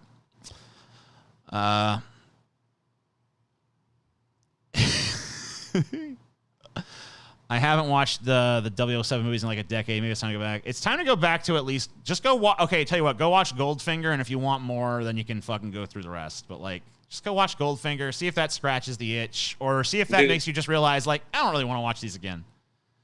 Because that's the one that's gonna do it. Bonds, they're pretty good. Like the first couple of modern Bonds are pretty good, and then the Quantum of Solace shit is unwatchable. Don't do that. But Quantum of Solace, dude, I've never been more bored in a fucking Bond film than Quantum of Solace. And it really, the title alone let me know. Like, it really just sounded like it was a boring title. And I was like, the title's boring. So, dude, you know what he doesn't do much of in that movie? Any James Bond shit. He doesn't fuck anybody. He doesn't like slam puss, dude. Yeah, he needs to. Look, James Bond has to. There's a fucking formula for a Bond film that, in my opinion, you're better off respecting than disrespecting. Yes. I understand that Casino Royale stripped some of that shit away. It was necessary because it was getting a little too fucking much. So they had to fucking strip it down and get it back to the fucking basics and shit and kind of slowly see what works and what doesn't work. But I already know what fucking works about the goddamn Bond film. Big action opener that has fuck all to do with the rest of the movie. Check. Fucking bomb-ass motherfucking theme song and a crazy fucking music video that makes you fucking like that. And it has to make you fucking hype for what's to come. Oh yeah. You hear Goldfinger, you want to know about I want to know everything there is to know about this motherfucker this song is about, right? Yep. So that's the fucking shit. You got to hit him with that. Then you got to kind of fucking then it's a slow burn. The reason the Bond movies open with that big action scene is so that you remember there's like some crazy action. But like that first hour of that Bond film, kind of slow. Setting up the action. It's setting shit up. Every once in a while, I'll give you a fucking car chase or something, or maybe he fights a guy, but it's kind of slow and there's a lot of plot because it's setting shit up. Well, that's when he slams puss. And that's when he's fucking, he fucking fucks at least 2 or 3 women in that time. Yep. Probably there's like a fucking some bitch that he just fucks that he doesn't care about at all. Just he's like, I'll just fuck this bitch. Like, to get some information or and then something. There's some like femme fatale who he's actually interested in. He's like, I'm kind of into this chick. This is like a deeper level of love for like James Bond. He doesn't have anyone like he's not a one woman man. You know what I mean? But like, he's got the bitches. He's got the bitches he just fucks, and he's got the bitches he's fucking into. I'll even use the word love on a James Bond kind of way, level. James Bond only loves one woman, Moneypenny, dude. Yeah. He's like, dude, no matter what he does when he's on the job, he always comes home to Moneypenny, dude. Hell yeah. So anyway, James Bond, he's out there, he's fucking, and then there's probably like the evil bitch that he fucks, even though he knows she's evil, just because it's like for the thrill of like, I fucked the villain, or at least someone who works for the villain. And those are the 3 bitches James Bond fucks. But it's all building up to that big fucking action spectacle. There's usually like one middle of the movie big action spectacle. And then it heats up a little bit and there's like some espionage. Maybe he gets captured. Maybe some stuff like that happens. And then you got the fucking 20 to 25 minute big action fucking spectacle crazy ending where all the shit happens that will set up the whole fucking rest of the movie. And then the fucking credits roll. And at some point, he drinks a martini. At some point, he introduces himself as Bond, James Bond, shaken, not stirred. All the fucking lines everyone loves to fucking hear ritualistically. And then you got yourself a fucking James Bond movie. And there's one movie, like, the formula is never going to be done better than it was, once again, in motherfucking goddamn Goldfinger. That's the fucking Bond movie. You want to watch a James Bond movie? Go watch Goldfinger. You want more after that? There's other ones. But fucking that's the ultimate fucking expression of the goddamn James Bond movie, in my fucking opinion. Yeah, dude, a James Bond movie, like, for me, the only unbreakable rule is he's got to slam some puss in the movie, dude. If I go fucking watch a movie and James Bond does not fucking have sex with somebody in that movie, on screen or off, but like as a matter of plot, James Bond fucked someone. Yes. If that doesn't happen, then I'm going to say to myself when I walk out of that movie, like, I did not see a James Bond film. This is not a canonical James Bond film. It did not deliver on the premise of a James Bond film. I love it. Dude, James Bond is such an absurd franchise. I love it so much. Dude, James Bond is great. It's great. See, the problem with what they're doing right now, James Bond, is that they're trying to, like, we're going to modernize James Bond, bring him into the times and shit. It's like, don't do that. You know what? Quentin Tarantino, if he's going to leave, and his last movie should be, Quentin Tarantino needs to make a fucking James Bond movie. If you want a James Bond movie that's better than Goldfinger, the only motherfucker that could possibly maybe do it would be Quentin fucking Tarantino. Give Quentin Tarantino the reign on a James Bond movie. You will have the best fucking James Bond movie at least in a long time. And you know what? It's not going to be politically fucking correct at all. It's going to be he's going to do a classic style special effects. Hell yeah. I like it. So that's what needs to happen. And then you know what? You don't even need to make another James Bond movie after that. Quentin Tarantino and James Bond can both retire, having made the ultimate fucking expression of the form. Dude, I don't want Quentin to retire, dude. Dude, he's fucking, his eccentricity has made him stupid. All right? Like the same thing that, it's like everyone's fucking greatest strength is their greatest weakness. His greatest strength is he's an eccentric and offbeat guy who thinks in unusual ways. And his fucking biggest weakness is the same fucking thing. Because this idea that, like, I better retire before I start to suck, it's just like, just don't start to suck, Quentin. I promise you that if you try not to suck, you won't suck. You know what I mean? Like, you're not going to suck. Even if you don't try not to suck, you probably won't suck. You're fucking Quentin Tarantino. Yeah, it's like, I don't know if you recognize who the fuck you are. He's like, well, man, fucking if, you know, whatever, fucking Sam Peckinpah took it in earlier. Like, I don't give a fuck about that shit. Did you watch that Bill Maher interview? I can't fucking, dude. Dude, you gotta watch. You know what happened to me the other day? I was watching House, the second story. Yeah. The horror film House, the second story. Yeah. Bill Maher's in that. Yeah, I know. That's what I was getting to. It's like I was watching it, and then all of a sudden Bill Maher fucking shows up. Like, I don't want to fucking see Bill Maher. I didn't know he was in this. Dude, Bill Maher. Dude, you want to do an endurance test? Try and watch an episode of Bill Maher and see if you can stand. No, dude, I used to watch Bill Maher. Me too. With my dad all the fucking time back in the fucking day. And I don't know. So one of two things has happened. Either I was retarded when I was watching Bill Maher, and I was just a fucking complete idiot, and that's very possible. And it's very possible I still am, but I don't think that's what's going on. I think Bill Maher has seriously fucking declined in quality over the fucking years. And I got to say that... he crawled up his own ass, bro. Dude, he is fucking... I mean, like, he was always a smug asshole, so whatever. But, like... Yeah, but, I mean, he got lost up there. Yeah, like, he fucking... Yeah, like, he's lost his fucking way. He's, like, wandering...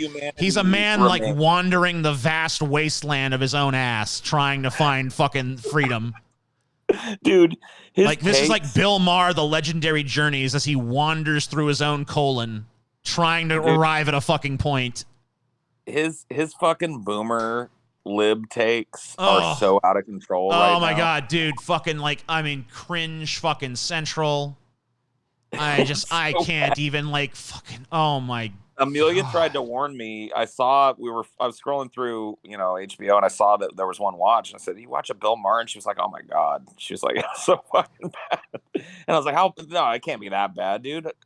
And she goes, "Watch one." And so I did, and it was every bit as bad as she said. I'm not ignoring Streamlabs. You saying the same thing over and over again, and it's appearing on screen, so whatever. But, yeah, Bill Maher fucking... Dude, this guy is getting off on, like, being able to, like, snap your attention every once in a while and get a second of it. I'm okay. I mean, for $6.66 a pop, and he's like not even guaranteed. It's fine. Yeah, that's true. I mean, I'm not trying to dissuade him. I'm just saying. I'm like basically right now for him, I'm like the claw machine, you know? Right. you put in some money, you take your shot. Maybe fucking that teddy bear comes up. Probably not though. Probably it's gonna go like clunk. Those machines were such a fucking scam, bro. Oh my god. Yeah. What were we fucking saying? Something about Bill Maher. Oh, he sucks. Yeah, fuck him. Yeah, Bill Maher is terrible. Unwatchable. I mean, dude, I don't know. I mean, back in the day, religious and shit. I don't know. I thought it was pretty good shit, but dude, I still hate that Bill Maher's not out of the closet too. Oh, like fuck him for this his confirmed bachelordom this late into the game, bro. Oh yeah, like, you think he's gay? Yeah, dude. Oh yeah. I mean, like whatever. I may be wrong, but my gaydar goes off pretty hard with Bill Maher. Dude. He's just too he's too appearance obsessed. He's so like put together. It's too gay. He's too gay. He loves his suits and they're tailored in a specific way, and his hair is just so, and his makeup is done just so for the show, and his nails are perfect. And it's just like there's like an over. I don't know, man. That's just I'm just saying my gaydar's up. Well, whether he's gay or not, I gotta say his show sucks dick. I know that much. When's the last time? Like, I know he wants to fuck Ann Coulter, who is very masculine. Yeah. Oh no, I didn't. He's very masculine. No. Dude, you said it. I didn't say that. Yeah, well, I'll take the heat on that one. She's very masculine. I'll die on that hill. You die on some other hill. For the Bill Maher's actually gay. And yeah, I won't. See, that's the hill I don't want. I'll be on the Ann Coulter's manly side before I take the Bill Maher's a closeted homosexual. Like, he is a closeted homosexual. I mean, it's never occurred to you. Not really. I don't know. But now that you say, I mean, I kind of see what you're saying. I see what you're saying. Well, think about this too. Chelsea says he's at least bi. I trust. Look, if Chelsea says something, it's fucking. I mean, Chelsea's not wrong. She doesn't. I've never fucking seen Chelsea be wrong. It's impossible. So. Yeah, dude. No, you're just. I've always felt this way too, even since back in the '90s. There's just. I don't know. There's something about Bill that, and like, look, dude, he's never connected with anybody romantically ever. So is he like sexless or whatever? I mean, I understand some people try and keep that quiet. I remember there was a story about him having some kind of quarrel with somebody, like one of his like lovers or whatever, like some black chick that he was shacking up with. There was some kind of thing about a fight between them. I remember that's the only thing I've ever seen that confirmed one way or another any sort of relationship with Bill Maher's. He's like not very public about it. Right. Yeah. I mean, you'd think he'd be seen coming and going with people and like. I don't know. He has the air of that like 1950s confirmed bachelor, you know? I see. That Cary Grant. Yeah. Rock Hudson kind of vibe, yeah.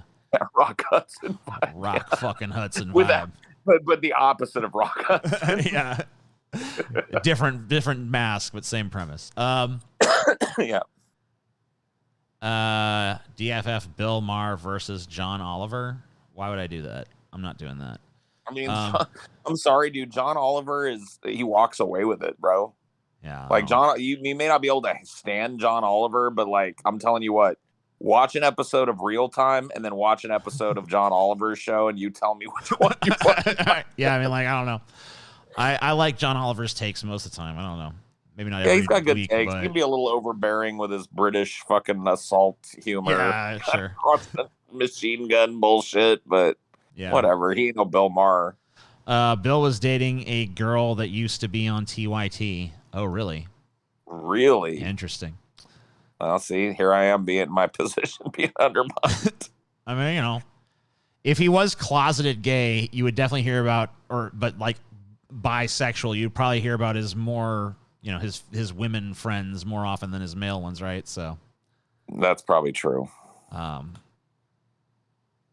He strikes me as that touchy high school teacher. I don't know. I feel like he strikes me as like somebody who fucking wouldn't even like look at you or give you the time of day. just be like someone who's very like snooty and rude and just like condescending and shit. But you know, when he had good takes and shit, and he was actually funny and could make a joke, I was kind of like willing to like be endeared to it. But now Dude, Religulous still stands up. I think it does. It does in my opinion. I mean, it's still funny. Dude, I mean, like he's quick-witted and shit, and like there's stuff that's just in that movie that's undeniably funny. Like whether you fucking agree with it or not. Show, politically incorrect, was like one of the best political shows ever, in my opinion. It was just so. It was so good to get all those like non-usually. I mean, they would mix in a political wonk every once in a while, but mostly it was just like comedians sitting around yelling at each other about politics. It was great. I guess I'm the only one who likes Bill Maher slamming Democrat. I mean, he's always slams from the wrong fucking position, though. Yeah, he's always halfway to right, you know. Like, yeah, I mean, it's like he's kind of, I don't know, he's just like, I don't like his shit. He's always like, and you know, somewhere like between halfway and 3/4 right. My understanding is that Bill Maher relies pretty heavily on his writing staff to form these editorials, and just kind of says whatever the fuck lines he's given at this point, anyway. Oh my God, dude. I remember one of his jokes was just the worst shit I've ever heard. Remember, this was like his latest episode, right? It came out last week. Right. And he said he was doing a joke about how sick Trump was during COVID, which I don't even know where that came from. That hasn't been in the news.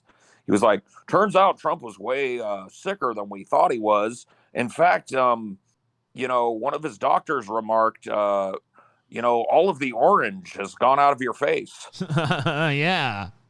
And all of the orange, because he's orange. I was like, is this 2017 again, bro? What is this 2021? Am I on like an old episode? Nope. This is last week's episode. That was the writing staff's joke that got through. Like, so they're even shitting. You know what I mean? Like, Sergio Ribeiro I don't care about said, relying on your writing staff. Yeah. Oh, go ahead. Oh, he gave me 4.9. I said, remember when Bill Maher said Baby Driver was a dumb car movie that contributed to toxic masculinity? Also, Army of the Dead was bad. It was sad to say.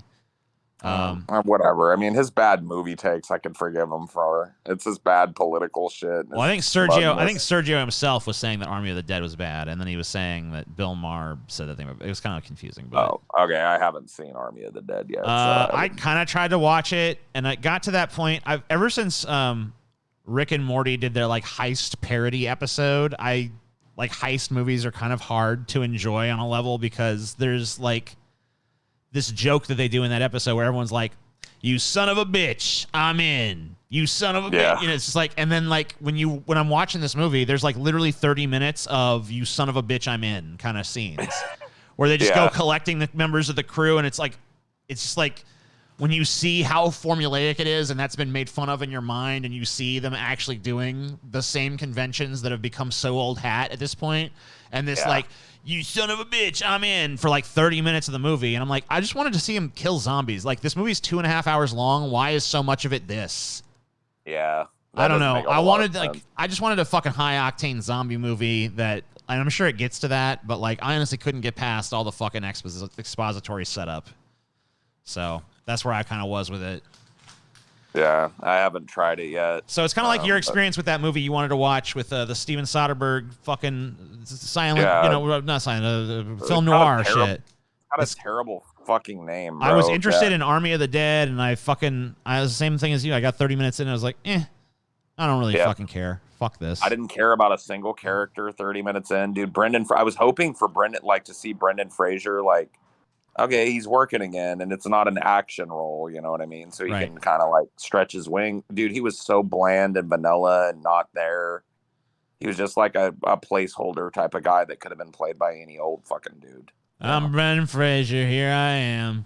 He's like, I'm here to give you the money, and I'm the between you, the boss, and you. So you gonna do anything with this role, Brendan? No, I'm just gonna kind of be here. I'm just gonna do it. He just stands there being fat. I'm fat Brendan Fraser. What do you want? He's real fat. I was in The Mummy. Thanks.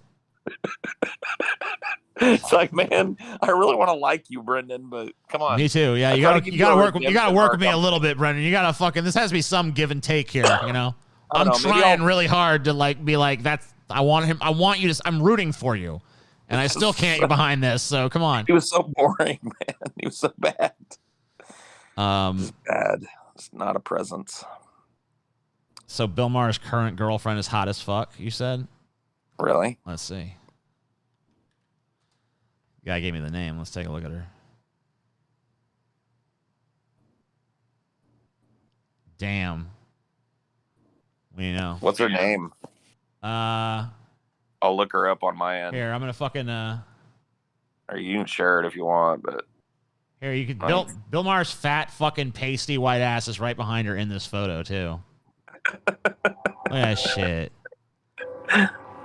He's like Jaws stalking her, man. There's like this fucking bikini model bitch, and then Bill Maher's fat beached whale ass fucking chasing her down the beach with money. Son of a bitch. God damn you. God damn you, Bill. He's secretly gay, folks. He's gay. Damn it. I've always known it. Bill Maher's gay, I swear it. Look at him. Look how he has good personal hygiene. He's so clean. I don't buy it. He's too clean to be straight. He's all manicured and shit. Fuck that guy. Why does anybody ever listen to me or take me That's the funniest shit in my life, bro. Is that I've somehow reached a point where people take me fucking seriously for some reason. It's fucking nuts, isn't it?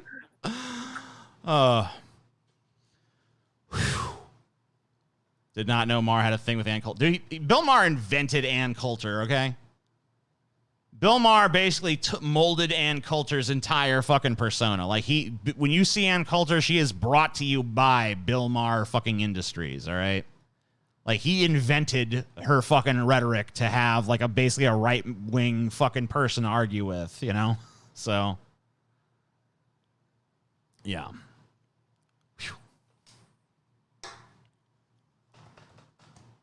Boom, boom, boom, boom, boom, boom, boom.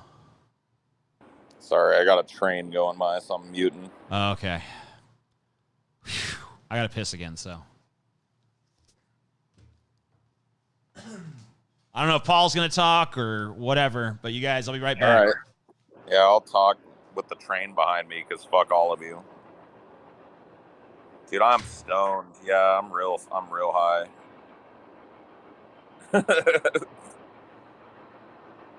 Forgive me for being token furry trash of this chat, but I'm curious as to what Paul's persona would be. I'm assuming a capybara. Yeah, probably. If I had to pick a persona, like that, yeah, either that, like, could you be a hippo and still be a fursona? Because hippos don't have fur, right?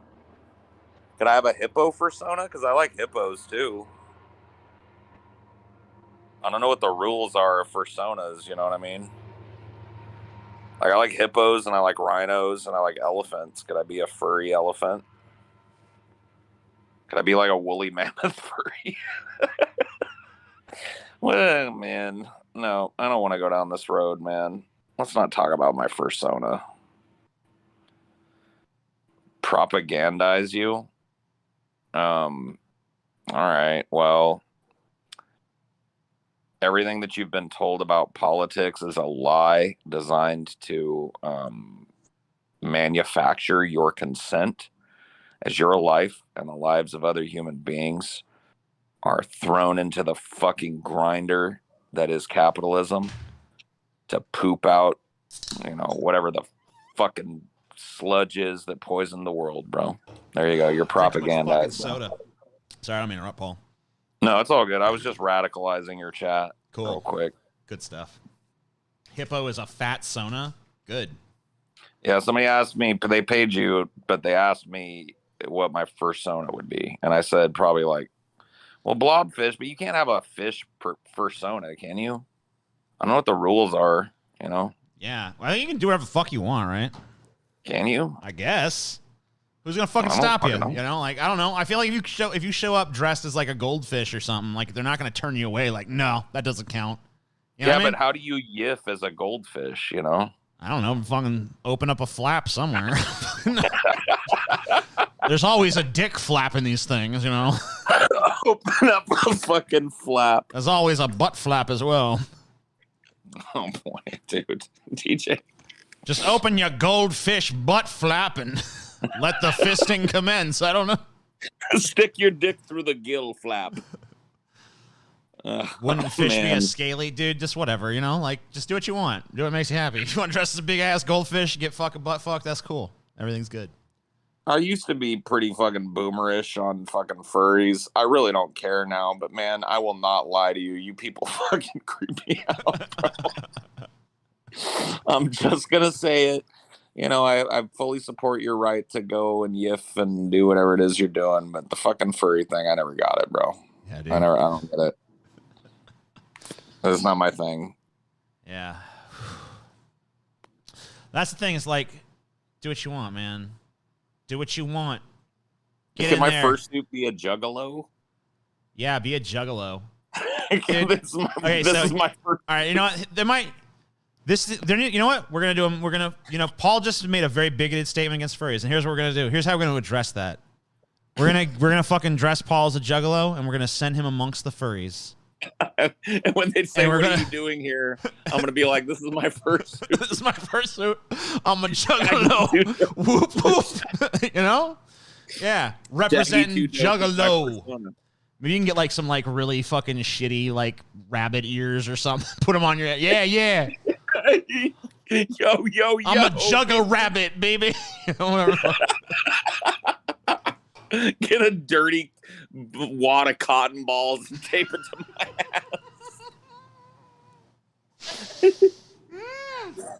ass. Oh, I almost spit out a fucking drink on that one. Okay.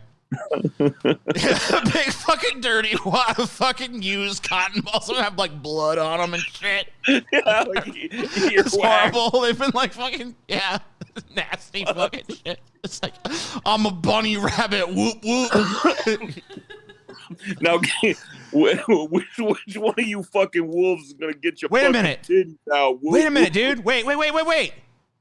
Violent J has gone to fucking furry conventions, dude. True.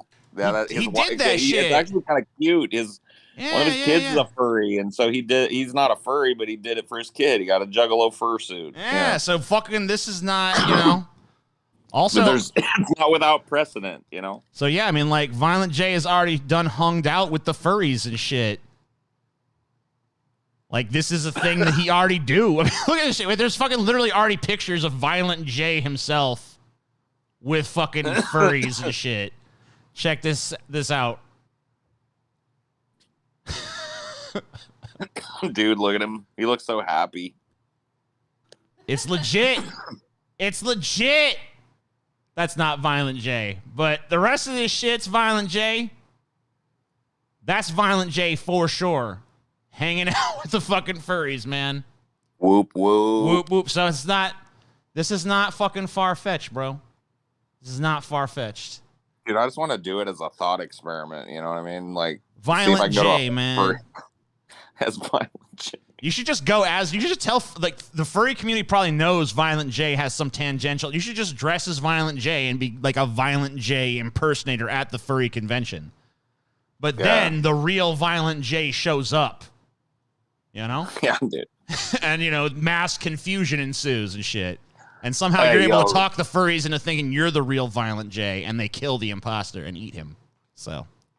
Does that hot-ass wolf have 6 titties? I want to do this, man. I actually want to go to a gathering of the Juggalos before I die, so I got to do that shit. I got to knock that off my fucking bucket list. I'm tired. I'm a Juggalo, dude. I'm a fucking closeted Juggalo.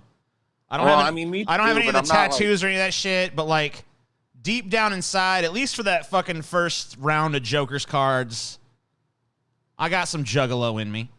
Yeah, me too. There's a little Juggalo strain of DNA. It might break off at a certain point and kind of wander off into some other territory, but you know, there's some Juggalo up in there.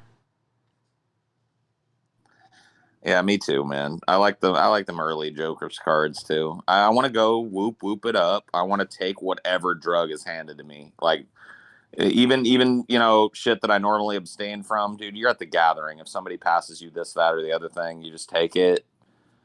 you know, you go fucking puke on the tilt-a-whirl. I just want to do it one time, you know. Dude, imagine the person whose job it is to clean all the puke off of the fucking tilt-a-whirl. Oh my god, yeah. They drink this shit. You know what's funny to me is like while fucking the Republicans and shit were still getting together and like doing gatherings and shit, the fucking juggalos were like, nah, dog, there's a pandemic on. Like the motherfuckers who literally have a song that's like, fuck science, bitch. When there's a pandemic on, they're like, okay, well, you know, better listen to science. It probably knows what it's talking about on this one, y'all. It's like the juggalos are literally, we've come to the point where like Violent J would be a better president than whoever the fucking next Republican president's going to be. So, or Democrat for that matter. Yeah. Yeah, I just want to get fucked up at the gathering, you know what I mean? And just scream whoop whoop until I'm hoarse. Fall asleep in a puddle of mud, you know what I mean? Yeah, just as long as you're not listening to Puddle of Mud. No, they better not be there. I'll skip that year. If no, there's no way they'd fucking bring Puddle of Mud. Dude, I don't know. They booked some fucking rotten ass shit at the gathering. It's like, it's a paycheck. If you guys want to fucking come take the abuse of the juggalos, you can do it. Yeah. You know that's never going to be like a nice crowd, right? I mean, maybe for somebody, but like probably not for you. I wonder if I can be booked at the gathering and just go up and intentionally bomb like a stand-up set. Oh my god. Oh my god, that would be beautiful, dude. Yeah, you should go up there and fucking be like, dude, you should just do like 10 minutes of anti-juggalo shit. Oh my god, they'd kill me. Just be like, you know, juggalos fucking like have like a bunch of like juggalos smell bad jokes. Juggalos are stupid jokes. ICP sucks jokes. Juggalo, pedo. Both end with O's. Interesting. So I got a Sergio Ribeiro. Man, these guys fucking just draining money. My now former friend called me an asshole for and woke for disliking Bill Maher. He refused to watch Kurosawa films or anything on Shudder. He also found faith in God through an acid trip. I took Paul's ideology advice and cut him out of my life. Fuck that. Yep. The sequence of sentences makes me convinced that you probably made the right decision on that one. I accidentally gave you the right advice. Congratulations. Paul, you happenstance into giving that dude good advice. Yeah. Dude, the thing that fucking bothers me is these people that have an acid trip or a DMT trip or whatever, and then it's like, God is real. It's like, dude, you literally took a fucking hallucinogenic drug before you made this fucking discovery. I've seen all kinds of shit on acid that's not fucking true. You know what I mean? Like, I don't care if you were like in heaven and God was there and you felt his presence. It was all in your fucking mind. You're on a drug. Okay? Yeah. Dude, I gotta go get myself some food. It's been a hoot though. Thanks for having me on, dude. All right. Have a good one, Paul. Yeah, I'll catch you tomorrow. See you then. All right, bye. Bye-bye. Paul can't hang with the champ. I could stream for fucking days. Maybe I'll just keep on streaming until my next fucking stream. You know what I mean? I'll just stream and stream and stream. It's just the eternal fucking stream. It never fucking stops, bro. It don't never stop. Anyway, I guess I got to talk to you guys again, so I hope you guys got something on your minds or whatever, because I'm pretty much reliant on you. And if it fails, then the show's probably over, but whatever. I met Jesus in a nightmare. He was selling rocks. Okay. Let me see if I can do something with that. No. Tell him about your dream. Oh, my God. Chelsea, you got to tell him about your dream. What do you think I am? I'm not telling about your dream. You need to fucking, you tell him about it when you're back in that. I'll give him it'll be better to do when I can actually do the voice too. Okay, fine. Because I could actually, I could add shit to that story if you wait for like my voice to get fucking better from whatever the fuck is going on with it. It's my opinion on the French. I don't like them. I don't know. I went to fucking France, and all the people in Nice were annoyingly better than me. And and all the people in Paris were annoyingly not better than me, but thought they were. So, yeah, I don't like it. Did I make the abstract art behind me? No, Chelsea made that one. I've painted a woman with big boobs, and I've painted an alien, and that's what I painted so far. Those are both behind me, but they're like over there. I don't really, I didn't like Speed Racer, so I can't really say I like the Wachowskis all that much because Speed Racer pretty much sucked ass. I didn't care for that. I liked The Matrix, the first one. I didn't think the second two were good. I didn't see Cloud Atlas because it looked fucking stupid. That's it. That's pretty much, I don't even know what else they've made. I don't care about TUIT going after Glenn Greenwald because I honestly have not like necessarily liked a lot of his takes myself. I don't know. I've seen Glenn, I don't know, Glenn Greenwald, it seems like he's like really like forgiving of some fucking, I don't know, weird shit.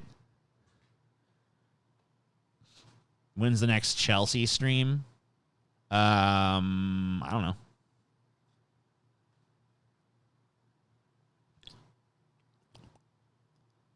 Next time you're ever in the UK, don't go to London. Go to Birmingham, the home of Ozzy Osbourne and the birthplace of metal. I don't know. Greenwald has like a lot of fucking like really weird, like kind of right-leaning takes lately. I don't know. Not necessarily what I'm into.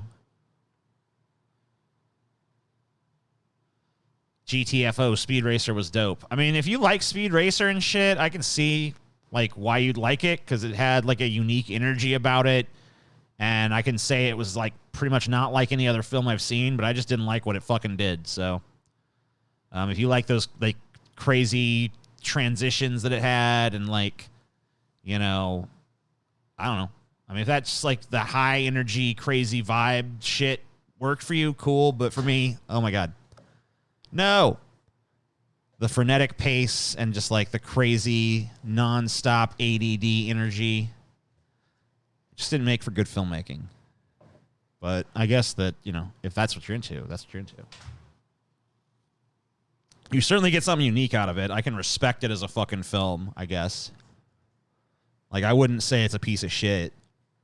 I would say that for me, it felt like a piece of shit because I didn't like it. But, like, if you were in here, like, saying, like, dude, Beverly Hills Chihuahua was good, I'd be like, fuck you. No, it wasn't. But with Speed Racer, I can accept that someone would disagree with me on that because there's, like, something there. I respect it if I don't necessarily like it. So I'll give it that much. What's my favorite Joe Bob Briggs episode? I don't really know because, like, it's so reliant on the movies he's watching. But I also like a lot of the standalone stuff that he does, but it's like hard to remember which stuff happened in which episode because they all kind of blend together and they kind of seem like they're more about the movie that he's watching, which is appropriate. But I like what he brings to any film I'm watching, even if it's like I'll enjoy a movie more because he's providing commentary on it. Usually, there's some movies that are too bad for me to like even get through, even with his assistance. TJ, I've been a fan since I was 16. Show your cloaca. No one gets to see my cloaca. No, even you can't see it, Chelsea. It's too private. Never ask to see a crocodile's cloaca. Is Rick and Morty still good? Has it gotten better or worse? Here's a hot take for you. Rick and Morty has been pretty much entirely consistent in terms of quality. It has not improved significantly, nor has it declined significantly. It is of roughly the same quality that it's always been. There are maybe some differences in terms of like approach or something like that, but qualitatively, you know, well, I should say in terms of quality, I've noticed neither a decline nor an ascension. It seems like it's pretty consistently smart and funny. And the style of humor doesn't seem to have changed much. I thought that the most recent episode, it was probably the first time that I've ever seen Beth show any true empathy to somebody, which I thought was an interesting turn for her character. It was also interesting to see, Morty put in the position that he was put in. So I think that the probably the thing that's like changing the most is the characters are really starting to be able to like express more complex emotions because of our familiarity with them after so many seasons. So it kind of shows me that the show can probably tackle some more heavy, dramatic kind of stuff when it wants to.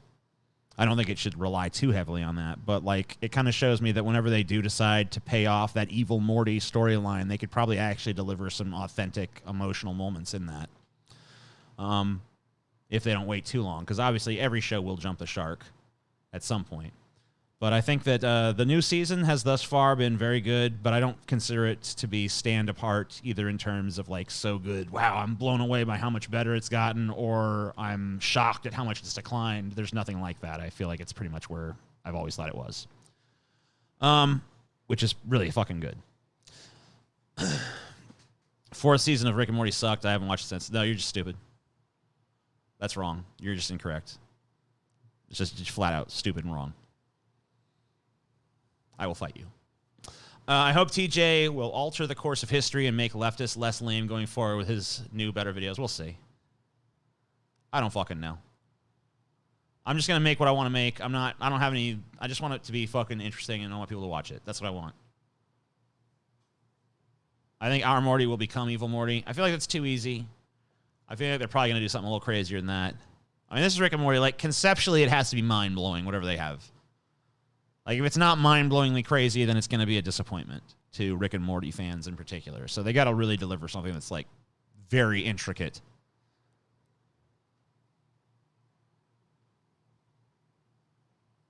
I think that the Season 4 hatred is mostly based around the perception that the fan base of Rick and Morty is cringe.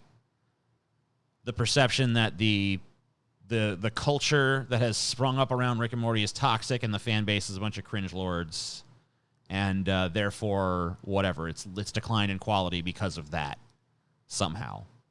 I think that people are looking for some way to not like it so that they didn't have to be associated with those people. But I think that people are starting to wake up to the fact that, like, however cringy the fan base may be, it's still a fucking solid show that's well written, has brilliant fucking characters and crazy concepts that are fucking a lot of fun. So, yeah.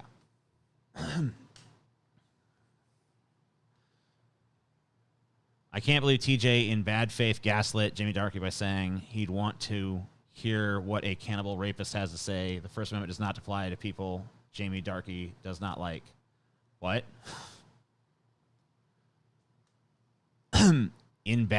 So bad faith gaslit, so you want to hear what cannibal rapist has to say. The First Amendment does not apply to people Jamie Darkey doesn't like?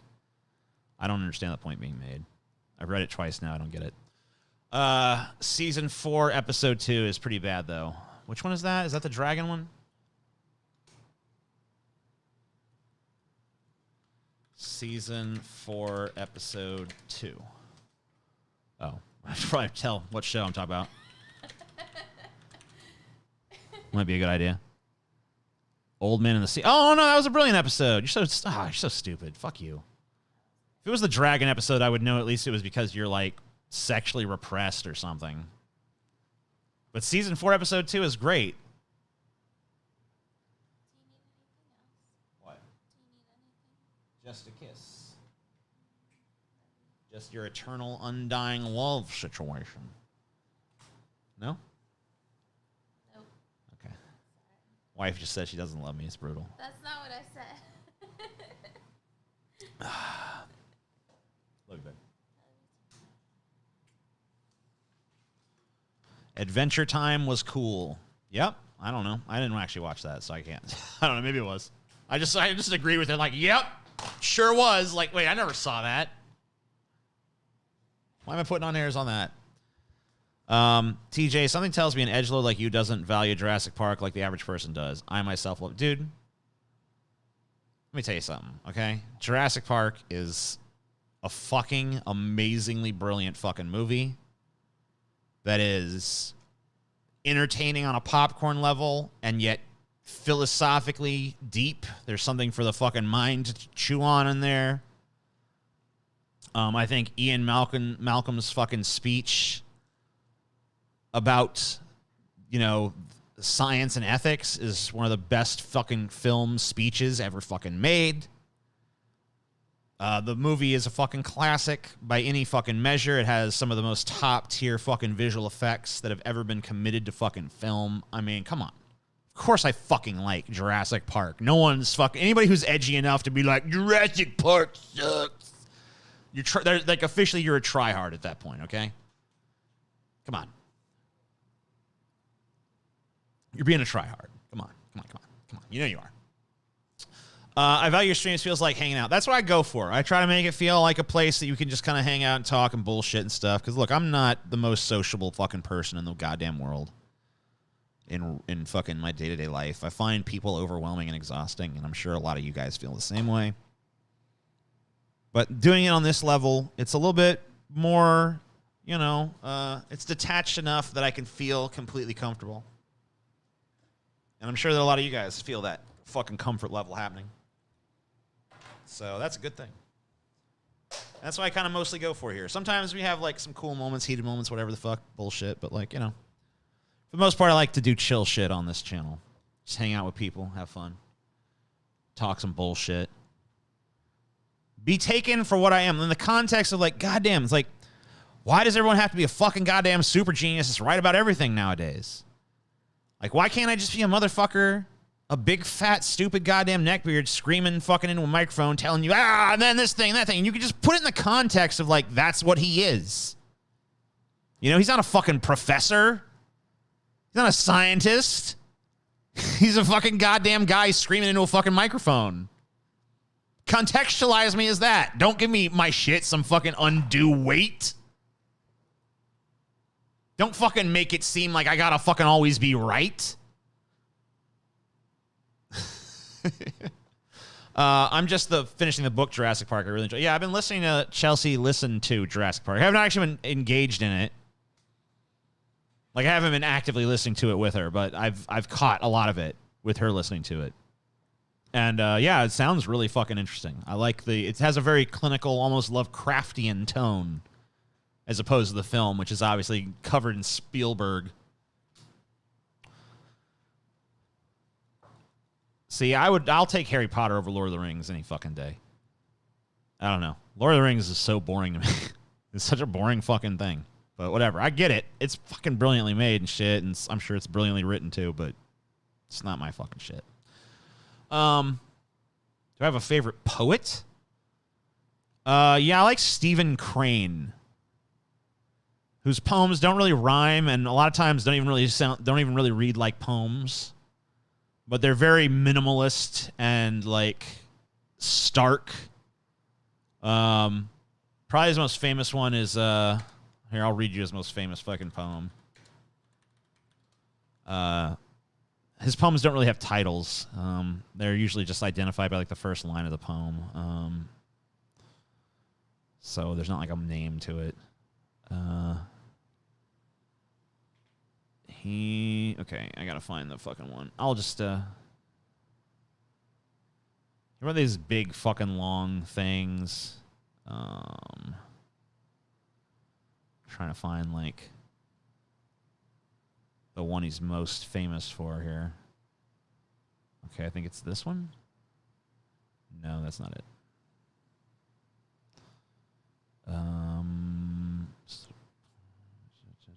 Hold on.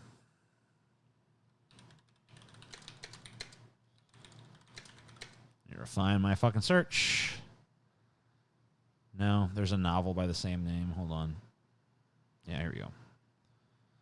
He has several poems that all begin within the desert, so that's why I was fucking struggling to find this. This is In the Desert. You might be familiar with this poem. There's a line in it that's been used about 1,000 times by Stephen Crane, who also wrote, I believe, a war book called The Thin Red Line, which I've not read, but in the desert, I saw a creature, naked, bestial, who, squatting upon the ground, held his heart in his hands and ate of it. I said, "Is it good, friend?" "It is bitter." "Bitter," he answered. "But I like it because it is bitter and because it is my heart." It's probably his most famous one.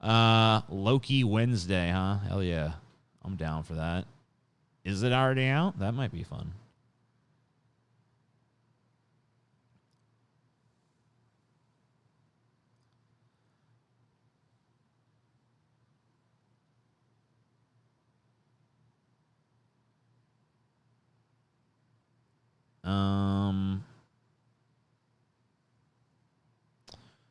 Doot, doot, doot, doot. All right.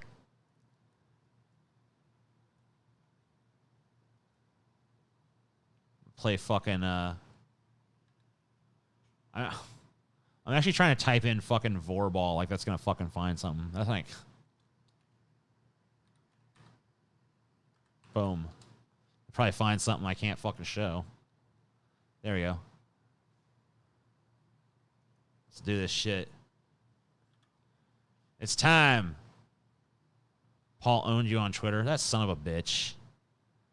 Why is he fucking doing that? I'm gonna kick his ass when I see him. Jennifer's Body. It was hated because people hated Jamie Foxx. Now it's gotten reevaluated as a feminist bisexual horror film. Highly recommended. Megan Fox, another horror film this year called Till Death. Yeah, I've not seen Jennifer's Body. I saw part of it, and I actually thought it was interesting, and I made a mental note to go check it out in its entirety. But I ended up not doing that for whatever reason. I don't know why. I don't have any hatred of Megan Fox. I mean, I don't really like her as a person, I guess, but I don't really even know her as a person. I don't like what's been reported about her, but who fucking knows what to trust as far as that goes, so.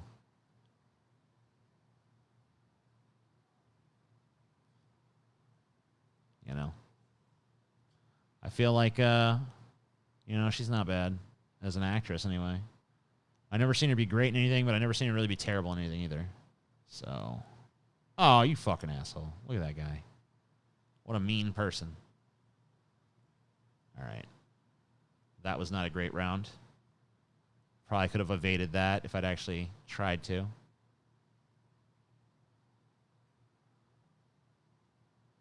So, got to avoid that kind of shit. Don't do it. Find a lot of shit over here. There's a lot of fucking pellets, bro. No.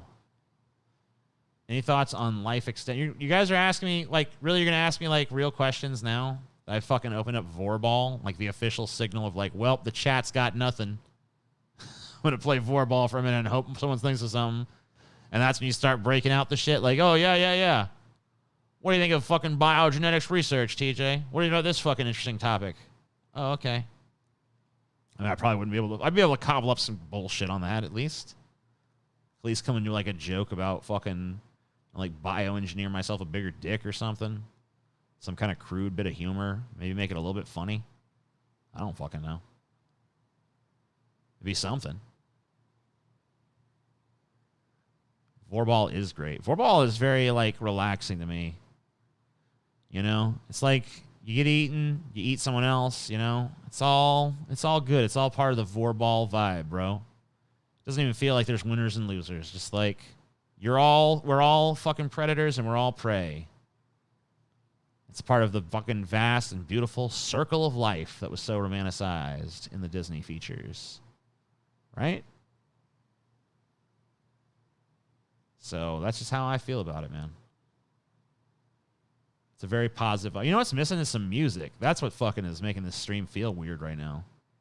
There's nothing fucking playing in the background. I turned it off because Paul was here. Paul's loud enough that, you know, you don't need fucking music going too.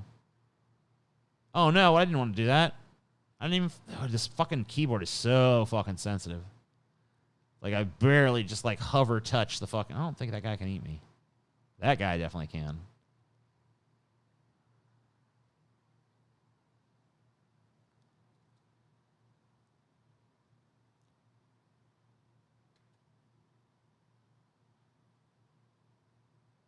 I had to split a lot to do that. Nope, don't do it. Get out of here. No. Nope. I didn't see that fucking guy. I was too cooked up. Yeah, that's the thing. You fucking focus too much on who's trying to eat you. And you forget who's trying to be E10. I didn't even know. I don't think that sentence made sense I just said.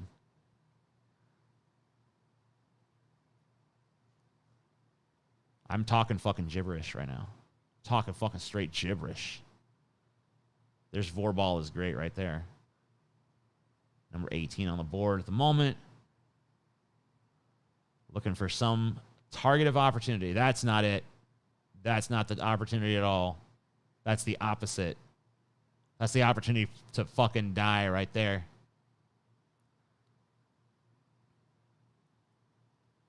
Oh my God, no, he's still coming. Still coming.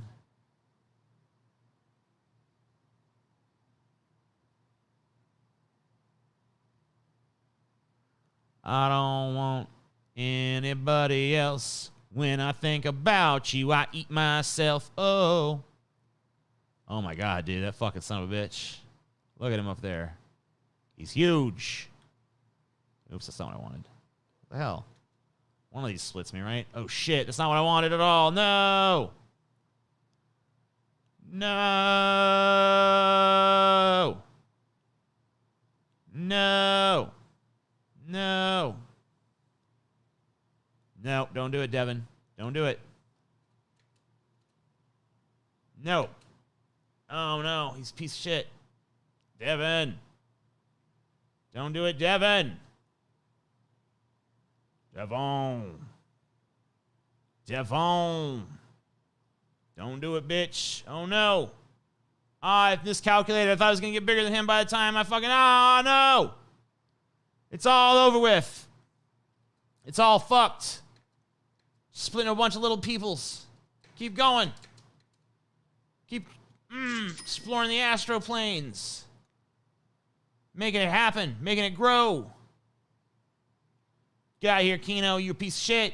You're all pieces of shit. Get away from me. You're all pieces of shit. You're all pieces of shit. Leave me alone, you pieces of shit. Pieces of shit. Leave me alone. No, no, no, no, no. No! Son of a bitch. All right, whatever. You done goofed. Discuss the ethical implications of Vorball. Why? It's just a fucking microcosm of actual nature. The ethical implications are exactly the same as the ethical implications of life itself. Don't you think? That's what I think. You done goofed, bitch!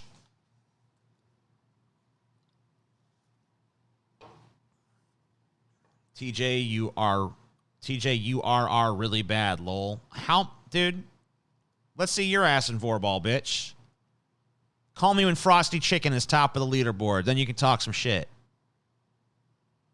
When I fucking log into Vorball and I see Frosty Chicken #1, you can talk all the shit you want about my Vorball skills. Until that time cometh, you can go fuck yourself, Frosty Chicken. Okay? Go fuck yourself in the ass with a fucking corn on the cob, okay?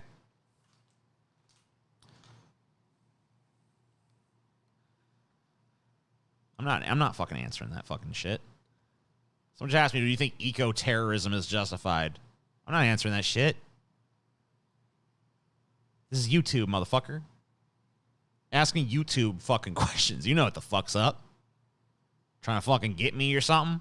Trying to be like, hell yeah, let's engage in eco-terrorism together, y'all. And then YouTube pops in like, uh-oh. Looks like we got a terrorist supporter up in here. So no, do not engage in eco-terrorism. That would be bad. Survey says male friendship is in crisis. Oh no. American men suffer a friendship recession. Nobody likes nobody no more. Maybe we need to stop fucking being so goddamn picky, huh? About our friends. Forgive your friends. Your friend should be someone you can fucking, overlook some shit on, right? You want them to overlook some of your shit, you overlook some of their shit. That's how friendship works. No one overlooks shit, no friends. It's pretty fucking basic shit, right? Where can you find Vorball? You can find it at agar.io. agar.io. Type it right into that browser. You fucking get there. Eco-terrorism is destruction of property. Whatever. TJ, will you only take Discord calls if you are drunk? Probably. And if I'm talking to patrons, too. I'll let you free motherfuckers talk to me. You gotta be gate kept. Teacher, you listen to that One Britain, One Nation song the government are trying to introduce? It's really bad. What are you fucking talking about? One Britain, One Nation? What am I? What's what? There's a song called One Britain, One Nation that the government is like trying to force on you guys? Is it like a new national anthem? What is it? What is it? It's from a week ago? Or it's from months ago? What is this? All right, tell me what I'm seeing here. Okay, is it this? All right, it's horrible so far. Is this it? Oh my god, it's like little kids singing it. I don't want to fucking... What is this? Is it the same shit? This sucks. Oh, I'll just read the fucking lyrics. I don't fucking want to listen to these stupid brats sing. All right, hold up. Let's see. We are Britain. We have one dream. To unite all people in one great team. We are Britain and we have one dream. What is this shit? So yeah, we're going to see between our nation survived many storms and many wars. We opened doors and widened our island shores. We celebrate our differences with love in our hearts, united forever and never apart. Okay. The song is just cringe shit. See, this is the problem. When you try to do this shit, like, if a fucking song came along that organically fucking made people want to unite and you embrace that, that's cool. But, like, you cannot force that fucking song to happen. You're not going to fucking... We will renounce all our hatred and the things that divide us, and we will all focus on the things that unite us. We are one Britain, and we all get along, and that's why we sing the One Britain song. Like, it's never going to work that way, bitch. Listens to a song, like, because there's... Shut up. You're fucking cringe, bitch. Get out of here. Get out of my fucking shit, bitch. You heard the song. It fucking sucked ass. There's a bunch of little kids. You're getting a timeout. Next time you fucking say something retarded to me, you're fucking gone. That's the rule for you, Frosty Chicken. You fucking insult my vorball skills. You come in here, you fucking defend some piece of shit song that everyone fucking knows is shit. You gotta fucking go, bitch. No one, you cannot force a song like that to happen. If a song comes along organically that people like, that fucking has a message of unity, then fucking by all means embrace that song. But if you try to force that song, you're gonna end up with some fucking major league fucking cringe ass bullshit that's gonna just drive people away and make like people. I hear that song and it makes me want to like not like people. You know what I mean? Like I hear a song about how everyone should just get along and I want to go punch anybody in the fucking face. So you've accomplished the opposite of what you're trying to. Clearly the thumbs down on the video fucking show that no one likes the fucking song. So get lost with that. Unbelievably awful. Nothing's wrong with the lyrics. The problem, I disagree with you. There's nothing wrong with the fucking content of the lyrics, but there's something very wrong with the fucking delivery system and the fucking forcedness of it. Like I said, if the message is not necessarily bad, everybody getting along and working together and fucking focusing on their similarities rather than their differences is not a fucking inherently negative fucking thing, obviously. But a fucking schmaltzy ass song that's like fucking condescending and just like, you know, tries to shove that message down your fucking throat with a bunch of little kids and stuff. I mean, that's just fucking cringe as fuck, bro. Everyone feels patronized by something like that.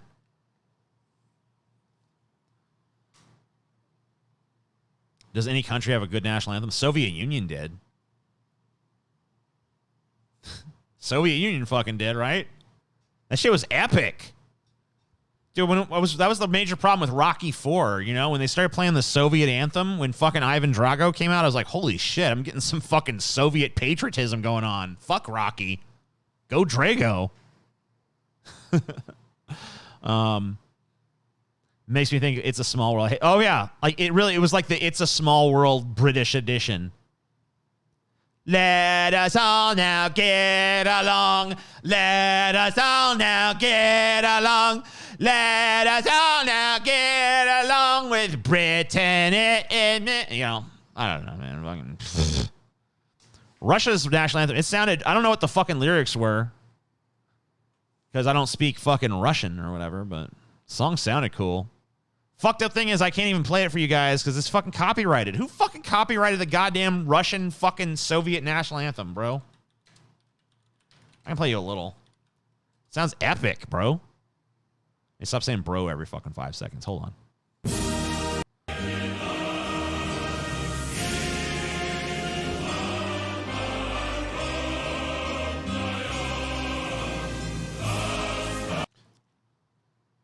If there was one team singing that fucking song right there, like that, and there was another team going, "Oh, say, can you see?" I don't know. I would count on the motherfucking, I would count on those people to win. Not how it played out in real life, but that would be my initial impression. So yeah, pretty badass national anthem. Makes them fucking sound more badass than they apparently actually were. Lose to our pathetic asses.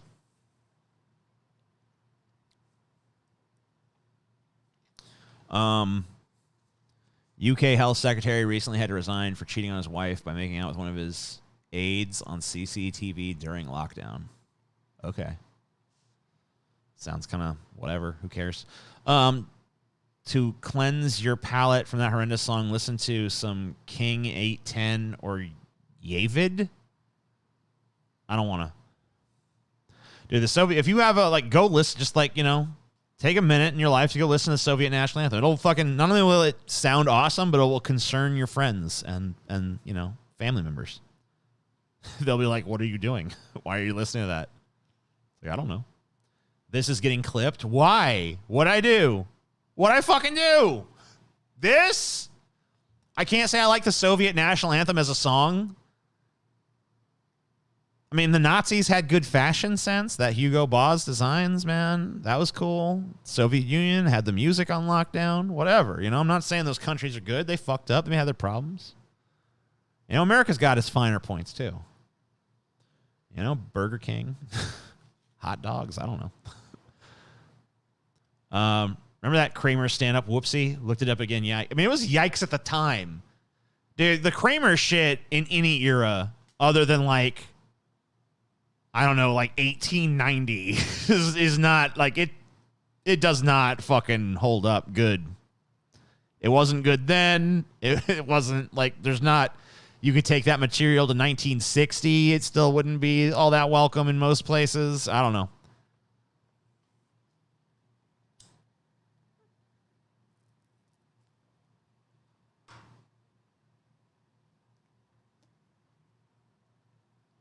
That was not, you're not going to get a warm fucking round of applause on that fucking material in many times or places, to be honest with you.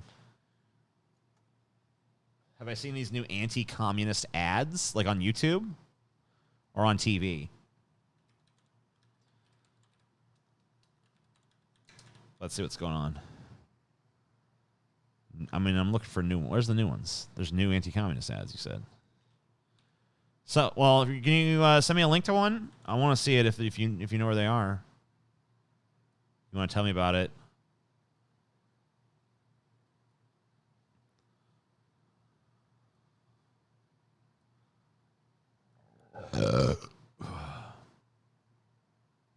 Wash is about to call you a tanky, lol. No. It's a good meme to pledge use the Soviet anthem. Yeah, whatever, Dude, Soviet anthem is a fucking banger, dude. I don't know what to fucking tell you, dude. What? I'm supposed to deny the song? Fuck. I mean, someone asked me, is there a good national anthem? And there was. The Soviet national anthem. It sounds like the fucking, it literally sounds like the fucking, like a Star Wars piece of music or something. I don't know. It's crazy. They're coming at you. I would be intimidated by anyone fucking, I've never heard a national anthem that sounded cool before. That's the only cool fucking sounding national anthem. I mean, America's national anthem is whatever. It's okay, I guess. It's better than Canada's, But it's whatever. We don't have that cool of a national anthem. It's pretty lame. The only cool parts then the rocket's red glare, the bombs bursting in air, gave proof through the night that our flag was still there. That part's kind of cool. But, like, I don't know. Most of it sucks ass, and, like, that part's not even really that good.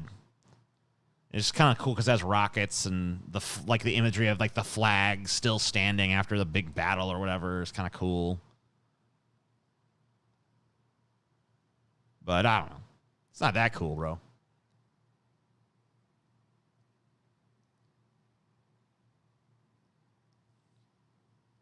And we got a cool flag. U.S. flag is a pretty... I mean, like, it's a top-tier flag. Maybe it's not the very best flag, but it's up there. You can just tell that by how many fucking other motherfuckers have, like, ripped off our flag. Because a lot of people have been like, yeah, we're going to do the same kind of thing. No. We're the best flag.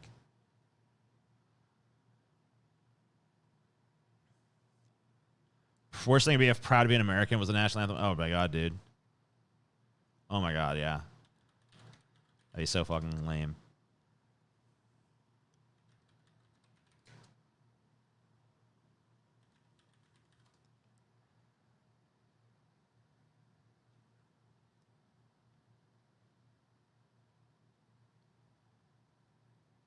What's the name? What even is the name of that fucking song?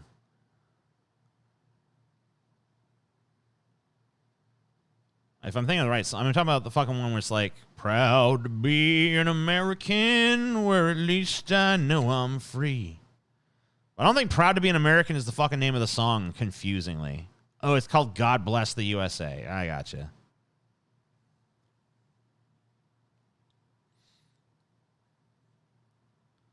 Well, I guess I gotta get the I covered my heart to the Soviet national anthem, so I guess I gotta do this. I gotta do it. Show people I'm patriotic. Yeah. That's right.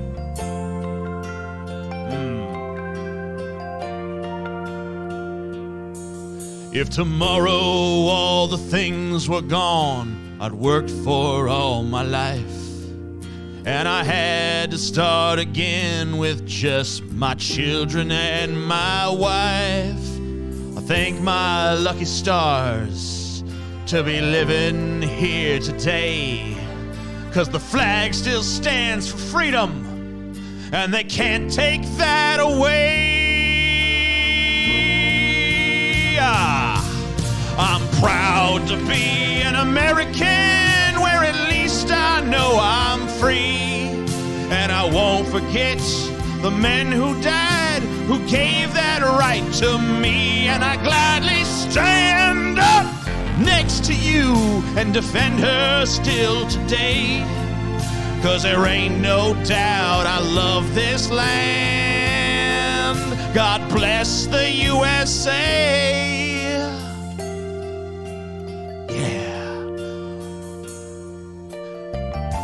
And now for the verse no one remembers. From the lakes of who gives a rotten fuck to the hills of wherever, across the plains of somewhere, from sea to shining sea, from Detroit for some reason, and New York to LA, shitholes where there's pride in every American heart. And it's time we stand and say, I'm proud to be an American, where at least I know I'm free, and I won't forget the men who died, who gave that right to me, and I'd gladly stand up next to you and defend her still today, 'cause there ain't no doubt I love this land. God bless the USA. And I'm proud. Yeah, I'm so proud. I'm proud to be an American, where at least I know I'm free, and I won't forget the men who died, who gave that right to me, and I gladly stand up next to you and defend her still today, 'cause there ain't no doubt I love this land. God bless the USA.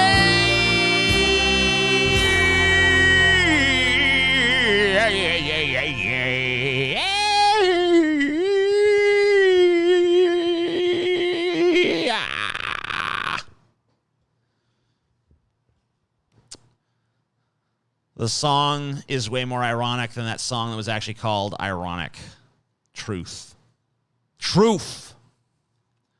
And I can't forget the man who died and gave their right to me. And I proudly stand up next to you and defend her still today.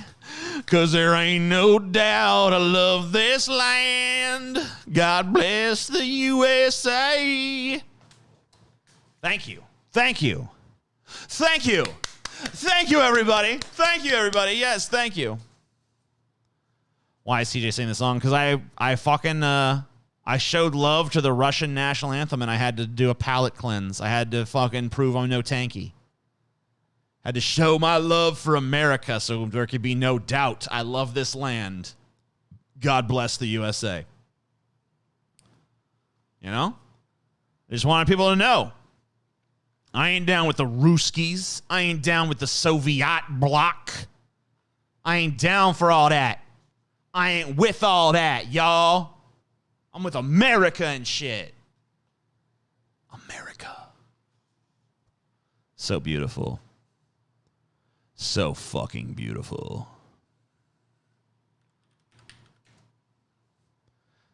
Yeah, it is kind of lame that there's a song called Ironic that doesn't really contain very much irony. Like, a few things, I think, are kind of ironic.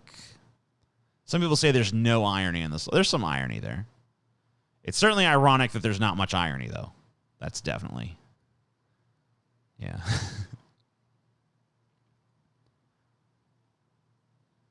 And isn't it ironic? Don't you think? It's like rain on your wedding day. It's a free ride. When you've already paid, it's a good advice that you just didn't take. And who would have thought it figures? Kind of a cool song, though, honestly. But yeah, not a lot of irony in the lyrics.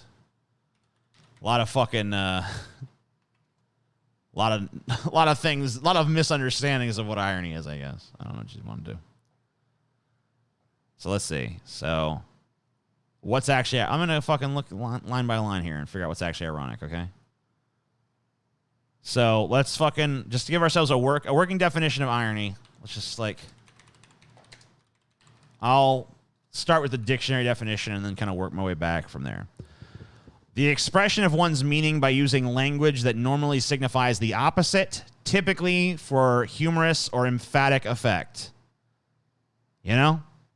So basically, like, saying the opposite, but in a way, like, that draws fucking attention to the fucking incongruity, basically. You know what I mean? A state of affairs or an event that seems deliberately contrary to what one expects and is often amusing as a result. So basically, like, the outcome being completely the opposite of the expectation. You know? Usually in some kind of poetic way. You know, like being crushed to death by your own headstone or something, you know?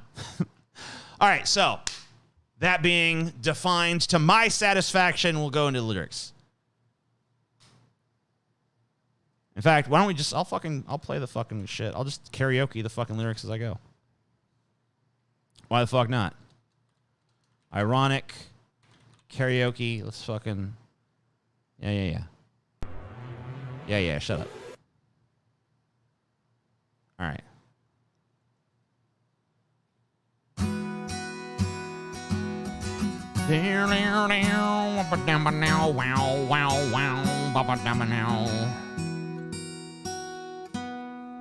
Old man turned 98. He won the lottery, died the next day. It's a black fly in your Chardonnay. It's a death row pardon, 2 minutes too late. Isn't it ironic? All right, so that's the first fucking thing there. An old man turned 98, he won the lottery, and died the next day. Well, an old man dying at... Someone dying at 98 is not ironic. It's actually pretty expected.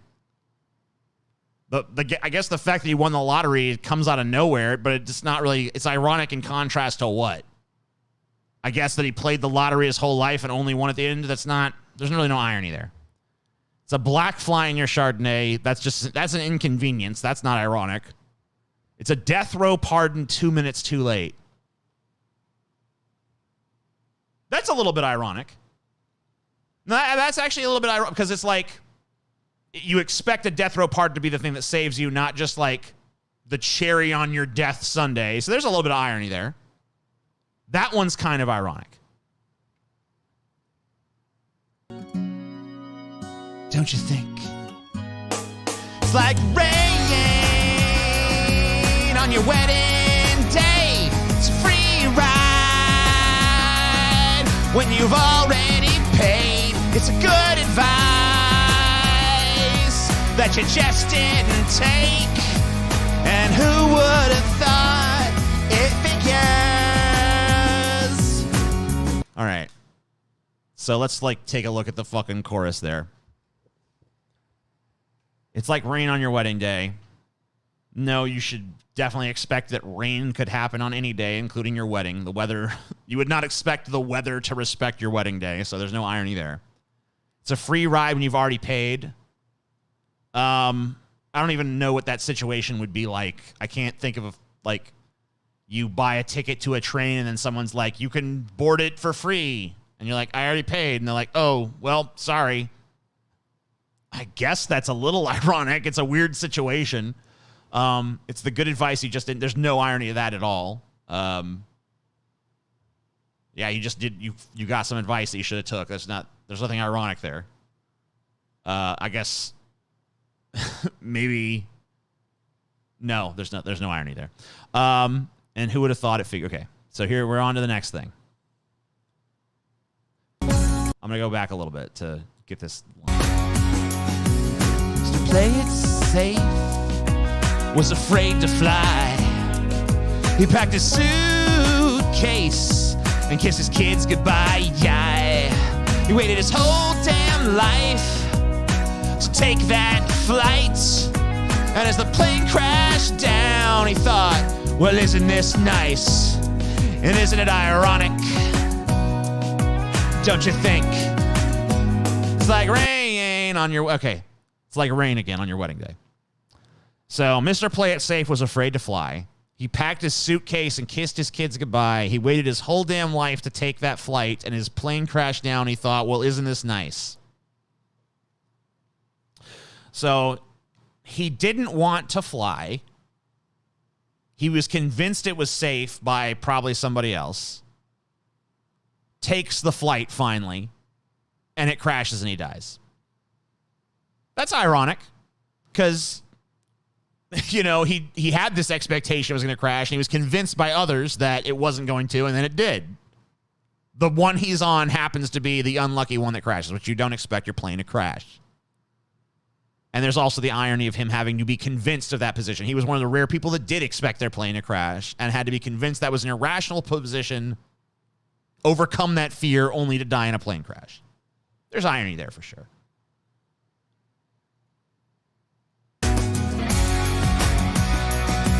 On your wedding day, it's a free ride. When you've already paid, it's the good advice that you just didn't take. And who would have thought it figures? Well, life has a funny way sneaking up on you when you think everything's okay and everything's going right.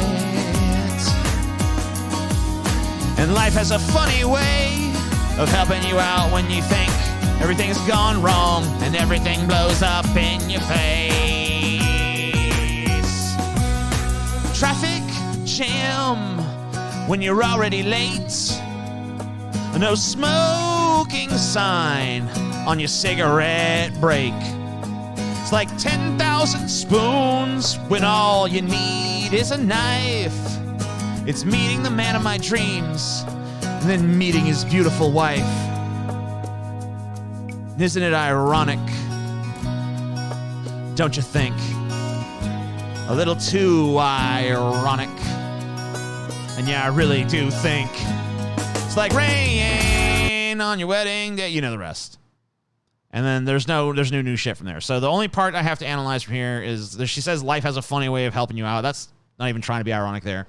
So here's the last bit of supposed irony. A traffic jam when you're already late. No. A traffic jam is never an unexpected occurrence. It can happen anytime. A no smoking sign on your cigarette break. You know, I would imagine that you know where to go on your cigarette break and you're not going to go somewhere that has a no smoking sign. Probably, unless you're just like wanting to be rebellious. It's not ironic in any case. It's just a sign that won't let you do what you want to do. There's no irony there. It's like 10,000 spoons when all you need is a knife. Okay, let me think of this one. Okay, so 10,000 spoons when all you need is a knife. I guess that you have some expectation of there being the silverware like that you need there, and there's all this other stuff you don't need. I don't know. Maybe tiny bit. I don't really think so, but I'm willing to give it some benefit of the doubt. It at least kind of has like a feel of irony. It's me, the man of my dreams, the meeting his beautiful wife. There's nothing ironic about that whatsoever. You know, people are, whatever, entangled and shit. There's no reason you would just expect everyone you meet to be single. So, yeah, there's not really a lot of playing with expectations here. So, yeah. The only verse of the song I think actually fucking nails the irony angle is the guy who's afraid to fly, has to be convinced to do it, and then crashes and dies in a fucking plane crash when he finally works up the courage to do it. I think there's some irony there, but otherwise there's barely any fucking irony in the song. Maybe a few things that he was like, maybe, kind of. So I don't really feel like Alanis Morissette had a fucking strong concept of what irony was when she wrote this song, but, you know.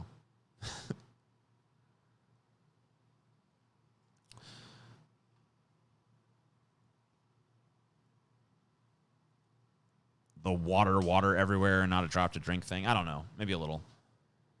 Most is just bad luck. Yeah, like bad luck and inconveniences and just like, life sucks.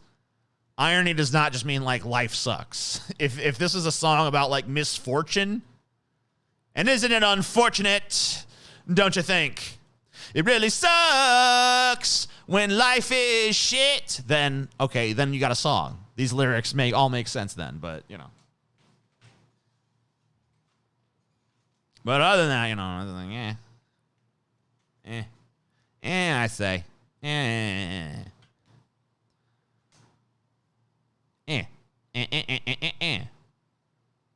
You're all scum.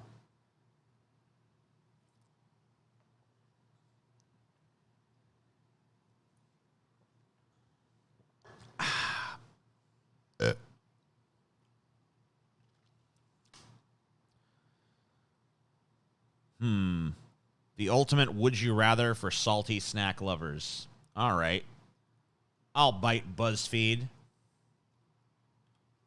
At least it's not going to tell me, like, it's going to know my age or, like, my darkest secret or whatever based on this. At least it's just being like, yeah, tell us what you like better, and then you can look at other people's results.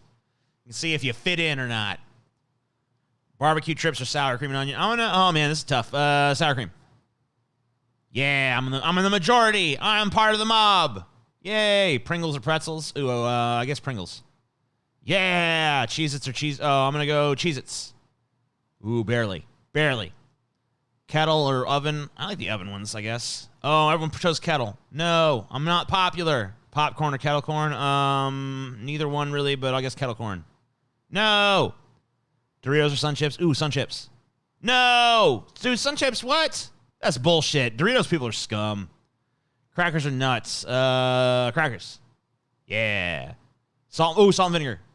Yeah. Tortilla chips or tortillas. Yeah, Fritos suck. Funyuns or goldfish? Ooh, goldfish. Yeah. I'm in the majority in everyone but the Doritos one because Doritos are so fucking overrated. Do. I hate fucking Doritos, dude. I'm at the point now where I hate Doritos. I said that sentence. I didn't think I was going to say that, but I just said it, and I'm not going to back it down. I'm fucking dying on the Dorito hating hill. I don't even really actually hate Doritos, but just the fact that some people overlove Doritos, I feel like a need to hate them now. I feel like I need to be the fucking voice of contrarianism and fucking say Doritos are not all that fucking... They're not all that in a bag of fucking Doritos, bro. Sun Chips are dope. What the fuck's wrong with Sun Chip? Sun Chip is way more interesting to eat than a fucking Dorito, bro.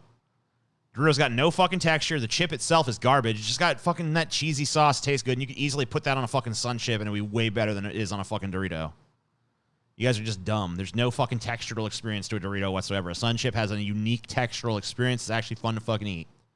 Doritos are fucking trash, cracker, motherfucking pieces of shit. It's barely even a fucking chip, okay? It's like the most underwhelming tortilla chip in the world just sprinkled with fucking Dorito dust, okay? You don't even like the chip. You like the dust. You're a dust addict, okay? You need to fucking look into a 12-step program to cure yourself of your stupid bullshit. You're pissing me off with your fucking lies, okay?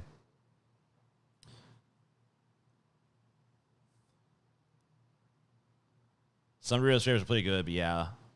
They're pretty overrated fucking snack food, man. I gotta be fucking totally frank. Oh my god, dude. I had this cheese the other day. Oh my god, my fucking wife was like, you gotta try this cheese. And she's like, she brings me this cheese, right? It's this fucking jalapeno fucking cheese or whatever the fuck. It's like jalapeno whiskey cheese. I don't know what the fuck, man. I gotta fucking get the name. Okay, whatever. It was fucking amazing, though. I fucking ate that shit. I came in my fucking pants. It was such, oh my god, I want to be a cheese snob. I'm gonna just become a cheese snob. I want to just eat cheese and review cheese. That's my newest fucking career ambition. Become a fucking cheese snob, a novelist, and a filmmaker. And then I'm good. Sun Chips taste great, but the bag is too loud. Doritos for me. Yeah, them fucking loud-ass Sun Chip bags. What are they thinking with them bags, bro? What they thinking with them bags? No, no, no. What's your no, no, no? And why are you knowing me? Chelsea, don't know. Don't say no, baby. Baby, no, no, no. Yes, yes, yes. No, no, no. You want to watch Money Heist, babe?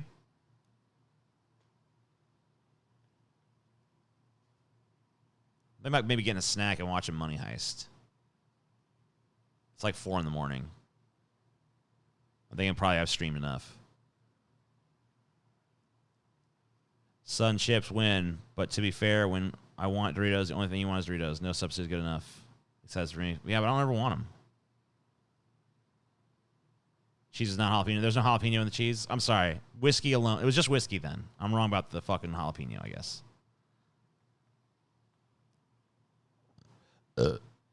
Yes, yes, yes. Yes, yes, yes, yes, yes. All right. Well, thank you guys for watching. Thank you, everyone who watched the stream. Give it a thumbs up. Subscribe to this channel if you ain't. Go subscribe to Amazing Atheist channel if you ain't. Go subscribe to Deep Fat Fried Podcast if you ain't. Go check out all the fucking stuff we do. Go check out our Patreon. Blah, blah, blah, blah, blah. You know the drill. Love you guys. Thank you so much. Thank you for all the people who donated. Thank you for all the people who chatted. Thank you for all the people who just fucking shut up and listened to what I had to say. I appreciate each and every motherfucking one of you. Love you all. Blah, blah, blah, blah, blah. You get the fucking gist. Bye-bye.